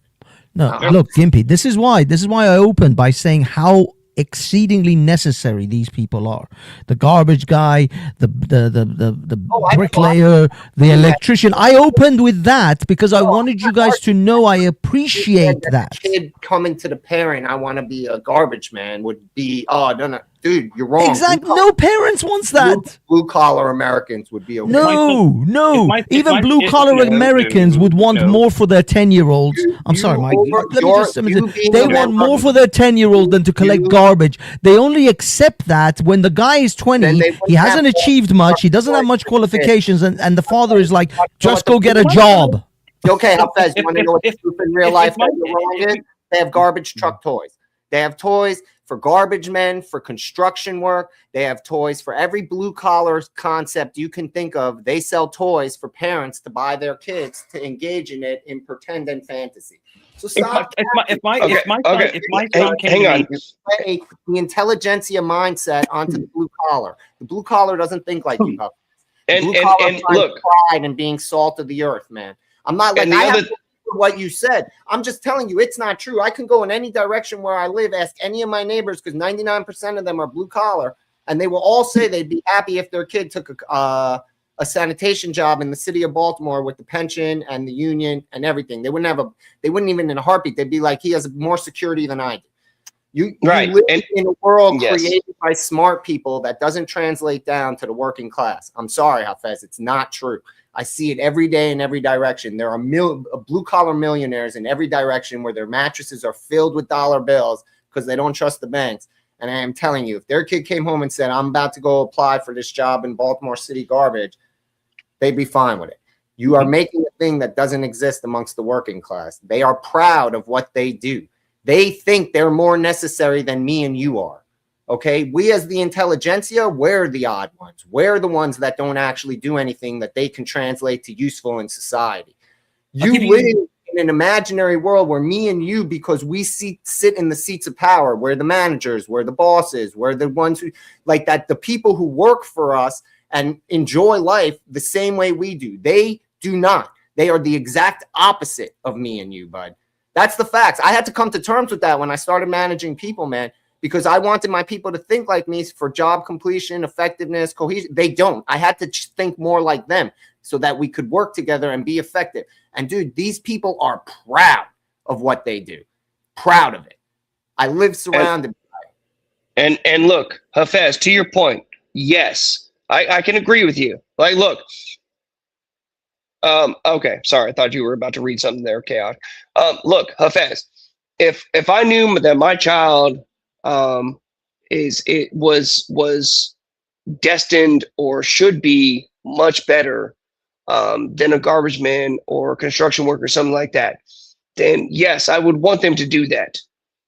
However, the majority of people who look down on garbage men the way that you obviously do don't know enough about the unions that the garbage men have.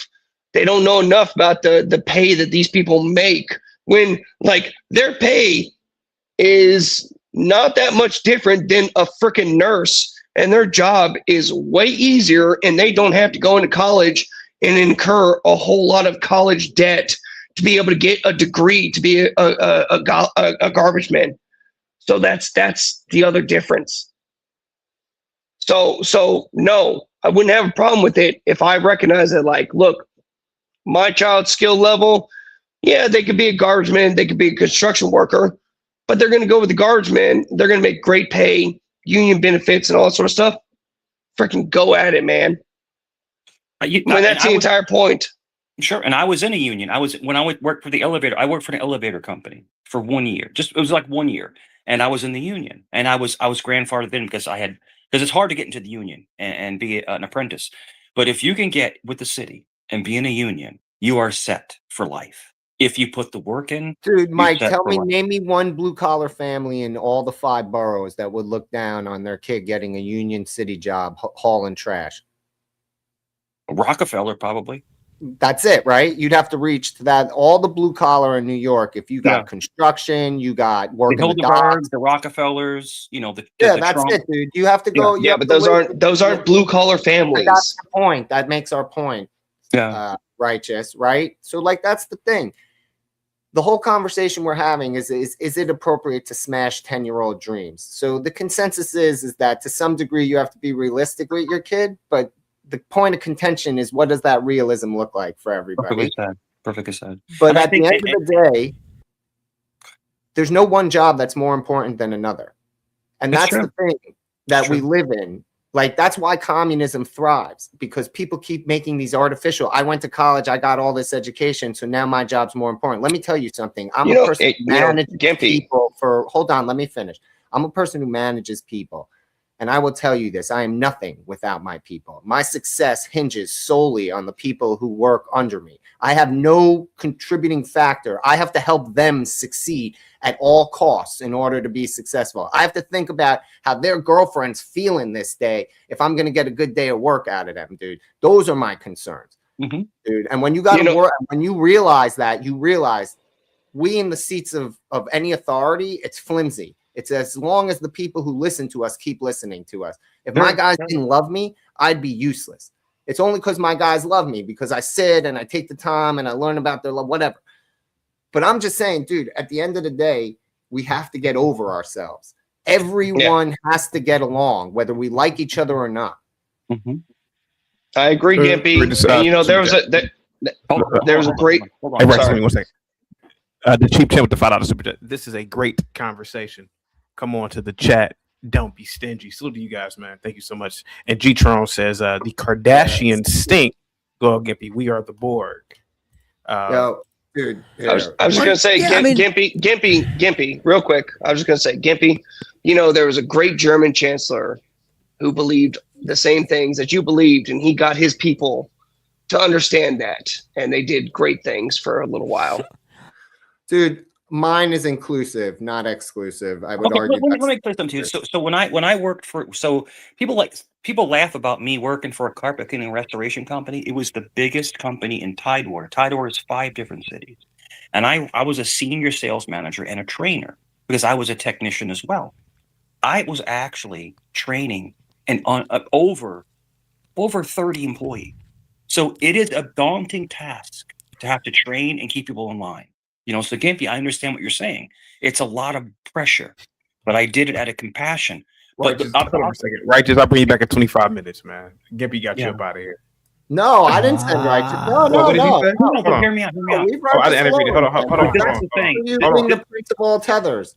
Hold on. Let me see what it says. Yeah, I didn't even read it. I should have read it first, right? Yeah, because he managed to figure out a way to make the German man. For being the price of all tethers. Okay, I thought you were a non-stupid conversation for a day. Okay, I thought you were pointing. All right, thank you so much. Nah, why? Me and Righteous are on the same side for once. For once in all of history, we might be on the same side. Gimpy, don't ever misunderstand. Just because you agree on this topic, he is not on your side. Oh, I know, dude. He's pushing me into the gas chamber, dude. He's he's definitely. He has an unopened can of mustard gas. Just be very careful, sir. Yeah, dude. Right, sir. You got to prove, Sir, you'd have to prove gas chambers to me first, all right? I mean, they keep very technical documents, but that's Oh, not. guys, I don't know if we can talk about that. I don't know. This is the part about this. Yeah, I don't know if we can talk about that because I got dinged for the N word, the Otzi word. So yeah, I don't know if we can talk about the chambers, man. Yeah. No, I don't want to talk about the chambers. Yeah, I want to talk wanna about the do that. people who I'm just saying, deny I'm these not letting things. Righteous hug me. The I'm just saying, thing is, we're Gimpy, not that friendly. what I find curious is that Germans are meticulous with their paperwork. Yes. They keep documents like you Guys. wouldn't believe. Hey, let me get back to the video real quick. Let me get back to the video. Hang tight, Mike. I'm gonna bring you back. You're Okay? making CT uncomfortable, Hafez. Nah, it's not making me. It's Nah, it's okay, CT. Just a minute. Hafez is just making you uncomfortable. Stop being creepy, bud. No, look. No, all I'm saying is the people bring who you up in a don't minute. believe that event is ridiculous because they are trying to tell me that the one group of people who keep better records than the Jews are the Germans. All right, guys. Let me And get back to they the got video. it wrong. All right, let me get back to the video. Here we go. Not Here we go. important. You're Did making that CT influence you to want to uncomfortable. be an astronaut? And what happened to where your mind left from Can we get to the sailing part where the Dante stars snaps at you and leaves? to being to having a sociology degree? What changed in the what changed? And then what within changed from that to being a phase? YouTuber? You know that shit right there. Like he doesn't realize he's not okay. So I do YouTube. Okay, I chose my own lane and destiny. I'm somewhat successful at it. The face. Why did he say that to me? Go ahead, buddy. You're on mute, buddy. Sorry. Say again. Could you just repeat the last bit? He tried to make it seem like that was an insult. I'll bring you up in a minute, Jay, when you're done eating. He tried to make it seem like that was an insult. I don't know, man. They always want to jab you. They It's make like it I up don't as really a- like. Okay, so you answer to somebody and I don't. Because they think YouTubers aren't competent enough to have real jobs. No, but the thing is, anyone who's known you for 5 minutes knows that you had jobs. You just might Weren't evolve competent enough to into keep this. them. Well, incompetent. I mean, it's like that's not even a jab to me. It's like, dude, you answer to somebody. Not to knock anybody else. I don't understand what you. But the other thing is to act like the discussions that you have and allowing the people up that you have to be able to exchange ideas and counteract them and push back and everything like that have no meaning. I think that's stupid. That's ridiculous thinking. I have to, censor myself here. Yeah. But like that's ridiculous thinking to think that people like yourselves, YouTubers and podcasters, have no effect on the zeitgeist of the community or even the group of people that listen to you and everything like that. These look, even though I'm sure while I'm looking here now, I'm sure every single one of us up here on the panel disagree on a majority of things, but we can still come together and have conversations about specific things that we can agree on and things that we believe that should be fixed and how they can be fixed. And so even though we can disagree on how we get to the solutions, we can agree on the solutions. Like all of this stuff works together. And to think that people, talking heads, look, there's a reason the mainstream media does what it does, is because they know that what they do is to influence the rest of the people in the country. And so while you're doing that on a very small microcosm, it has an effect of some kind. First of all, Happy New Year, Jay Prince. Sorry, arguably, first of all, YouTube is more influential than any other medium on earth currently. YouTube and TikTok. Honestly, it would be TikTok first before YouTube, but let's just say they're 1 and 2 in whatever order you want to put them. Second of all, digital content creation has infinitely more potential impact than any mainstream media, because mainstream media isn't available for replay in infinity like YouTube content or TikTok, right? That you can share it. Mainstream media content takes effort to pull from the mainstream, and then they police it, right? They hit you with copyright strikes when you use it and shit like that. So at the end of the day, my argument is CT works 12-hour days. He's taking a break now, but like, look, the show goes on. If the show can't carry itself, he can't walk away for 5 seconds. So the fact of the matter is he technically works harder than I do. He definitely works. Like, I work way longer hours than him, even comparative for how long his shows run. And he still works way harder than me.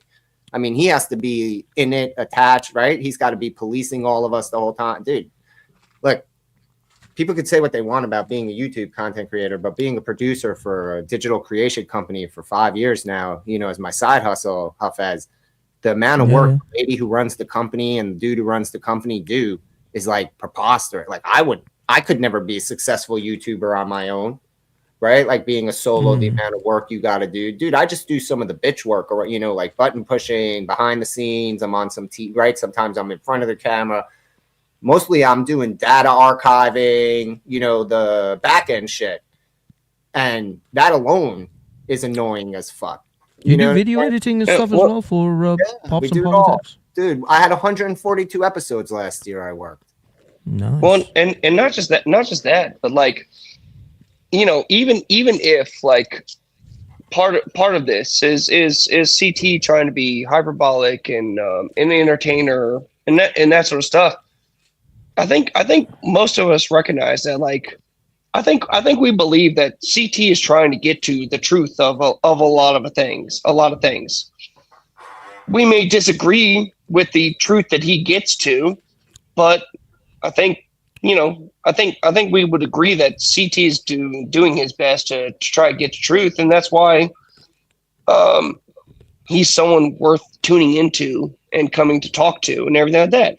It's the same reason that he allows someone like me, which I know every single one, almost everybody who comes up on this panel would disagree with all of my beliefs, but like, he allows me up.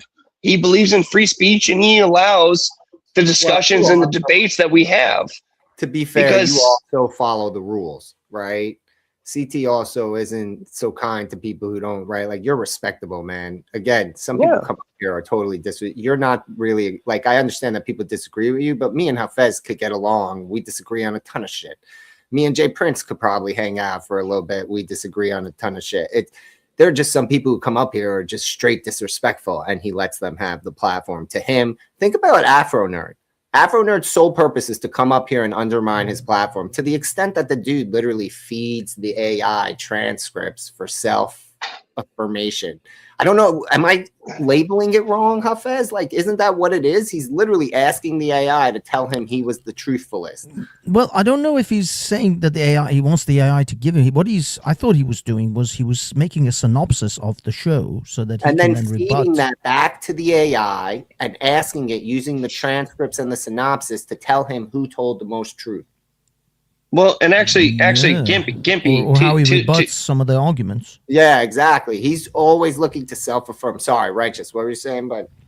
No, what I was going to say is, like, look, the reason that CT and I, like, yes, you're right. I have respect for CT because it's his channel, but also, like, you know, throughout the years that I've been on CT's channel, like, I recognize that, like, well, yes, I'm a white nationalist and everything like that. Like, I actually understand that CT is a black nationalist, and he wants what's best for black people just as much as I want what's best for white people.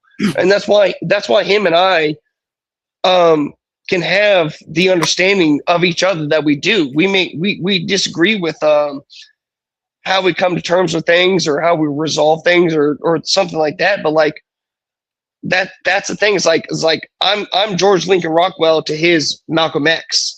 And like, those two work together because they both recognize that, like, the best thing was for our groups to build ourselves individually, or, you know, build our own individual groups up. And so that's why, like, CT allows me to come up, is because he knows that, like, I understand his position just like he understands my position. I just want to say, Gimpy, by the way, what Nerd. Oh my God, I forgot his name. Afro Nerd. what he's doing is pathological, right? I mean, I'm not like It's crazy, right? This is Yo, like you need pills and shit for that. Yeah, dude. JP, you understand that you know that Afro Nerd, he takes the transcripts, right? He gets the text version of a 13-hour CT show, right? He gives that, and in order to do this, you got to pay for the premium Chat GPT stuff, right? Like to be able to have the most tokens per thing. He feeds that 13-hour transcript into the Chat GPT, gets it to break it down, understand who's saying what, and then asks it questions. He doesn't ask it profound shit, right? Like smarty-arty shit. He asked it to tell him if he told the most truth and he was the most right. So with that, he has a major insecurity, and he viewed chaotic as something of greatness, right? And he feel as though when he come up here and conversate and debate with chaotic, he feel like he debating with somebody that's on a high class. And so in his mind, to be able to allow AI to tell him that he defeated one of the great, it gives him a sense of dopamines and security to him to build his confidence. Yo, you got to tell me how you really feel about a guy. Like if you met a guy like that on the street, right, and you were chilling and he told you he did that, how would you do it? Like, I'm just very curious how you would react to finding out after. I would definitely be entertained, and I would just keep poking at him. Because I'm petty like that. Sometimes I like to poke at somebody that's kind of funny like that. I don't know, it gives me entertainment, especially if I'm bored. No doubt. So do you know the topic of the show? So yesterday, Lena made this thing about these elementary school kids not wanting to be astronauts, right? And the argument we're having is when your 10-year-old comes up to you and tells you they want to be an astronaut, what do? Right? How do you handle that? So I'm saying if they're smart enough at 10, right? Like let's say they're not stupid, right? Like your kid's not stupid. I'm not going to discourage them, right? I'll tell them how hard it is, I'll whatever. The other people, they're trying to frame it that you got to keep them real, that almost no one's an astronaut, so they shouldn't even want to be that to begin with. Maybe later, if they're smart enough, they should want to morph into being an astronaut, but your first job should want to be, a math person, like a scientist or something. You know what I'm saying? You have kids. How would you deal with it? My kids come and tell me they want to be astronaut, I'm going to slap the shit out of them. That's just me first. Then I'm gonna ask them after I calm down. Then I'm gonna ask them, what make you want to be an astronaut? 9 times out of 10, they don't listen to some people and from school. One thing I learned about these schools since I've been dealing with my kids, they is programming your kids in a fashion that's kind of unhumane. They battling against the parents, and so they can get your kids. Like, first off, what 10-year-old know about astronauts, being an astronaut? That's some people coming up to them telling them some type of stuff, right? Me personally, I don't believe that type of stuff really real. I don't want my kids to be living in no fake existence. And being an astronaut not gonna do nothing for you, or like what you gonna gain from being an astronaut? Okay. I mean, what if they say being an astronaut? So what if they say I want to walk on the moon? I'm just trying to figure out what a kid would say back to that. My child says she want to walk on the moon. I'm gonna get them drug tested. First off, you cannot walk on the moon because the moon is not made of solid ground, right? You'll never be able to walk on a moon. Well, this is all our beliefs, right? Because not even astronauts know what a moon made out of, right? Because the amount of light pressure of the moon, it keeps people thousands of feet away from it, because that's been in God's business now. Now you dipping in God's business. When you talking about going up there to the sun and the moon, now God gonna put you out of his business, right? And I don't think nobody can come that's alive that went to the moon or the sun can come back and tell you what the sun is like or walking on no damn moon. Well, I'll definitely agree with the sun. 100%. No one's walking on the sun. You do know the moon Yeah, is just no, I agree. No one's going to walk on the sun. On that one, we all agree. The amount of light of the moon. You got to keep in mind. You could have a flashlight, and if it be so damn bright, you can feel the heat coming from the light. Right, now, right. The moon that lights up the planet. Oh, how did that work? There's so much heat. I think by the time when you go to the moon, that heat gonna seep through those space tunnels. All that stuff not gonna be able to. But how do you know what? But you just said we don't know what the moon's made out of. So how do you know it's going to get heated up? Maybe moon's made out of he just material that doesn't get heated up. You weren't listening, Hafez. He said that the light emanating from the moon is so intense that you can feel the heat, and the closer you get, he said it'll get too hot, it'll burn through the heat panels on the spaceship.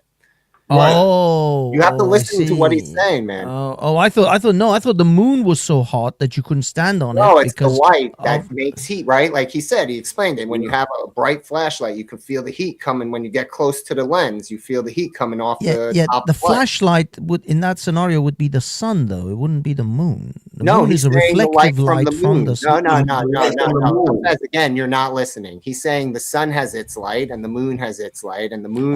The moon has its own light. So how come we don't see the moon during the daytime? The sun is a combustion of light, fire in a way, and the moon has light. Because y'all gotta understand that moon is one moon to light up the whole universe.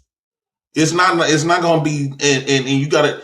I think this is a time where you have to use your common sense and a lot of light. Yeah, I'm not getting involved in this conversation. I'm sorry. Now think about it. Who knows how you can walk on a moon?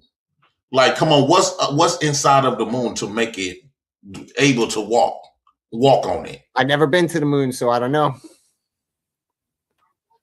You see what I'm saying? So I think that sometimes people need to stay in people's business and stop trying to dib in God's business. Yeah, so JP, real quick, I just want to say that, hey, Mike, if you're still in the audience there, when you were questioning me about blacks having an average IQ of about 85, here's the fucking proof right here. God damn it. Don't sweat. Go ahead, JP. Go ahead, JP. So let me address that. JP, before you get in there, I just want to say to you, I am astonished the profoundness of your mind. The fact that when we talked about what kids want to do, and then we ended up on the conversation of the heat ray coming from the moon, was unbelievable diversion from what we started with, and only you could have got us there. So thank you, sir. I thank you. You're welcome. I derailed it. I don't think I derailed it because I'm still. Dude, keep going. Don't listen to this atheist. Right. So to what Mike said, the IQ level. White people don't set the standards of IQ. That's right. Tell them, JP. And I know that y'all feel so privileged too because y'all have been in charge for a long time. But y'all standards of IQ is not law. It's not God related. It's not from the understanding of God. I can comprehend in common sense without having to be measured based on a white man's IQ test levels. Because me subjecting myself and even conceding with your, even let's say you give me the highest IQ, that means I view y'all as God.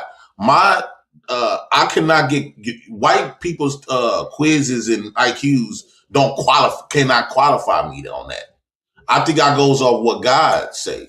I'm more of a nature type of guy now. I don't go. Yeah, you're so far above us. You're so far above us, man. Yeah, I deprogram. Blacks are so far above the whites. Show us where JP told a lie. JP hasn't told a single lie yet. Nothing he said is a lie. But it's okay for white people. Gimpy, you really, Gimpy, you want me to start attacking your people? Really?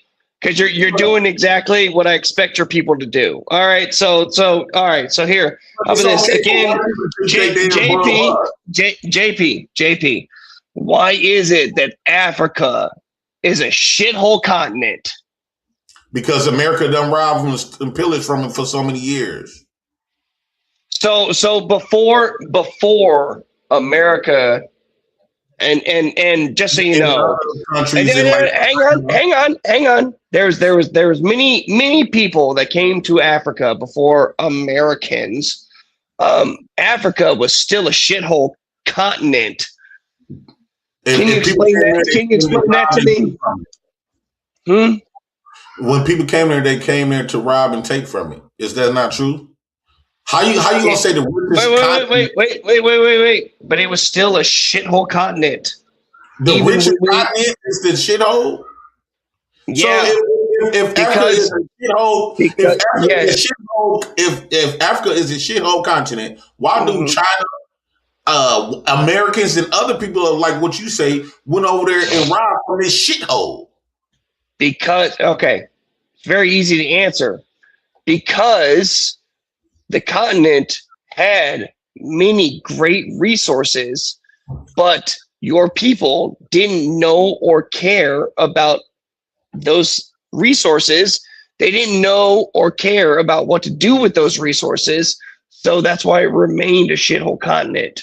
I disagree. Until white people came over there and showed you that, like, oh, hey, man, you guys have a bunch of great resources, but you fuckers don't know anything what to do with them. I don't think they needed white people to determine the wealth or the worth of obviously they did, because it was a shithole continent and still is. The only reason it became anything is because white people came over there and it's like, hey, man, you guys have a whole bunch of resources that are, can make a whole bunch of people rich. And your people still didn't care about that, JP. Well, white people don't have nothing that they created. Everything that white people everything that white people established has been stolen and mimicked from other people that existed thousands of years before them. Yes. Really? I would even argue majority of the stuff that we have in Africa, in America, was stolen by Africans that was built by Black Africans. Really? They knew their worth.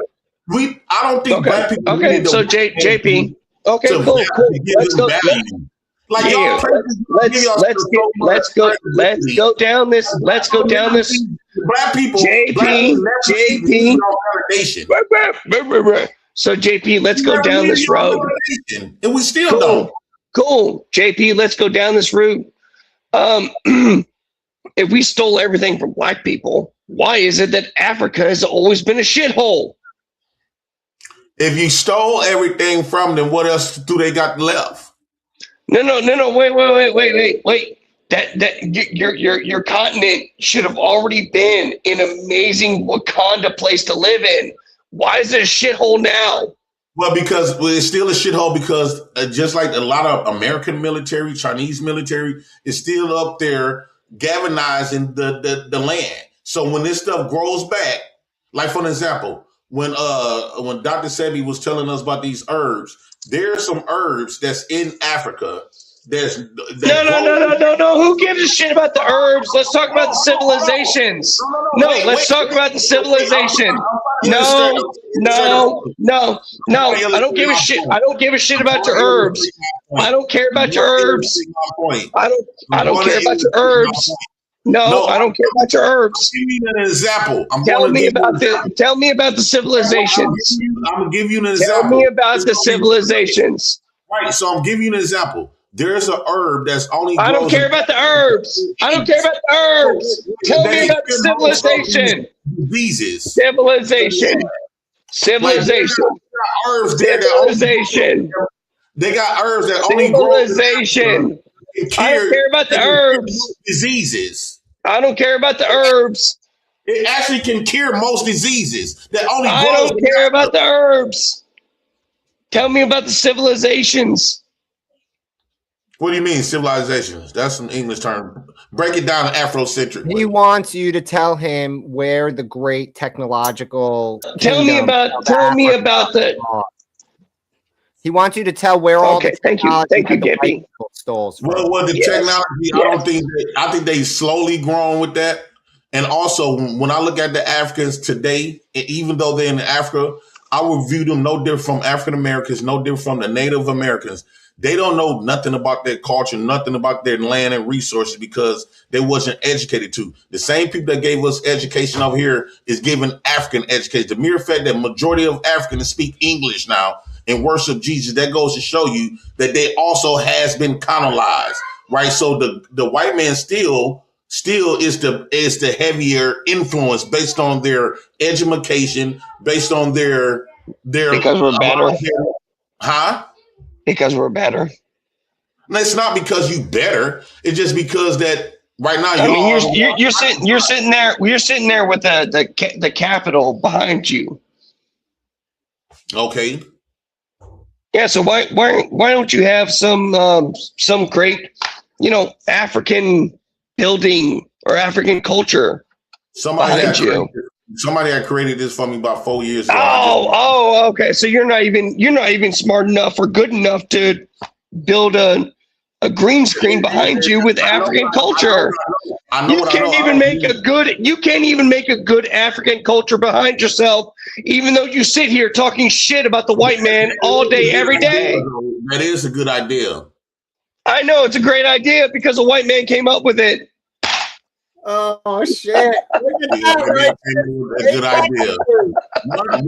One good idea out of millions of y'all didn't exist long as black folks. This is what I'm saying. You believe in Yakub? Is that what you believe in? Yakub? Yakub was a highly intelligent black man who created whites. Is that what you believe?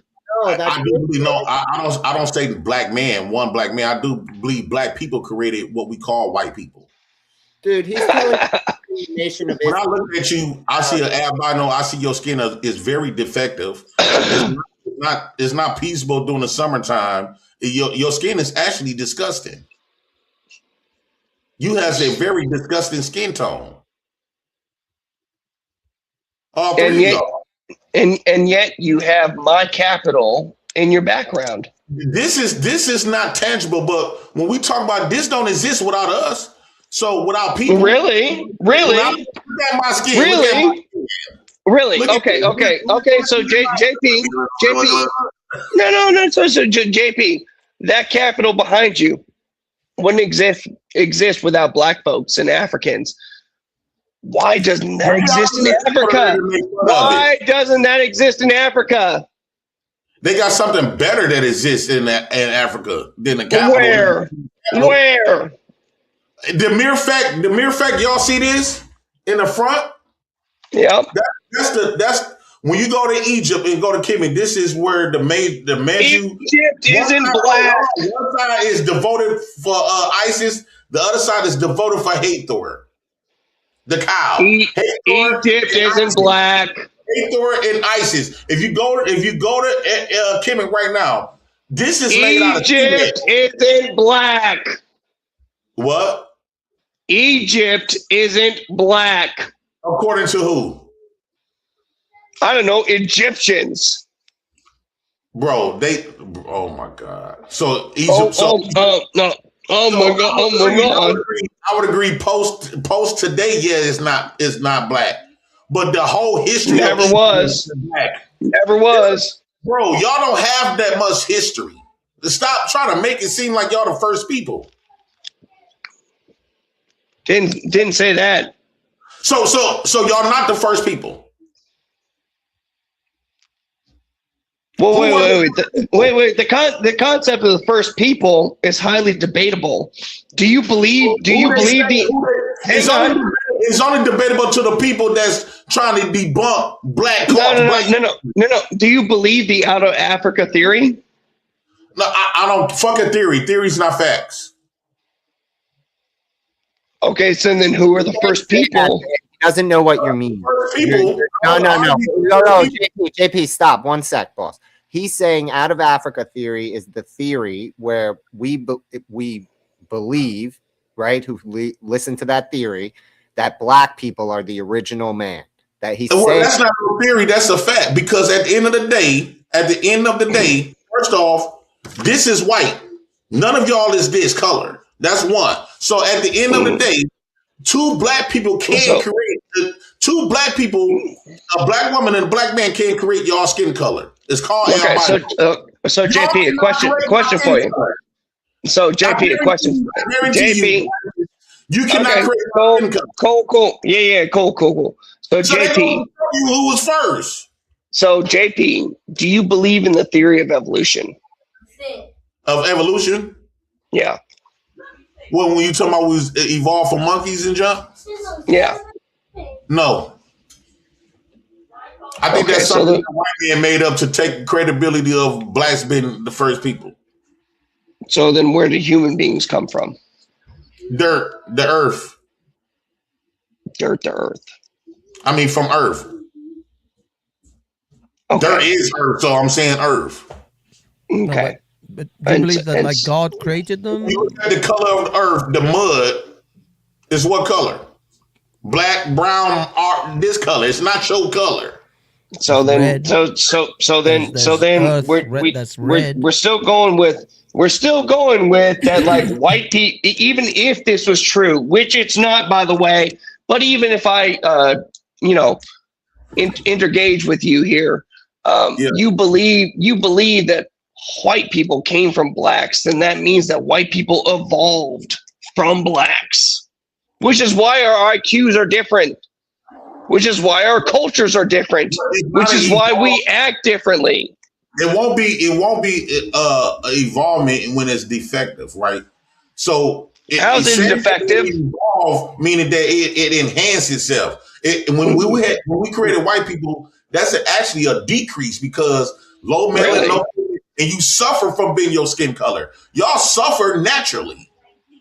You suffer horribly. Cool. So how about intellectually and culturally? Well, intellectually is subjective. It's who. No, it's really not. It's really not. It really is. It's really not. It's really not. Look at any. The reason why you didn't allow me to speak because you don't really got no type of. You can't really substantiate your argument. No, I really can. No, JP, I really can. I said so. Look at your teeth. That's not a teeth of a human of a real. Hey, look at my teeth. Look at your teeth. Hey, JP. Look at any white country compared to the entire continent of Africa. I'm sorry, sir. We have evolved past you. You did not have not evolved. So all of that stuff that even though we can talk about these minerals and stuff like that, right? But physically, biology, you still worse than blacks. You're okay. How about we look at societies? How about we look at our societies? More superior than you. Societies. I can create you. You can never create me. I could go outside for long periods of time in the summertime. You can never do that. I would never want to create you. Y'all need my organs, right? Harvesting black people organs and blood. I don't need yours to survive. No, that's not even true. Harvesting black people organs. That's why we don't put organ donor on our driver's license because y'all need our organs. We don't need your shit. That's what that's not even true. You don't even know what you're talking about. It's not true because you white and you said so? Yeah. That don't work over here no more. That's okay, dead. Cool. So again, we'll just simply look at white culture and white societies compared to black cultures and black societies. Which one's doing better? White people's societies is so-called doing better only because they have so-called resources. But how long you think that's going to last? How many cars were created by the blacks? How long you think that's going to last? Eventually, y'all going to how many cars have been created in Africa? How many cars have been created by Africans? Zero. Wait a minute. Okay. Hey. Okay. How many trains have been created by Africans? Welcome back to work. The black man that created the first car? There are 2 car companies. Hello, there are two. There's a Sudanese, I think, but there's definitely a Nigerian car. And when were those started, Gimpy? Oh, I don't know, last 20 years. Oh, yeah, African dude got their Oh, own car. 20 years. And when did they get started? But within the last 20 years. It could Within be the last 20 years. And so when did cars get started in the white countries? So based on a white man's story. No, hang on. No, I was asking Gimpy since he wants to fact check me. Gimpy, you want to fact check me? When were cars created by white people? I think that African already had cars before the white man. About 100 years ago. Yeah, I think that I think that y'all got a pattern of behavior of stealing and mimicking off everybody else. Bitch, you just created cars like 20 years ago. Shut the fuck up. No, we don't need no white people to create nothing. Y'all don't got nothing that you can create. I truly, based on y'all history, y'all steal every idea, concept. Y'all still do it from blacks. Right. That's why when white people came over to your country, light bulb. That's why when white people came to your country, you didn't even have a written language or the wheel, motherfucker. I think that body language is the most important language. Righteous, no language. Your language ain't critical, though. Right. And then you going off what white folks say. That's not the truth because white people put it in books. We learned everything from the white perspective. Sorry, Gimpy, what were you saying? Am I cussing too much? We learn everything from the white perspective. Shut up, JP. I'm trying to listen to the Jew. Yeah, no F-bomb. Okay, I apologize. We learn everything from the white perspective. That don't make it true. I don't believe shit that white people create. Nothing that y'all say in these schools. Nothing. That's just overcompensating. The white man education ain't shit but overcompensating. It's to make them feel like they more superior than naturally what they naturally is. Y'all are not superior. Y'all are very inferior blacks. This is why y'all so-called hate blacks that never done nothing to you. The reason why y'all got this amount of hatred for blacks, dark-skinned people is because you envious. You wants to be my color, and so since you cannot be my color, you'd rather put black people on a lower scale, and so you can with the white man dollar and put y'all on a high level so you can feel more superior to make you sleep at night. But realistically, I don't give a damn. I'll enjoy being black. I won't never want to wake up your color. I will blow myself in the head with a 357 Magnum 50 caliber if I woke up your color with your hair. You call that hair. I will never want to be your color. I don't give a fuck. If somebody asking me, you would get $1 billion if we could just bleach your skin. Or you can be jet black and live like a slave. Give me the jet black. Your $1 billion is not real. That's all it is, an illusion. That's your currency. That's not God. That's not life. Your dollar bill is not life. It's not. It don't got no value. JP, you're somebody who lives off the white man's dollar. So I take nothing from you seriously. You are a welfare queen. I use you are nothing. You are nothing. You are nothing. You are nothing but a scamming welfare queen. And you scam black men and black women to build this country. No, we didn't. They didn't build shit. They didn't build shit.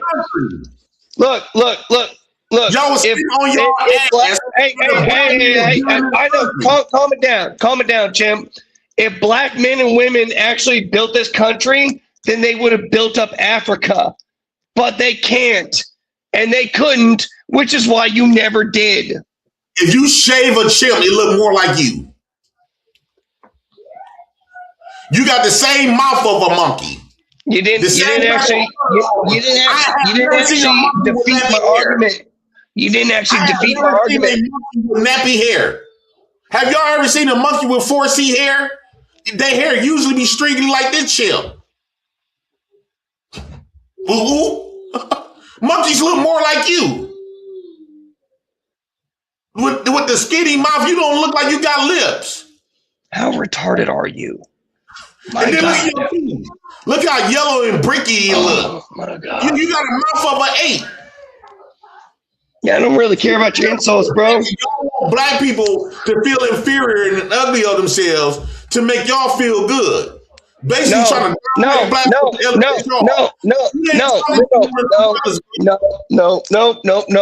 What I want you to recognize is that black people didn't build this country, because if they did, then Africa would look the exact same way. I get your argument, but you got to keep in mind. I don't think Africans got that choice to build their country. In some parts of Africa. Okay. So poor blacks. They couldn't do it. They couldn't do it for themselves. In some parts of Africa, it is built like this. I think they had a better country. There's not a single part of Africa that wasn't built by white people, built by your people. You're muted.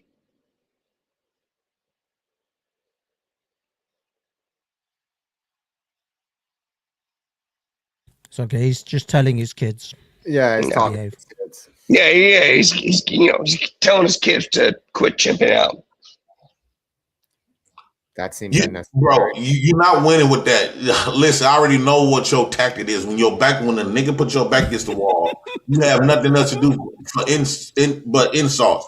And what I'm gonna do, I'm gonna bob, weave, jab your bitch ass with nothing but intellectual. Which you haven't done it. Which you haven't done any of that. Yes, you are a albino, man. You come from niggas. I am your original father. Your original father looks like me. Cool. So then, cool. Okay. Cool. So I'm gonna cool. So I'm gonna say. So cool. So I'm gonna say again. Why is it that no part of Africa looks like America unless it was built by white people? Do it have to look like America? Why do it has to look like America? Well, because you claim that you built America. Well, America mimicked, copycat from a lot of those, a lot of this, like in Italy, who are the bam these big old So it didn't come from black people. It looked like African. It didn't come from black people. It did. So then why doesn't anywhere in Africa look like America? Just at the mere fact. Look at this. This infrastructure comes from Africans. No, it doesn't, faggot. This matter of fact, oh my God. I can pull up a picture right now that's from Egypt. This is a replica of. Egypt isn't Africans. I'm not saying Africans is all through Egypt. I'm saying Egypt is many Africans that created shit. But I guarantee you, Egypt is Middle Eastern. Pyramids. This right here is Egypt is definitely Africa. In this. Just Arabized. This right here is a replica that existed 1,000 years that was created by blacks with a different meaning. No, it wasn't. Yes, it was. You can't prove that. I bet you I can. Prove it. Persian lies. Well, the thing is though, Egyptians. Hang on. Egyptians are not Africans. They're literally. You say Egypt was never black. Really? Go to Egypt. Sub-Saharan African. Right, okay. And that's the difference. Let's just make the point. We all agree the current. What he said is just like saying America wasn't Native Americans. Okay. No. No, it's not. I want to point something out. To Righteous. What he basically said, Native Indians wasn't Americans before America. JP. Let me. Yeah, because America didn't exist before white people. Muffin, do you see that Capitol building? Do you see the pillars and do you see the dome above it? What other culture has domes for their buildings?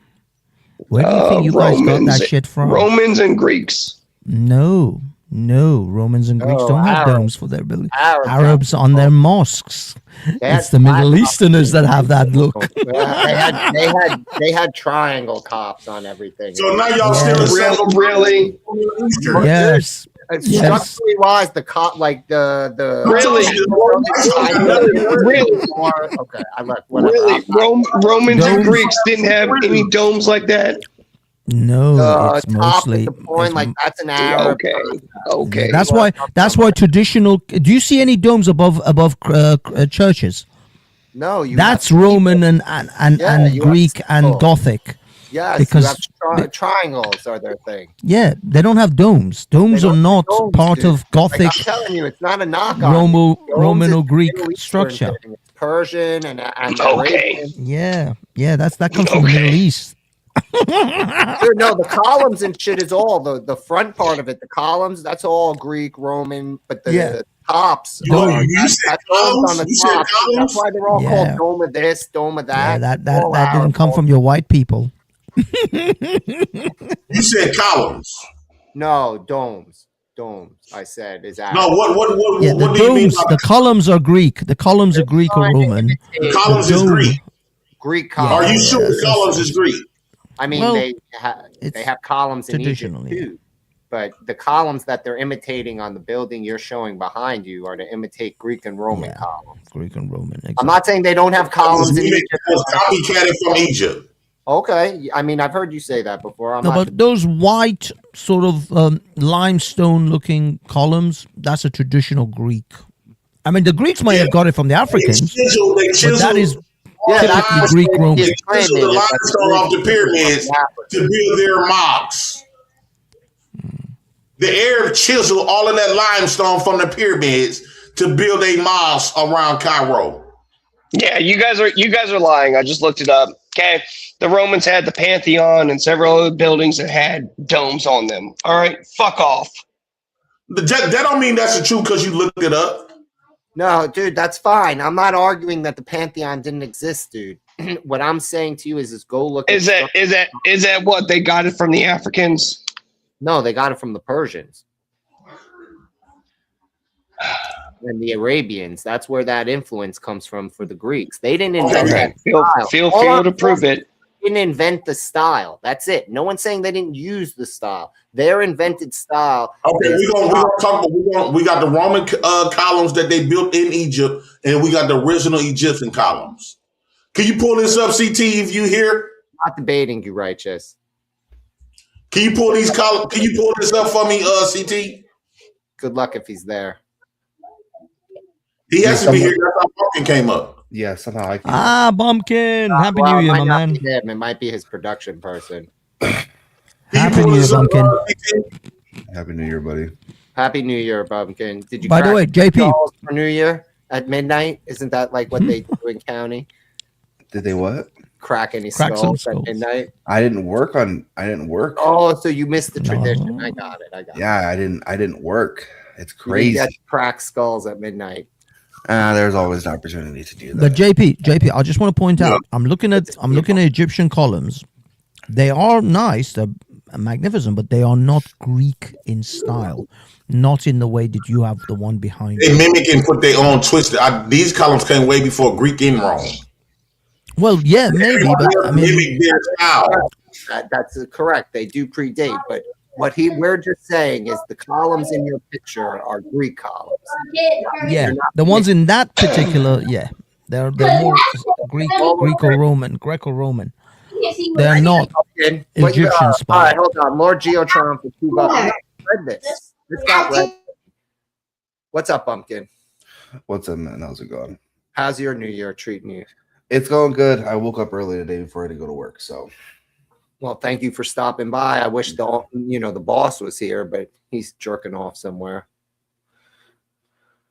The chief he's practicing auto-asphyxiation, erotic auto-asphyxiation, I believe it's. Dude, I don't masturbate on camera again. All right, Jeffrey Tubin. I did not do anything. I was beating my chest because I had something stuck right here. 10-year-old dreams. So basically, the topic of today's show is: should you crush your 10-year-old's dreams if they don't seem qualified for what they're dreaming for? It's a dumb conversation. Is it? I mean, listen. 2 days. Of course, you would want your kid to work for NASA over being a TikTok star, but like, you make a lot of money on TikTok too, though. Yeah, but the argument is if your kid comes up to you and says, "I want to be an astronaut," right? There's the opinion that you just smash the dream immediately. CTs, like it's impractical. Same JP. Then there's the opinion that, if your kid seems qualified, I would smash it immediately. Right. Then there's the opinion that, like, if your kid has the skills, let's say they're math whiz at 10 years old, you're realistic with them and tell them how hard it is, but you don't discourage them, right? Because they seem to have skills in the right area. Or there's the, you're gentle, but you destroy the dream anyhow, right? Like, because again, being an astronaut is it's better to target a more realistic goal. And then later in life, if the kid decides later they want to be one, then they can do it. Those are basically the three opinions that come out of 2 days of this conversation.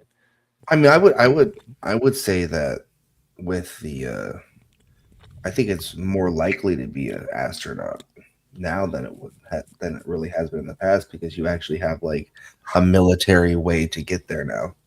Yeah, that's true. I mean, they'll pay for a lot of that. You can join the Space Force or Air Force, then Space Force. You know what I mean? Yeah. And there is you can actually join X or Blue Yonder. Yeah, that's true. That's a private sector, an easier private sector now as well. Before it was just NASA. I think actually now it'd probably be easier to become a astronaut than pretty much any time before. Well, oh God, I forgot her name. Katy Perry is an astronaut, for crying out loud. What's Oprah's best friend's name? She was on that same flight. Oprah's buddy. Yeah, there was a whole bunch of 304s that went up into space. All women or whatever that went into space, and they were singing. I mean, but dude, that's not what they mean when they mean astronaut. Like, right? Yeah. So, like, let's arguably say those people paid 150 grand a pop to be on there. They're passengers. We're talking about the people who flew those private shuttles, right? Again, I'm not saying that it's a reasonable dream, but my stance is you don't crush the dream, because you want dreamers, because dreamers dream innovation, and I want innovation. And I need 100 million people to try and be excellent so that the 5 of them can rise to the top and actually be excellent. Because if you only had 300 people apply to be astronauts, you'd have the 300 stupidest people ultimately. You wouldn't get the best that way, right? I want competition. I want to encourage competition. I want kids to be competitive. I want them to have a hyper-competitive nature, because a competitive nation is a strong nation, right? You temper it with all sorts of the other moral lessons, but ultimately I want kids to dream big so they aim big. If you want to be the garbage man, fine, but be the greatest garbage man on earth. Invent a way to collect garbage that changes the game, whatever. Don't just be settled for being, but I'm not, but I'm in the opinion that you never destroy the dream. You might redirect it, you might whatever, but the CT method of you take a sledgehammer to it is just, it's too over the top for me. It's very. I get why JP would do what he said, like he'd slap the shit out of this guy. I mean, I understand it. I believe JP's had a somewhat of a brutal methodology.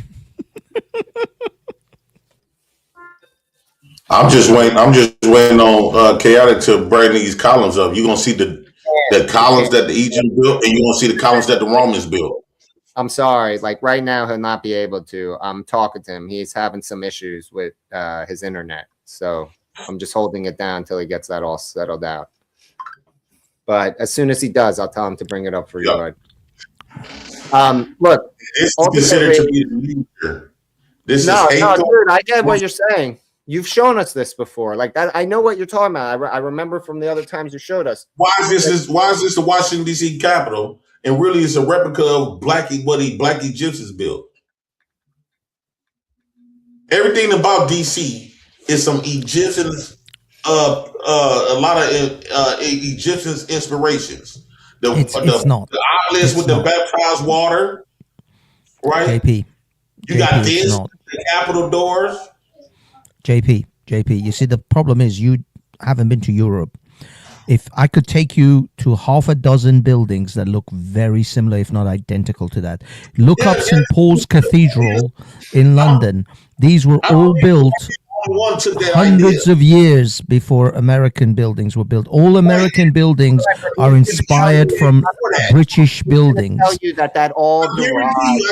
you, white Americans not the only ones who copy gold from Egypt. White people. Yeah, you might want to trace the route down to sort of Egypt or Africa. Okay, but now, I will tell you, none of these were inspired by African buildings. These were neo-Gothic British buildings. These are the columns that the Egyptians built, and these small ones over here is the columns that the Romans built. Yeah, it's nothing to do with the size. It's the style. It's the who inspired who. Look right here. Look JP, right here. Yes. Wait, Do they look anything like the thing you see behind you? What did he say this on top of the Capitol? What is this up here? Ain't this on top of the Capitol what we just got done looking at? Huh? No, it's not. Look at the difference. You're telling me you can't see the difference between those columns in front of you and the ones behind you, the ones in your avatar, in your background.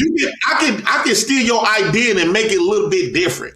What I'm saying is the original copycat, this is on top of the Capitol building right there. I ain't talking. No, it's not. What I'm trying to tell you is that those buildings are not inspired from those columns in Egypt. They are inspired from neo-Gothic buildings of London and Britain, and they are no. JP. Let me give you like a pathway. Hold on. Can I talk about my own? This is a picture. Let me hold on once, Heffy. Since I brought it up, let me educate the people.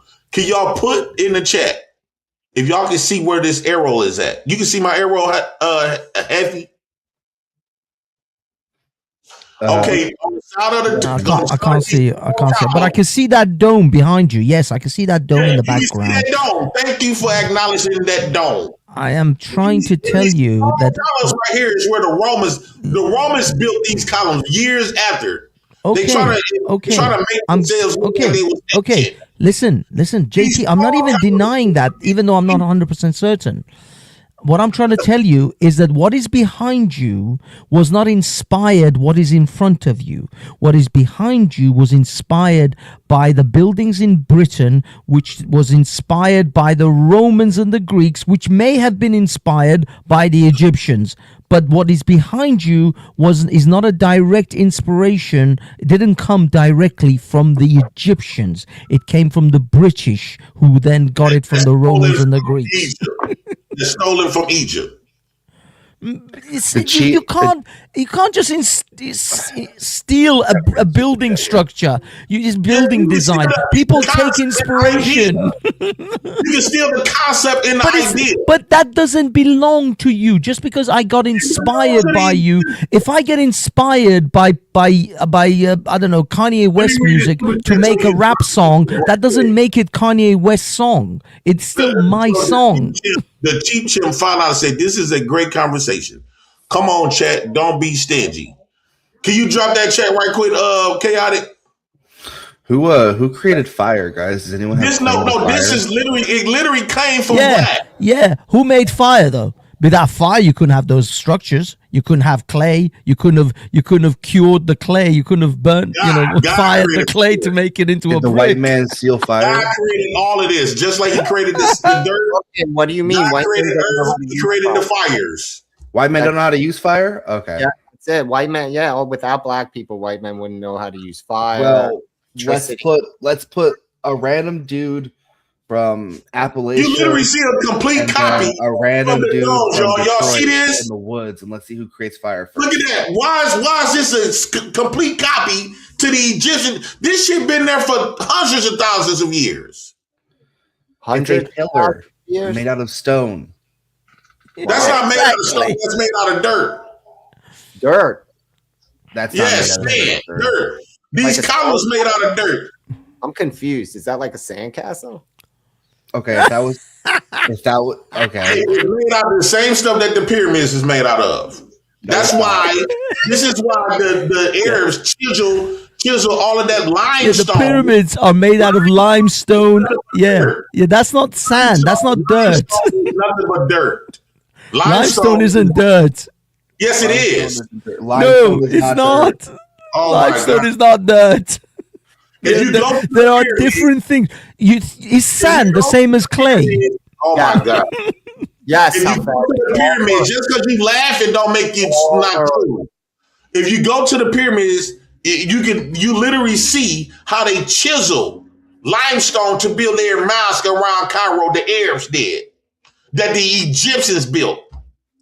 This is some black man Egyptian shit. And look at this. Look at this up here, and look up there. That's a complete copy. It's all dirt. Let's look up what is this dome. It's all dirt. It's all dirt. It's all dirt. Let me watch. Now watch what the white man That's said. the takeaway. It's all dirt. Watch how the white man lied. Watch how the white man lied. On top of the Washington D.C. Capitol, that dome. What is that dome inspired from? I'm a natural liar. From London. It's inspired from London. It will always be inspired from London. The U.S. Capitol's grand cast iron dome design, meaning that somebody came up with this. By Thomas Muffin still here? So Thomas U. Walter design draws inspiration from famous European domes like St. Peter's. Is Righteous Muffin still here? In Rome, St. Paul's Cathedral in London. Is Righteous Muffin still here? Why are they not mentioning Egypt? Is Righteous Muffin still here? No, Righteous Muffin is not still here. Okay, Righteous Muffin, if you're listening, I got a question for you. If you're listening, create a powerful symbol of democracy. Jump back on. I got a question for you, Righteous Muffin, if you're still listening. I'll hold on for a couple minutes. No, you just don't understand timelines, JP. We've been over this. No. You trying to make it seem like white people's here first. No, you having a disingenuous conversation if you're not trying to acknowledge who was here first. That what I just showed you was there first. What do you think King Tut was genetically? Genetically, he was jet black. Yes, he was. Jet black people don't have red hair. What? Jet black people don't have red hair. Bro, you want to see King Tut? I already showed you King Tut. King Tut was jet black, nigga. King Tut was a ginger. King Tut was a ginger. No N-words. No N-words. I said a ginger. You all created the image of King Tut. His genetic makeup.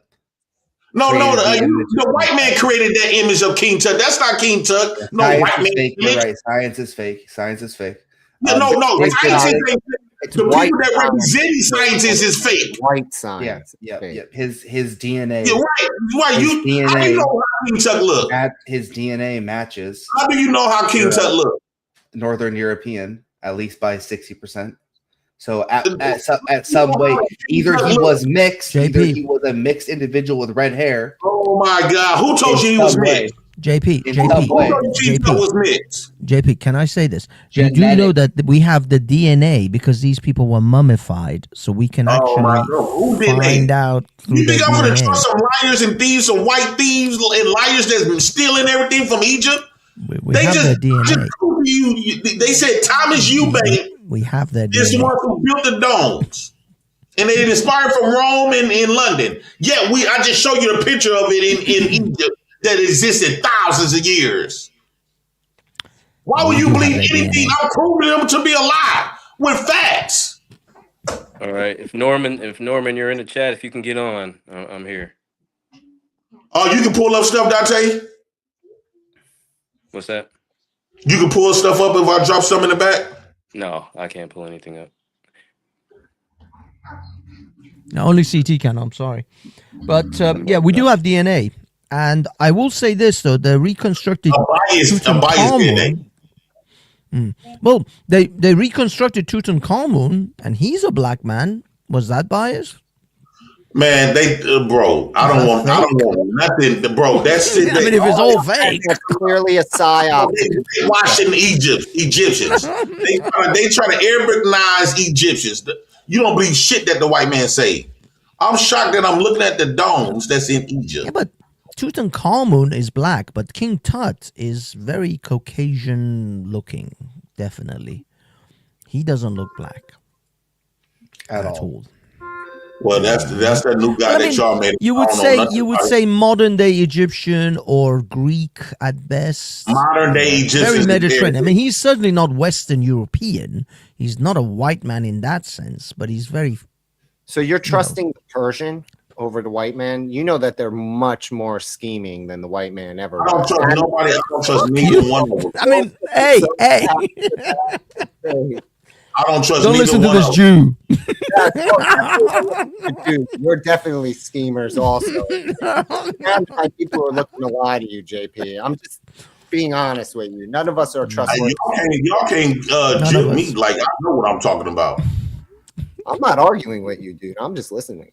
Okay, so Bumpkin, did you agree with Gimpy or on what? CT when it comes to the I agree with Gimpy. Okay. Dude, the sledgehammer thing is insane, bro. Ruining kids' dreams just means you have less innovation. Like on a culture, like on a civilization level, I want my kids reaching for the highest. Like as a nation or as a people, I want them achieving the highest. They want to be a garbage man. You got to be the best best garbage man out there. You know, it's not about which job you pick. It's about how far you want to achieve with it. That's my thing, man. Pick a job you can do. Because, dude, I went to school for something totally different than I do. But I was committed to doing what I was doing till I graduated school. And then I needed work. I couldn't get work, but I got work slinging, help desk shit. So necessity bred me into another profession, but I still use everything I learned in school. I didn't waste my education. Again, it's different thing. This whole argument conflated a whole bunch of things together, like how education is used, how parenting is done. But when it comes down to it, I want my kids of my nation, my people, to dream as big as humanly possible, because I need as many failures as possible to create the successes. Sorry, it's a numbers game, folks. And that's how you succeed in life. You got to play. And innovation, growth, technological advancement all come from trial and error. I need as much trial and error as possible out there so that the innovations come. 99% of what we consider the most innovative innovations happened in a garage where people hobbying it. They weren't professionals. They were dreamers. They were 17-year-old kids who sat down in front of a computer and punched some code. Everybody should be on that trajectory, in that type of mentality. That's why I don't disagree with you, Dante. I just think in general, the whole argument is conflated. It's not, if it's about the dream alone, then let them dream till they can't dream no more, man. Right. And also we have to take into consideration the situation. These were children at a bus stop. We didn't know if they were dumb. We didn't know if they were smart or anything like that. This was just something she was thinking. And I don't see how this has become so. And the reason I got upset at CT is because if it would have came from Hafez or if it would have came from Gimpy, I wouldn't have been as upset. But I got so upset because just 2 days prior, CT came at everybody and talked for 10 hours about something that is completely out of scope, a complete fantasy that is less likely to come about in reality than one of those children becoming an astronaut. A person that has zero experience in politics whatsoever, has never been elected to an office, has never ran an actual successful business, says he's going to create a black political party that people are going to join, and they're going to be doing international shipping and trade. Nobody got up on here and tried to crush his dreams, and he's 41 years old. Nobody did. But everybody knows he's not going to have a political party. Nobody is dumb enough. A 30-year-old failed Mike, Indian rapper is now the mayor of New York City. I'd say anything is possible. Maybe Mike. Donald J. Okay, Trump but was president twice. it's much easier. It's much easier to get elected office. How many people have created political parties that have created international shipping companies? How many times does that happen in America? We got I don't know, what? man. How many major political parties do we have? Two, 3 or 4 or 5? We have 2. Okay, 2. Okay. So we got more. You have a bigger probability of becoming an astronaut than creating a YouTuber, creating an entire political party that has international shipping. So for him to try to crush a 10-year-old's dreams when he's living in a fantasy world and nobody hated on him for that, we came on there giving him suggestions to, hey, this is what you can actually do to start small. You start with education. You start with building schools and different things. We were giving him suggestions, but he was sticking to his guns. I'm gonna create a political party for blacks. It's gonna be an international black political party. But everybody in the chat, everybody that called in, nobody believes that's gonna happen. From anybody, not just CT, from anybody. Let it happen. I say do it. I say do it. I would love Exactly. But you say do it. So why wouldn't you tell that to a child? Why would the person, what I know, not you. I'm just talking about CT. The same person who comes up with the craziest idea is the one that is the putting the hammer down the most against children dreaming. That's why I got so upset at CT. Because what he did, what he's trying to do to those children, none of us did that to him, and he's a grown man. He does about as tall as a child.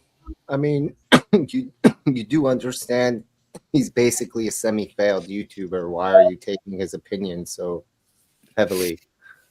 I mean, like, just because he kept pushing the astronaut thing. If he would have just let it go, okay, let it go. Okay, your opinion is they're not going to be astronauts. Cool, but he wanted to keep debating and keep debating and keep debating. Okay, well, let's keep debating it then, because we're going to bring. Since you want to talk about the children and their IQs and all this type of stuff, like it's like Righteous Muffin. I wanted him to be on here, but he's probably not going to come back on. Righteous Muffin, what is your IQ? Pull your scores up that you took on the I can internet, only speak for so me and everybody can say. cumulatively we're 24. So Okay, well, what is Righteous Muffins? That's what I want to know, Righteous Muffin, because every time you get on here, you talk about IQs. And from what I understand, you just work in construction, so your IQ can't be that high. So what is your IQ? And show us the documentation. You'd be surprised. You'd be surprised. No, Righteous has a master's degree. Show us the documentation of his IQ. He did. I tell you, he has a master's degree. He at least has a 12 IQ. Because I have a 12 IQ and I have similar level degrees. I'm just saying. So he definitely has a 12. That's great. That's great. But if you have, what is his IQ? That's what I want to know. A master's degree, does that equal a high 13. IQ? What is your IQ, Righteous Muffin? And if it is high, if it is higher than the average black, do you make more money than the average black in America? Because you use your IQ to achieve things, yes or no? That's what or do you just use it to talk on the internet? You use it to achieve things. So if your high IQ, because you always bring up average IQs, if your IQ is high, what do you have to show for it? What is your career? What does your career have to show for it? You're in your mid to late 30s. You should have something to show for a high IQ by now. If every time you get on, you're going to talk about IQs. That's the same. I'm giving you the same energy that I'm giving CT.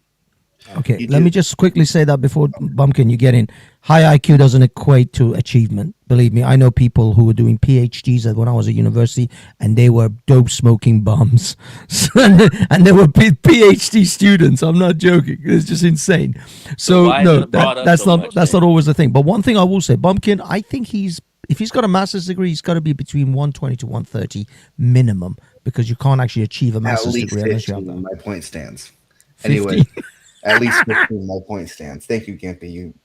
Oh, well, I can speak cumulatively. Me, Bumpkin, and Afez are 36 minimum. Cumulatively, the three of us Well, I together still want are to know what his 36. is We haven't individually. figured out how it breaks down yet. But I'm just going on law of averages. We're all just 12. Well, Righteous Muffin, if you're listening, if you have your IQ scores, you don't have to show your name. Just show us the score. Do you understand? Okay, here's why IQ matters to a degree, okay? The reason why IQ is brought up constantly is because people that are mentally challenged have like an IQ of what's the threshold? 71? I think the threshold 71. Yep, 71.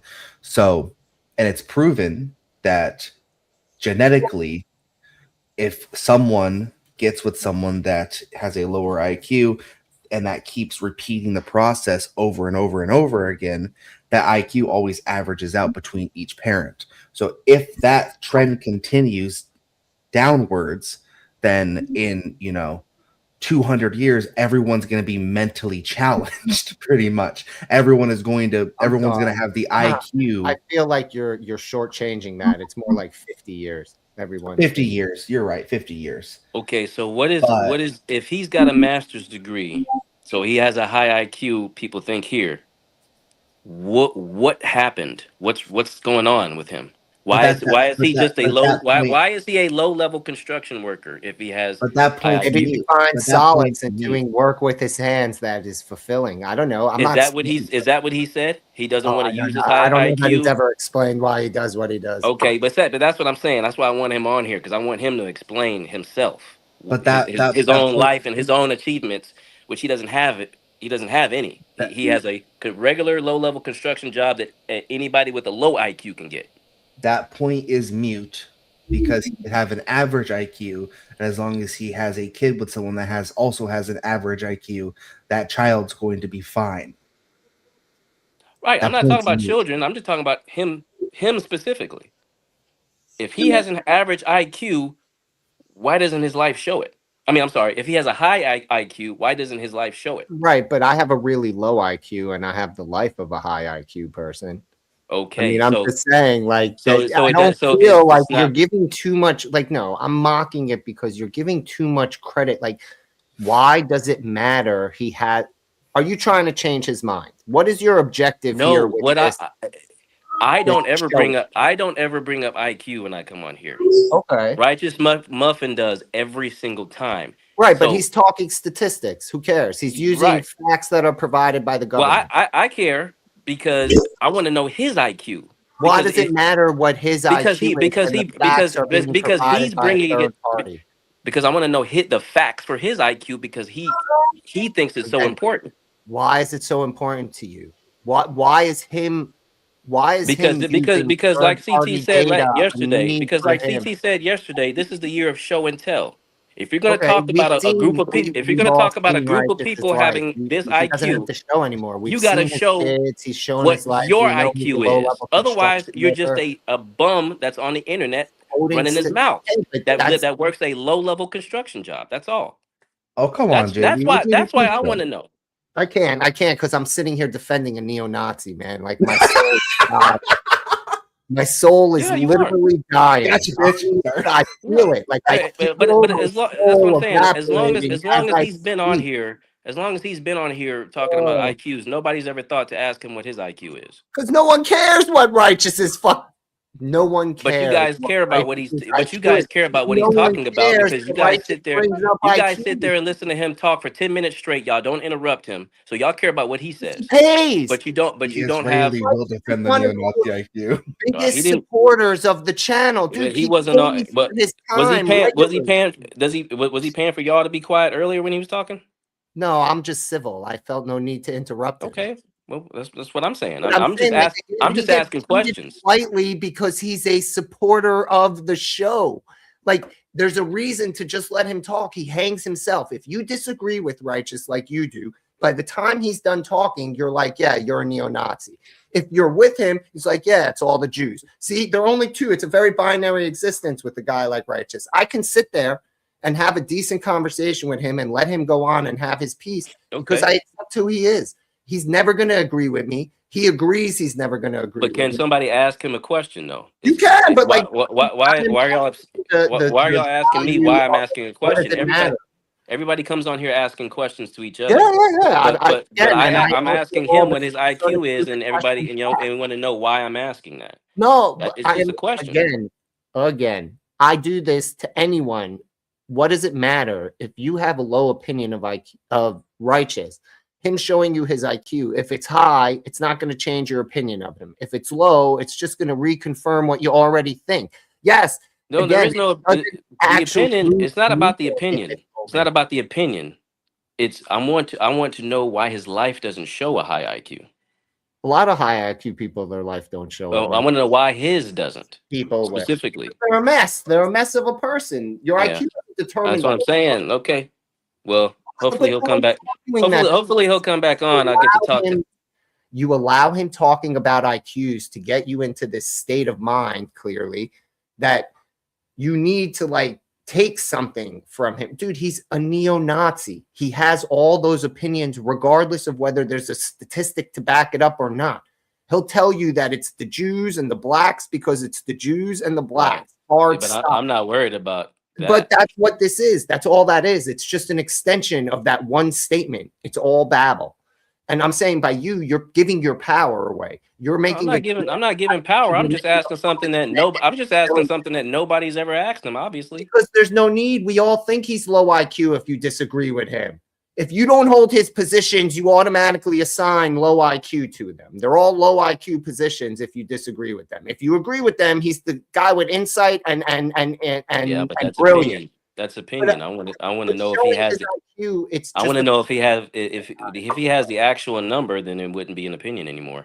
Fez, my 12-point IQ can't beat this guy. Like, I'm not arguing with you, Dante. So, what I'm trying to point out to you is that it's an exercise in futility, because no matter what, you're going to feel exactly the same at the end. You're either going to feel justified that you got it right, he's low IQ when he's talking smack about other people, or you're going to look at it and think of him as an oddity and feel that, okay, he's a weirdo, and even more reason to have.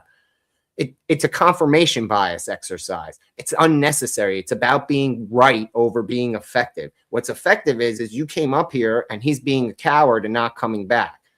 You don't have to flex all over him or challenge him. Your mere presence here, discussing the topic and staying focused, shows that when he was challenging you, you came up. You came back, said, here I am. He's not here.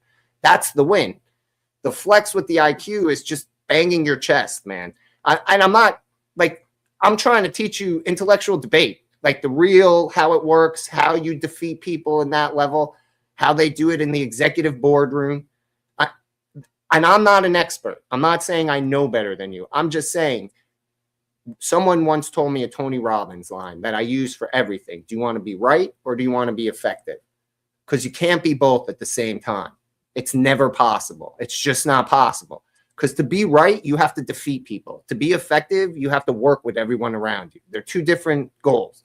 I'm a person who looks to be effective. And that's where out of much respect, that's where all this comes from. All right. Well, Righteous Muffin, I'll keep listening. But I want to talk to you. I wonder where CT's cable is at. Norman also. Gimpy, what I want to explore is the fact that the moon is so hot that it would melt a shuttle as it approaches. Dude, tell me where he's lying. Tell me where he's lying. Where he's lying?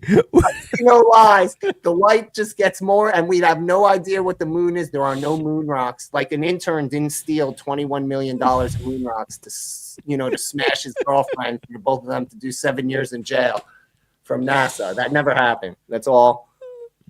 That's all. Like, dude, to me, that I don't understand why. Like, I hear that, I just sit back and enjoy it. Dude, hearing that just makes me feel alive. It does. How could shit like that not make your intelligentsia? How does he think of this shit?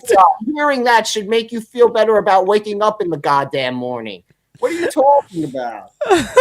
Let the prince cook.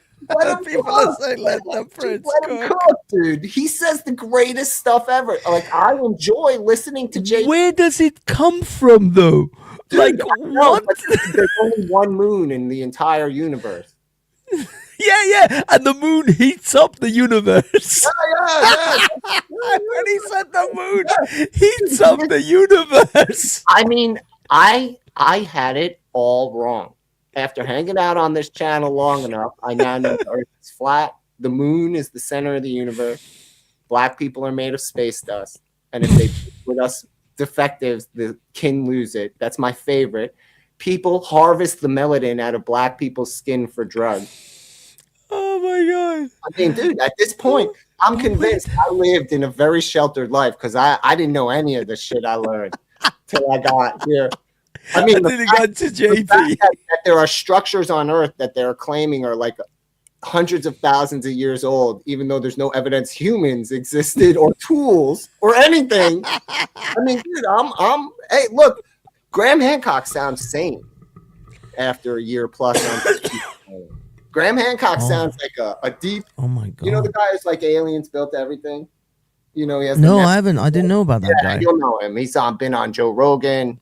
He's the reporter who does all the showing all the similarities and like the how things are true north and like ancient structures across like North America, South America, and it's all he's trying to prove aliens. Oh, I mean, he sounds believable. Like seriously, like I liked what he had to say, and I was he the one?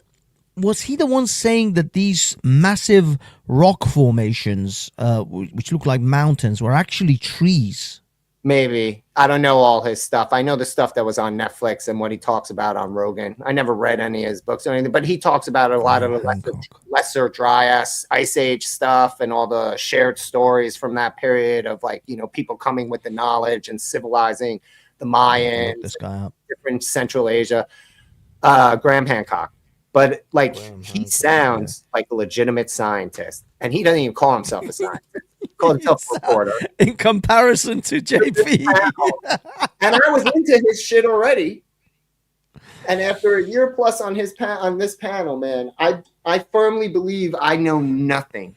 Nothing. My 12 IQ and all these guys flexing their IQ, I feel like tiny, dude.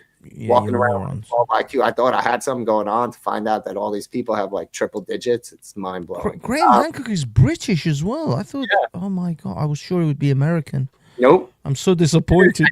He found some interesting shit, like some real. I know a guy who did LiDAR for one of his things, right? One of the pilots that did LiDAR for one of his right? Like has some real sound theories that have challenged to what we know. And no serious science really looks into it. But have you ever known a guy called David Icke? Yeah, he hates Icke. They hate each other. Yeah, really? Yeah. I thought they'd be on board with each other because they say I the same. They have conflicting stuff in their theories. I think that's what I think. It's him and Icke, but Hancock and somebody have a big beef.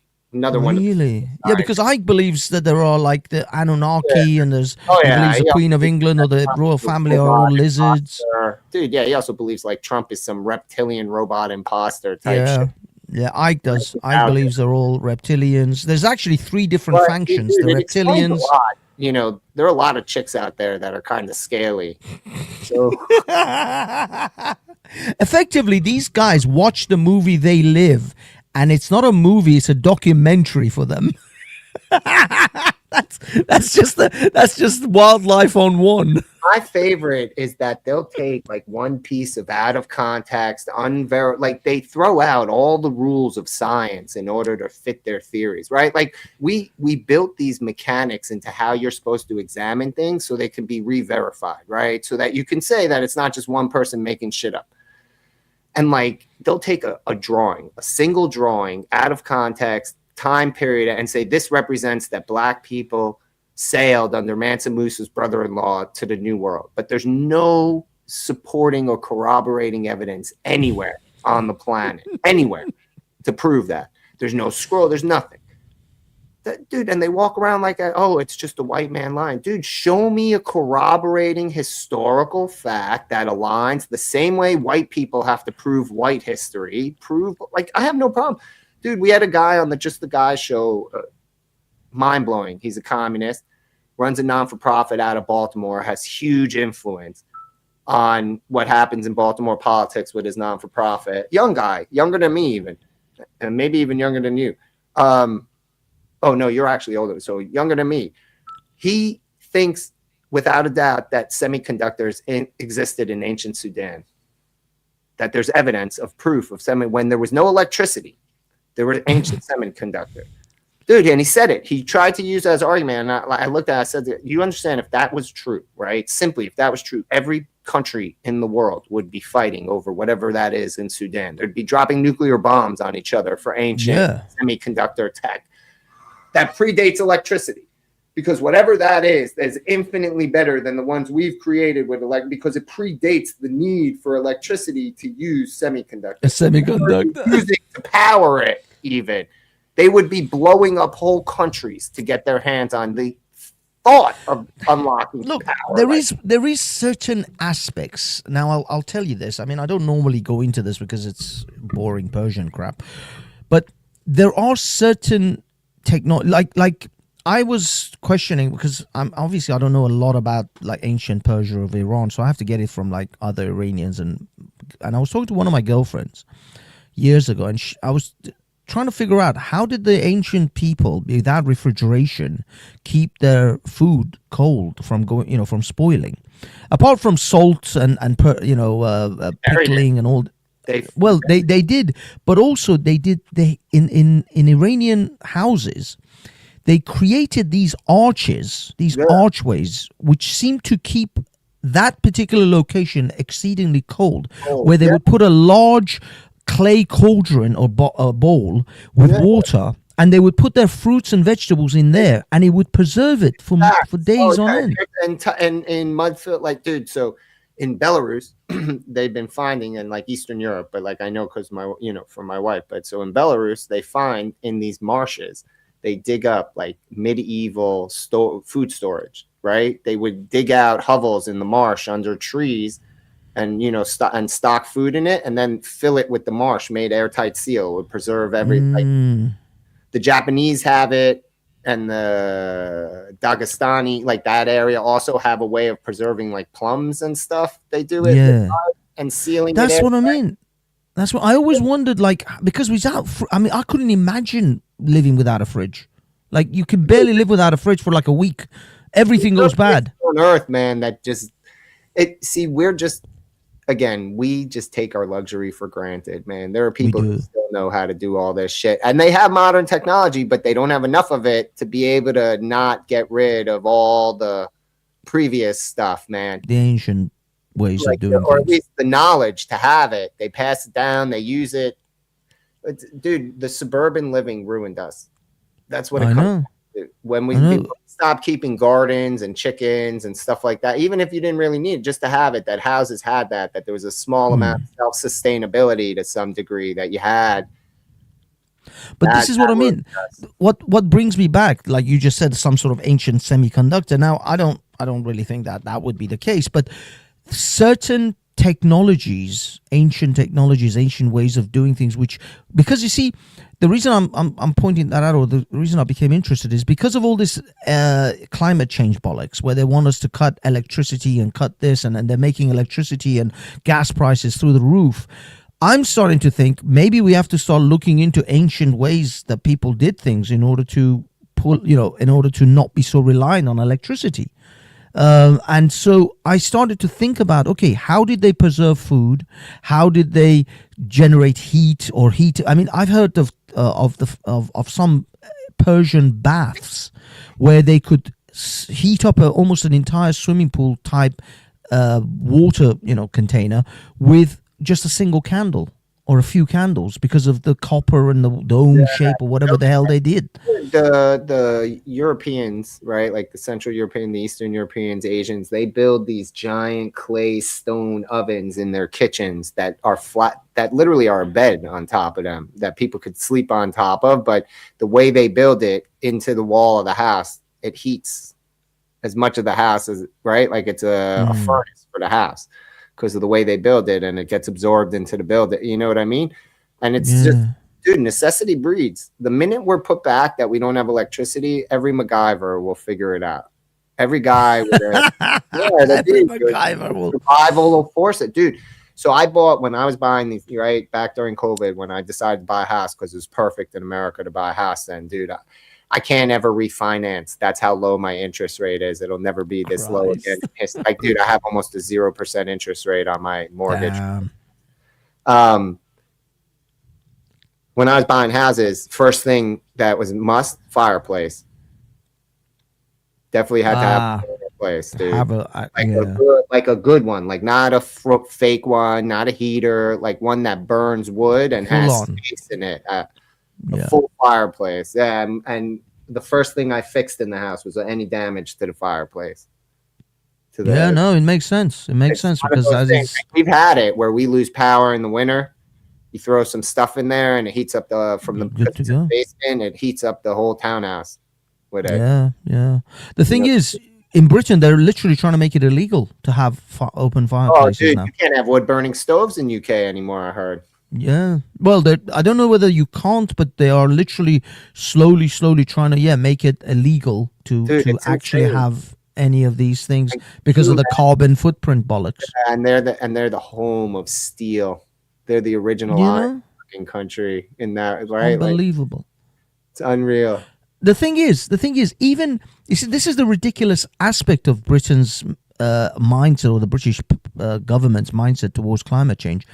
Even if we went back to horses, literally stopped all cars and all industrialization, Britain only contributes 2% to the global You're not being carbon footprint. It doesn't matter. If we don't do it, it's not about everyone else. We have to do it first to be the example, and everyone else will follow. Hafez, you're very bad comment. But they won't. They won't. China won't give two shits. Will when we invade them and force them to follow us. This is what I mean. This is such absolute bullshit because China and India give no shits about climate change and climate effects. I mean, they're saying they're saying that they're producing like coal stations which are much better than the ones. Well, if China is, they also produce more clean energy, like built more clean energy in recent history than anyone else. They build solar fields like crazy, and because they needed to power their data. People don't understand. They're not building it for their citizens. They're not building it. They're building it for their military-run data centers for all their AI that we have to source privately in the West, right? The energy, that's the energy that builds those bad boys. Yeah, but the thing is, if China can build clean coal stations, well, why can't Britain just build the same? In fact, the thing is clean coal. How about that? No, it is as far as it can capture the carbon. I mean, yeah, but I live like a few miles down river from the clean coal station here in Maryland, right? You literally are, when the scrubbers go haywire, which happens, right? Because that's how they do it. At the top of the stacks, they have these scrubbers. If they go haywire, the whole neighborhood is covered in white. It's not poisonous or whatever, but for mom, like it's this white soot that's everywhere, dude. Damn. So I'm sorry, I have my, I'm not saying it's not better than traditional, but I live next to where they stopped using the traditional station and built a clean one right in front of it. And the clean one has problems, right? Dude, you hear the alarms going off there all the fucking time, man. It's not. Yes, it's not foolproof, but when it works, it works. Yeah, but it's not the promised land of clean coal. How about nuclear? France went with nuclear, and they're doing far better in energy. Nuclear power, the way the Americans build it, because my mom's second husband was a physicist, right? And the one thing he always used to hoot and holler about, because he worked for like 3-letter agencies, and then their immediate contractors and shit, all during the Cold War. So he worked, he had very interesting jobs. And he would always talk about how we failed as a country when we gave up on nuclear. And we can prove it by looking at 3 Mile Island versus Chernobyl. We had what should be considered the highest level of catastrophe, and it was relatively contained. Whereas how they do it in the rest of the world, and it fell apart, right? Like Chernobyl's still a problem to this day for Belarus. Yeah, but the fact is that the Japanese had a disaster with Fukushima. Fukushima. Yeah, but theirs was okay. Nah, now because they have good cleanup and they have good reaction, and it's by the sea. The sea helps that it's right there, but they had their own thing. They built the reactor that couldn't withstand within considerable tolerance earthquake, right? Like you live on a tsunami range. But I think it was a tsunami, yeah. Right, but you put it on the edge in a tsunami field, right? That's a known tsunami. It's not, you have to build it to withstand those, and they didn't. Like we know it was not built to withstand that sort of. So again, in America, so far, the way our nuclear reactors are built, our specific technology and our location, we have had no problems, and we abandon it, and it's infinitely cheaper. Infinitely, it's the cost only in building them, and now with the new micro reactors, you could put one up in 6 months, a nuclear facility. This is what the French did. The French saved themselves from these massive energy prices. In Britain right now, we have the highest energy prices in Europe and possibly in the world, and it's due to go up in the next few weeks. Again, Maryland, it's insane. Maryland, this state, right? They're trying to get in on the energy hustle. So they first killed your ability to buy out of state energy, right? You could buy from like a third party energy provider, and they could sell it to you through, the local BG&E, Baltimore Gas and Electric. They killed that. Then now they're trying to get in on the AI hustle. They're building an AI data center in Virginia. And instead of building power plants in Maryland, they want to build a power conduit from Pennsylvania through Maryland down into Virginia to power this data center, right? And they're going through the eminent domain of all these farms that are suing. Now, I support them building the conduit. I don't support what they're doing it for and how they're going to use it, right? Because they should be using it to power the state, and they're using for the people. For power from one end to the other, right? Second of all, in turn, in order to get all this money for the dirty politicians rich out of this, electric prices in Maryland are through the fucking roof, dude.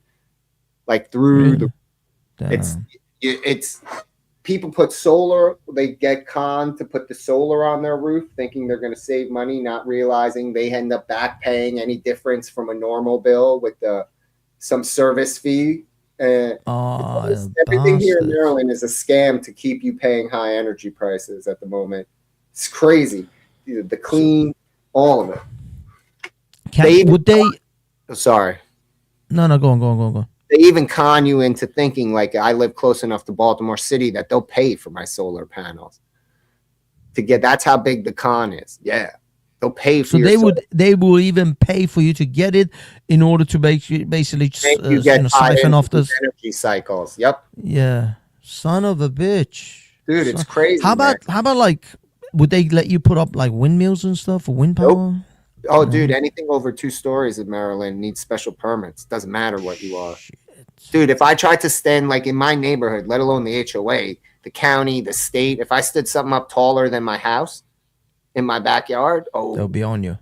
They'll tear it down. They won't even wait for consent. This county anyone will come and just yank it down.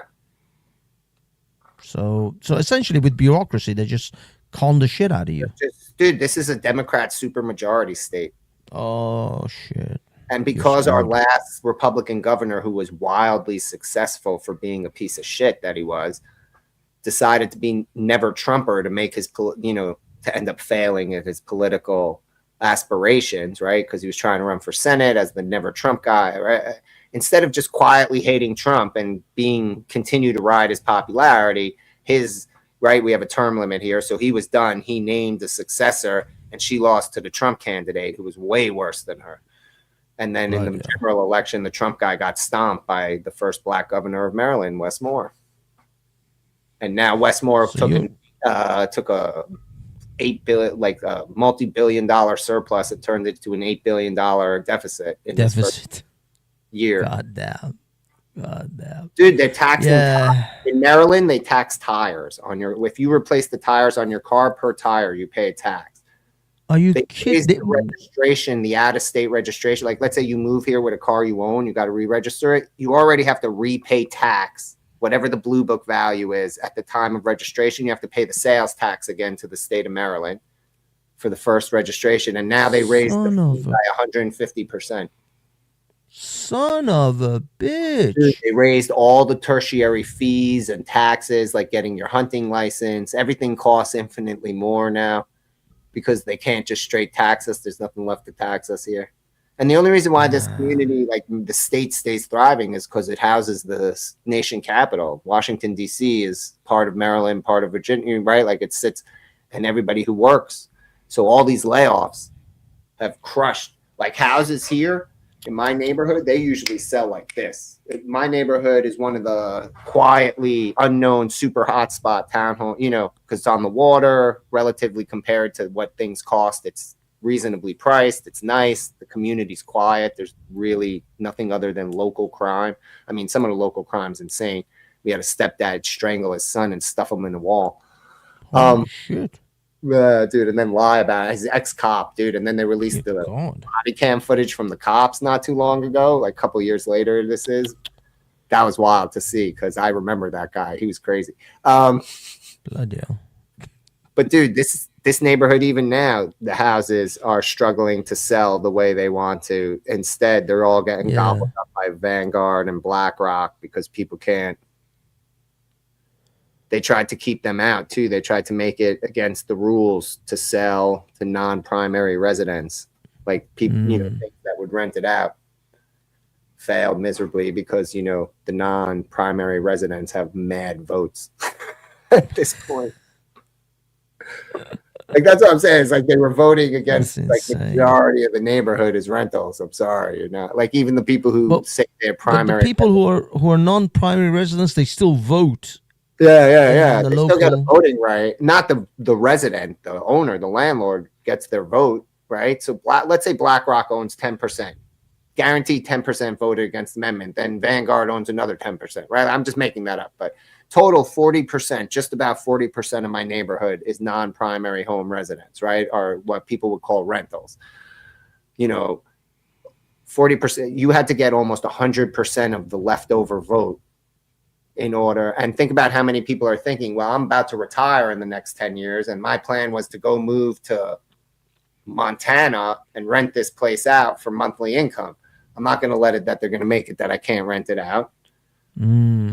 So you had to get 100% basically of what was left over, and easily 10%, 60%, right? Like, so that you were down to literally needing every vote. They weren't going to get it, dude. It was, and the people, and then when they had the forums for it, it's typical blue collar America. You just had to replace the word rental with, you know, minority. Just pick your minority, and it was just one old white person after another saying, "Those rentals, they do the drugs, they make the noise, they get the crime." And you know, they were all just waiting to say, you know, black or Jews or whatever. Shit. Dude, I live in like blue collar millionaire territory, right? Like I live in these are rich blue collar workers.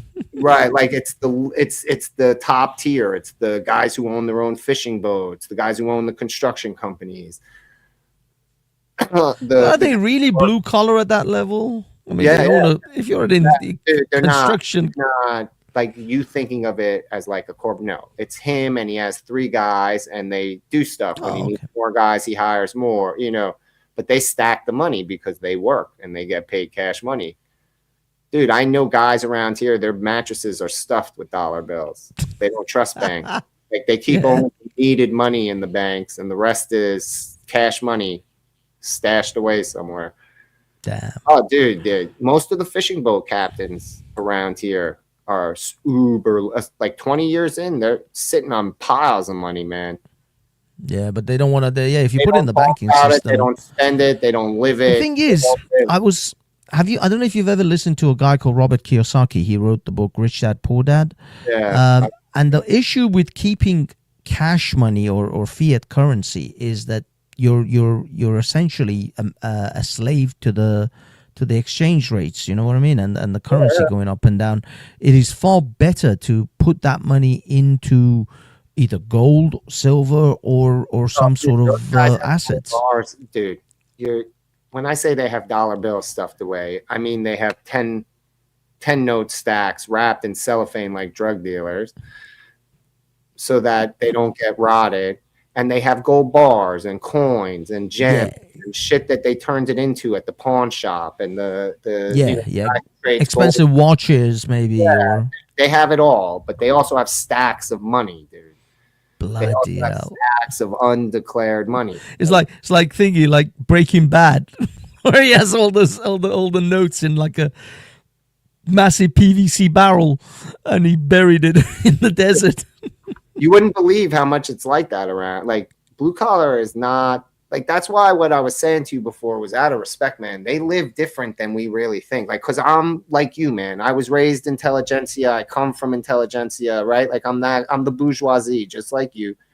But when I had to start working and managing, especially blue collar, middle America people, or even just blue collar in other countries and stuff, you know, like the upper class of the working class in the places we have contracts out in and stuff, dude, they stand by what they do as being more important than 1,000 of me and yous. They think me and you are way more replaceable. Like I know these, like my father-in-law, right? He would never think that a boardroom exec is more powerful than him. He could strip down a motor, put it back together. He fixed like a half a dozen. Okay, he set fire to my dishwasher and almost burnt down my house. He then fixed the dishwasher that I didn't have to replace anything, fixed everything and fixed more around my house that I saved like 1,500. I mean, I saved at least $1,000 on my front door for work that he did to, you know, and whatever energy costs technically that saves me because it was leaking. You know, I had an air leak through the door that I had to get fixed. And you know, he'll never think like, and he's very well read and he's intelligent, but he'll never say that a paper pusher is more valuable. None of the innovators are more important than the machinists in his mind. No, the thing is, I don't say this was maybe it was misunderstood, but I never said they're more valuable. But what I did say is that no matter how much I value the guy who collects my garbage, nobody aspires to that. Most people do that because they need a job. And it's a good job. It's an honorable job, like you said. It's a union job, and you get all benefits. But no kid is growing up going, that's it. That's where I'm going. How many kids really aspire to be anything in any real meaningful way? Me growing up, I know 2 kids who really had their this is what I want to do, and then, they led their life. I was friends with a girl who was a figure skater, and she did it 6 a.m., 5 a.m. every day. Real competitive her whole life. Got married, had kids, and it all went to the wayside. Her life changed. If you ask her, she doesn't think she wasted a minute of that. It's a fundamental thing that made her who she is and what she does and how she lives. Even she went semi-pro. I mean, before she retired, right? Like before she got married, had kids, like she had a small career. She made some money, and now she uses her college degree that figure skating paid for. You know what I'm saying? And she was practical enough to get a degree in athletics, and she's, she does some that's good.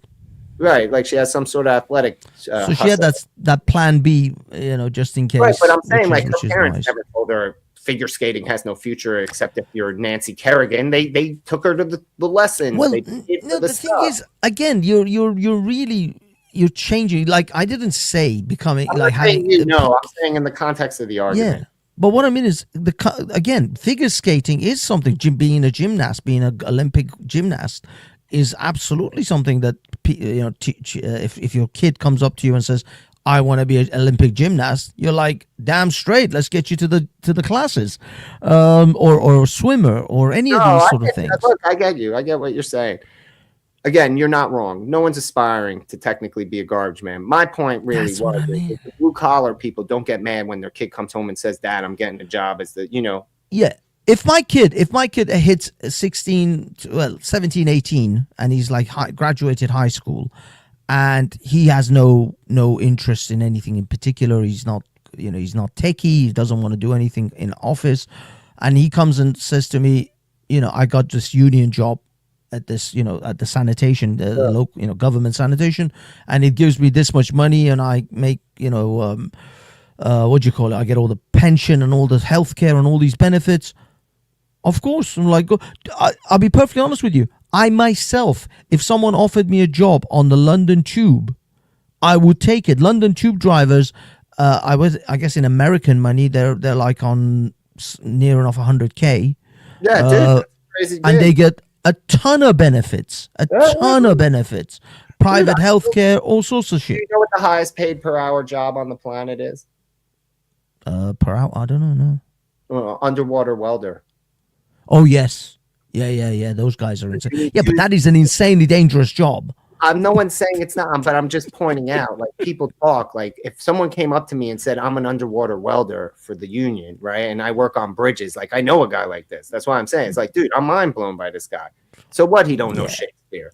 This dude goes and swims in oceans and rivers all over the world, fixing and building infrastructure. Like, that shit is fucking. No, I don't think of that as being no. That is But if your you kid says I understand what want to I'm become an saying? underwater He water started, welder. dude. He started as a welder and a scuba enthusiast. Right, like he was at 18. He got himself a job as a welder apprentice. Worked his way through the thing. Got it. And the whole time he just liked scuba diving. One day somebody said to him, dude, you have that scuba diving license? He's like, yeah. He's like, you want a job? He's like, why? He's like, we're short a welder on the bridge. And they taught him how to be an underwater welder. They That got him job is certified. But that's what I'm dangerous, saying, dude. I've seen those guys. Have you seen the videos, those little like YouTube shorts of these underwater welders in like these what do they call them? These oil rigs. Yeah, that's a lot of oil. Dude, ocean diving. Yeah, that shit looks horrifically dangerous. Holy crap!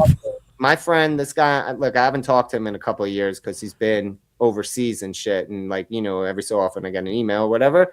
But like, he lives for this. Since he became an underwater dude, he found a woman. He has a family.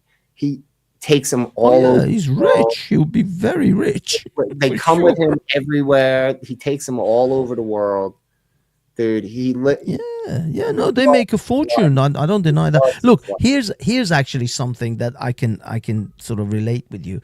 Back in the 80s and 90s, if a kid said, I want to become a professional skateboarder, they would laugh his ass off. The parents would smack. My parents would slap the shit out of me if I said I want to become a professional skateboarder. Professional video game player. I still can't even believe that today. That there are people, professional video game players. Dude, I watched the thing. One of these things I was watching the other day. It was a $50,000 prize, man. There's been $1 million ones. No, but I'm saying it was like some nothing, tiny regional for 50 event, bro. Yeah. Like when I was a kid, you'd be lucky you saw $1,000 for something like that. Like the prize was. Most of the time, you have to pay them. Yeah, right. But the entry fee was like 1/10 of the pay to get in. So, I mean, to become a professional skateboarder, to become a professional gamer, it would be ridiculous.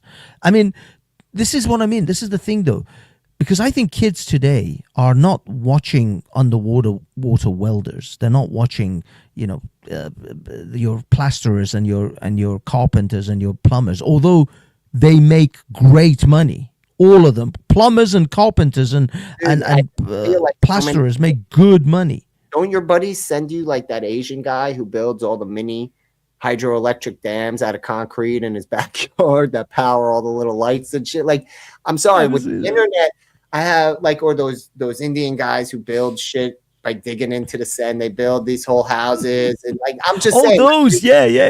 Just saying, there's a ton of labor construct.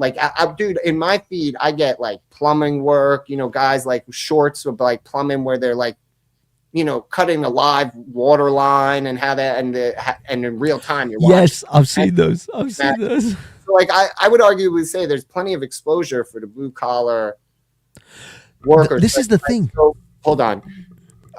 We got a wrap. I just heard from CT a minute ago. His internet's not coming back anytime soon. He apologizes to everybody in the audience. I hope me and Hafez kept you at least partially entertained. And I'm sure JP and Righteous kept you entertained earlier. You have anything to say before we go, Hafez? No. We'll end it. We'll end it. Thank you, guys. Have a happy new year if I haven't said it already. Thank you. Peace out. I'm out. Peace out. Have a good one, folks. You too.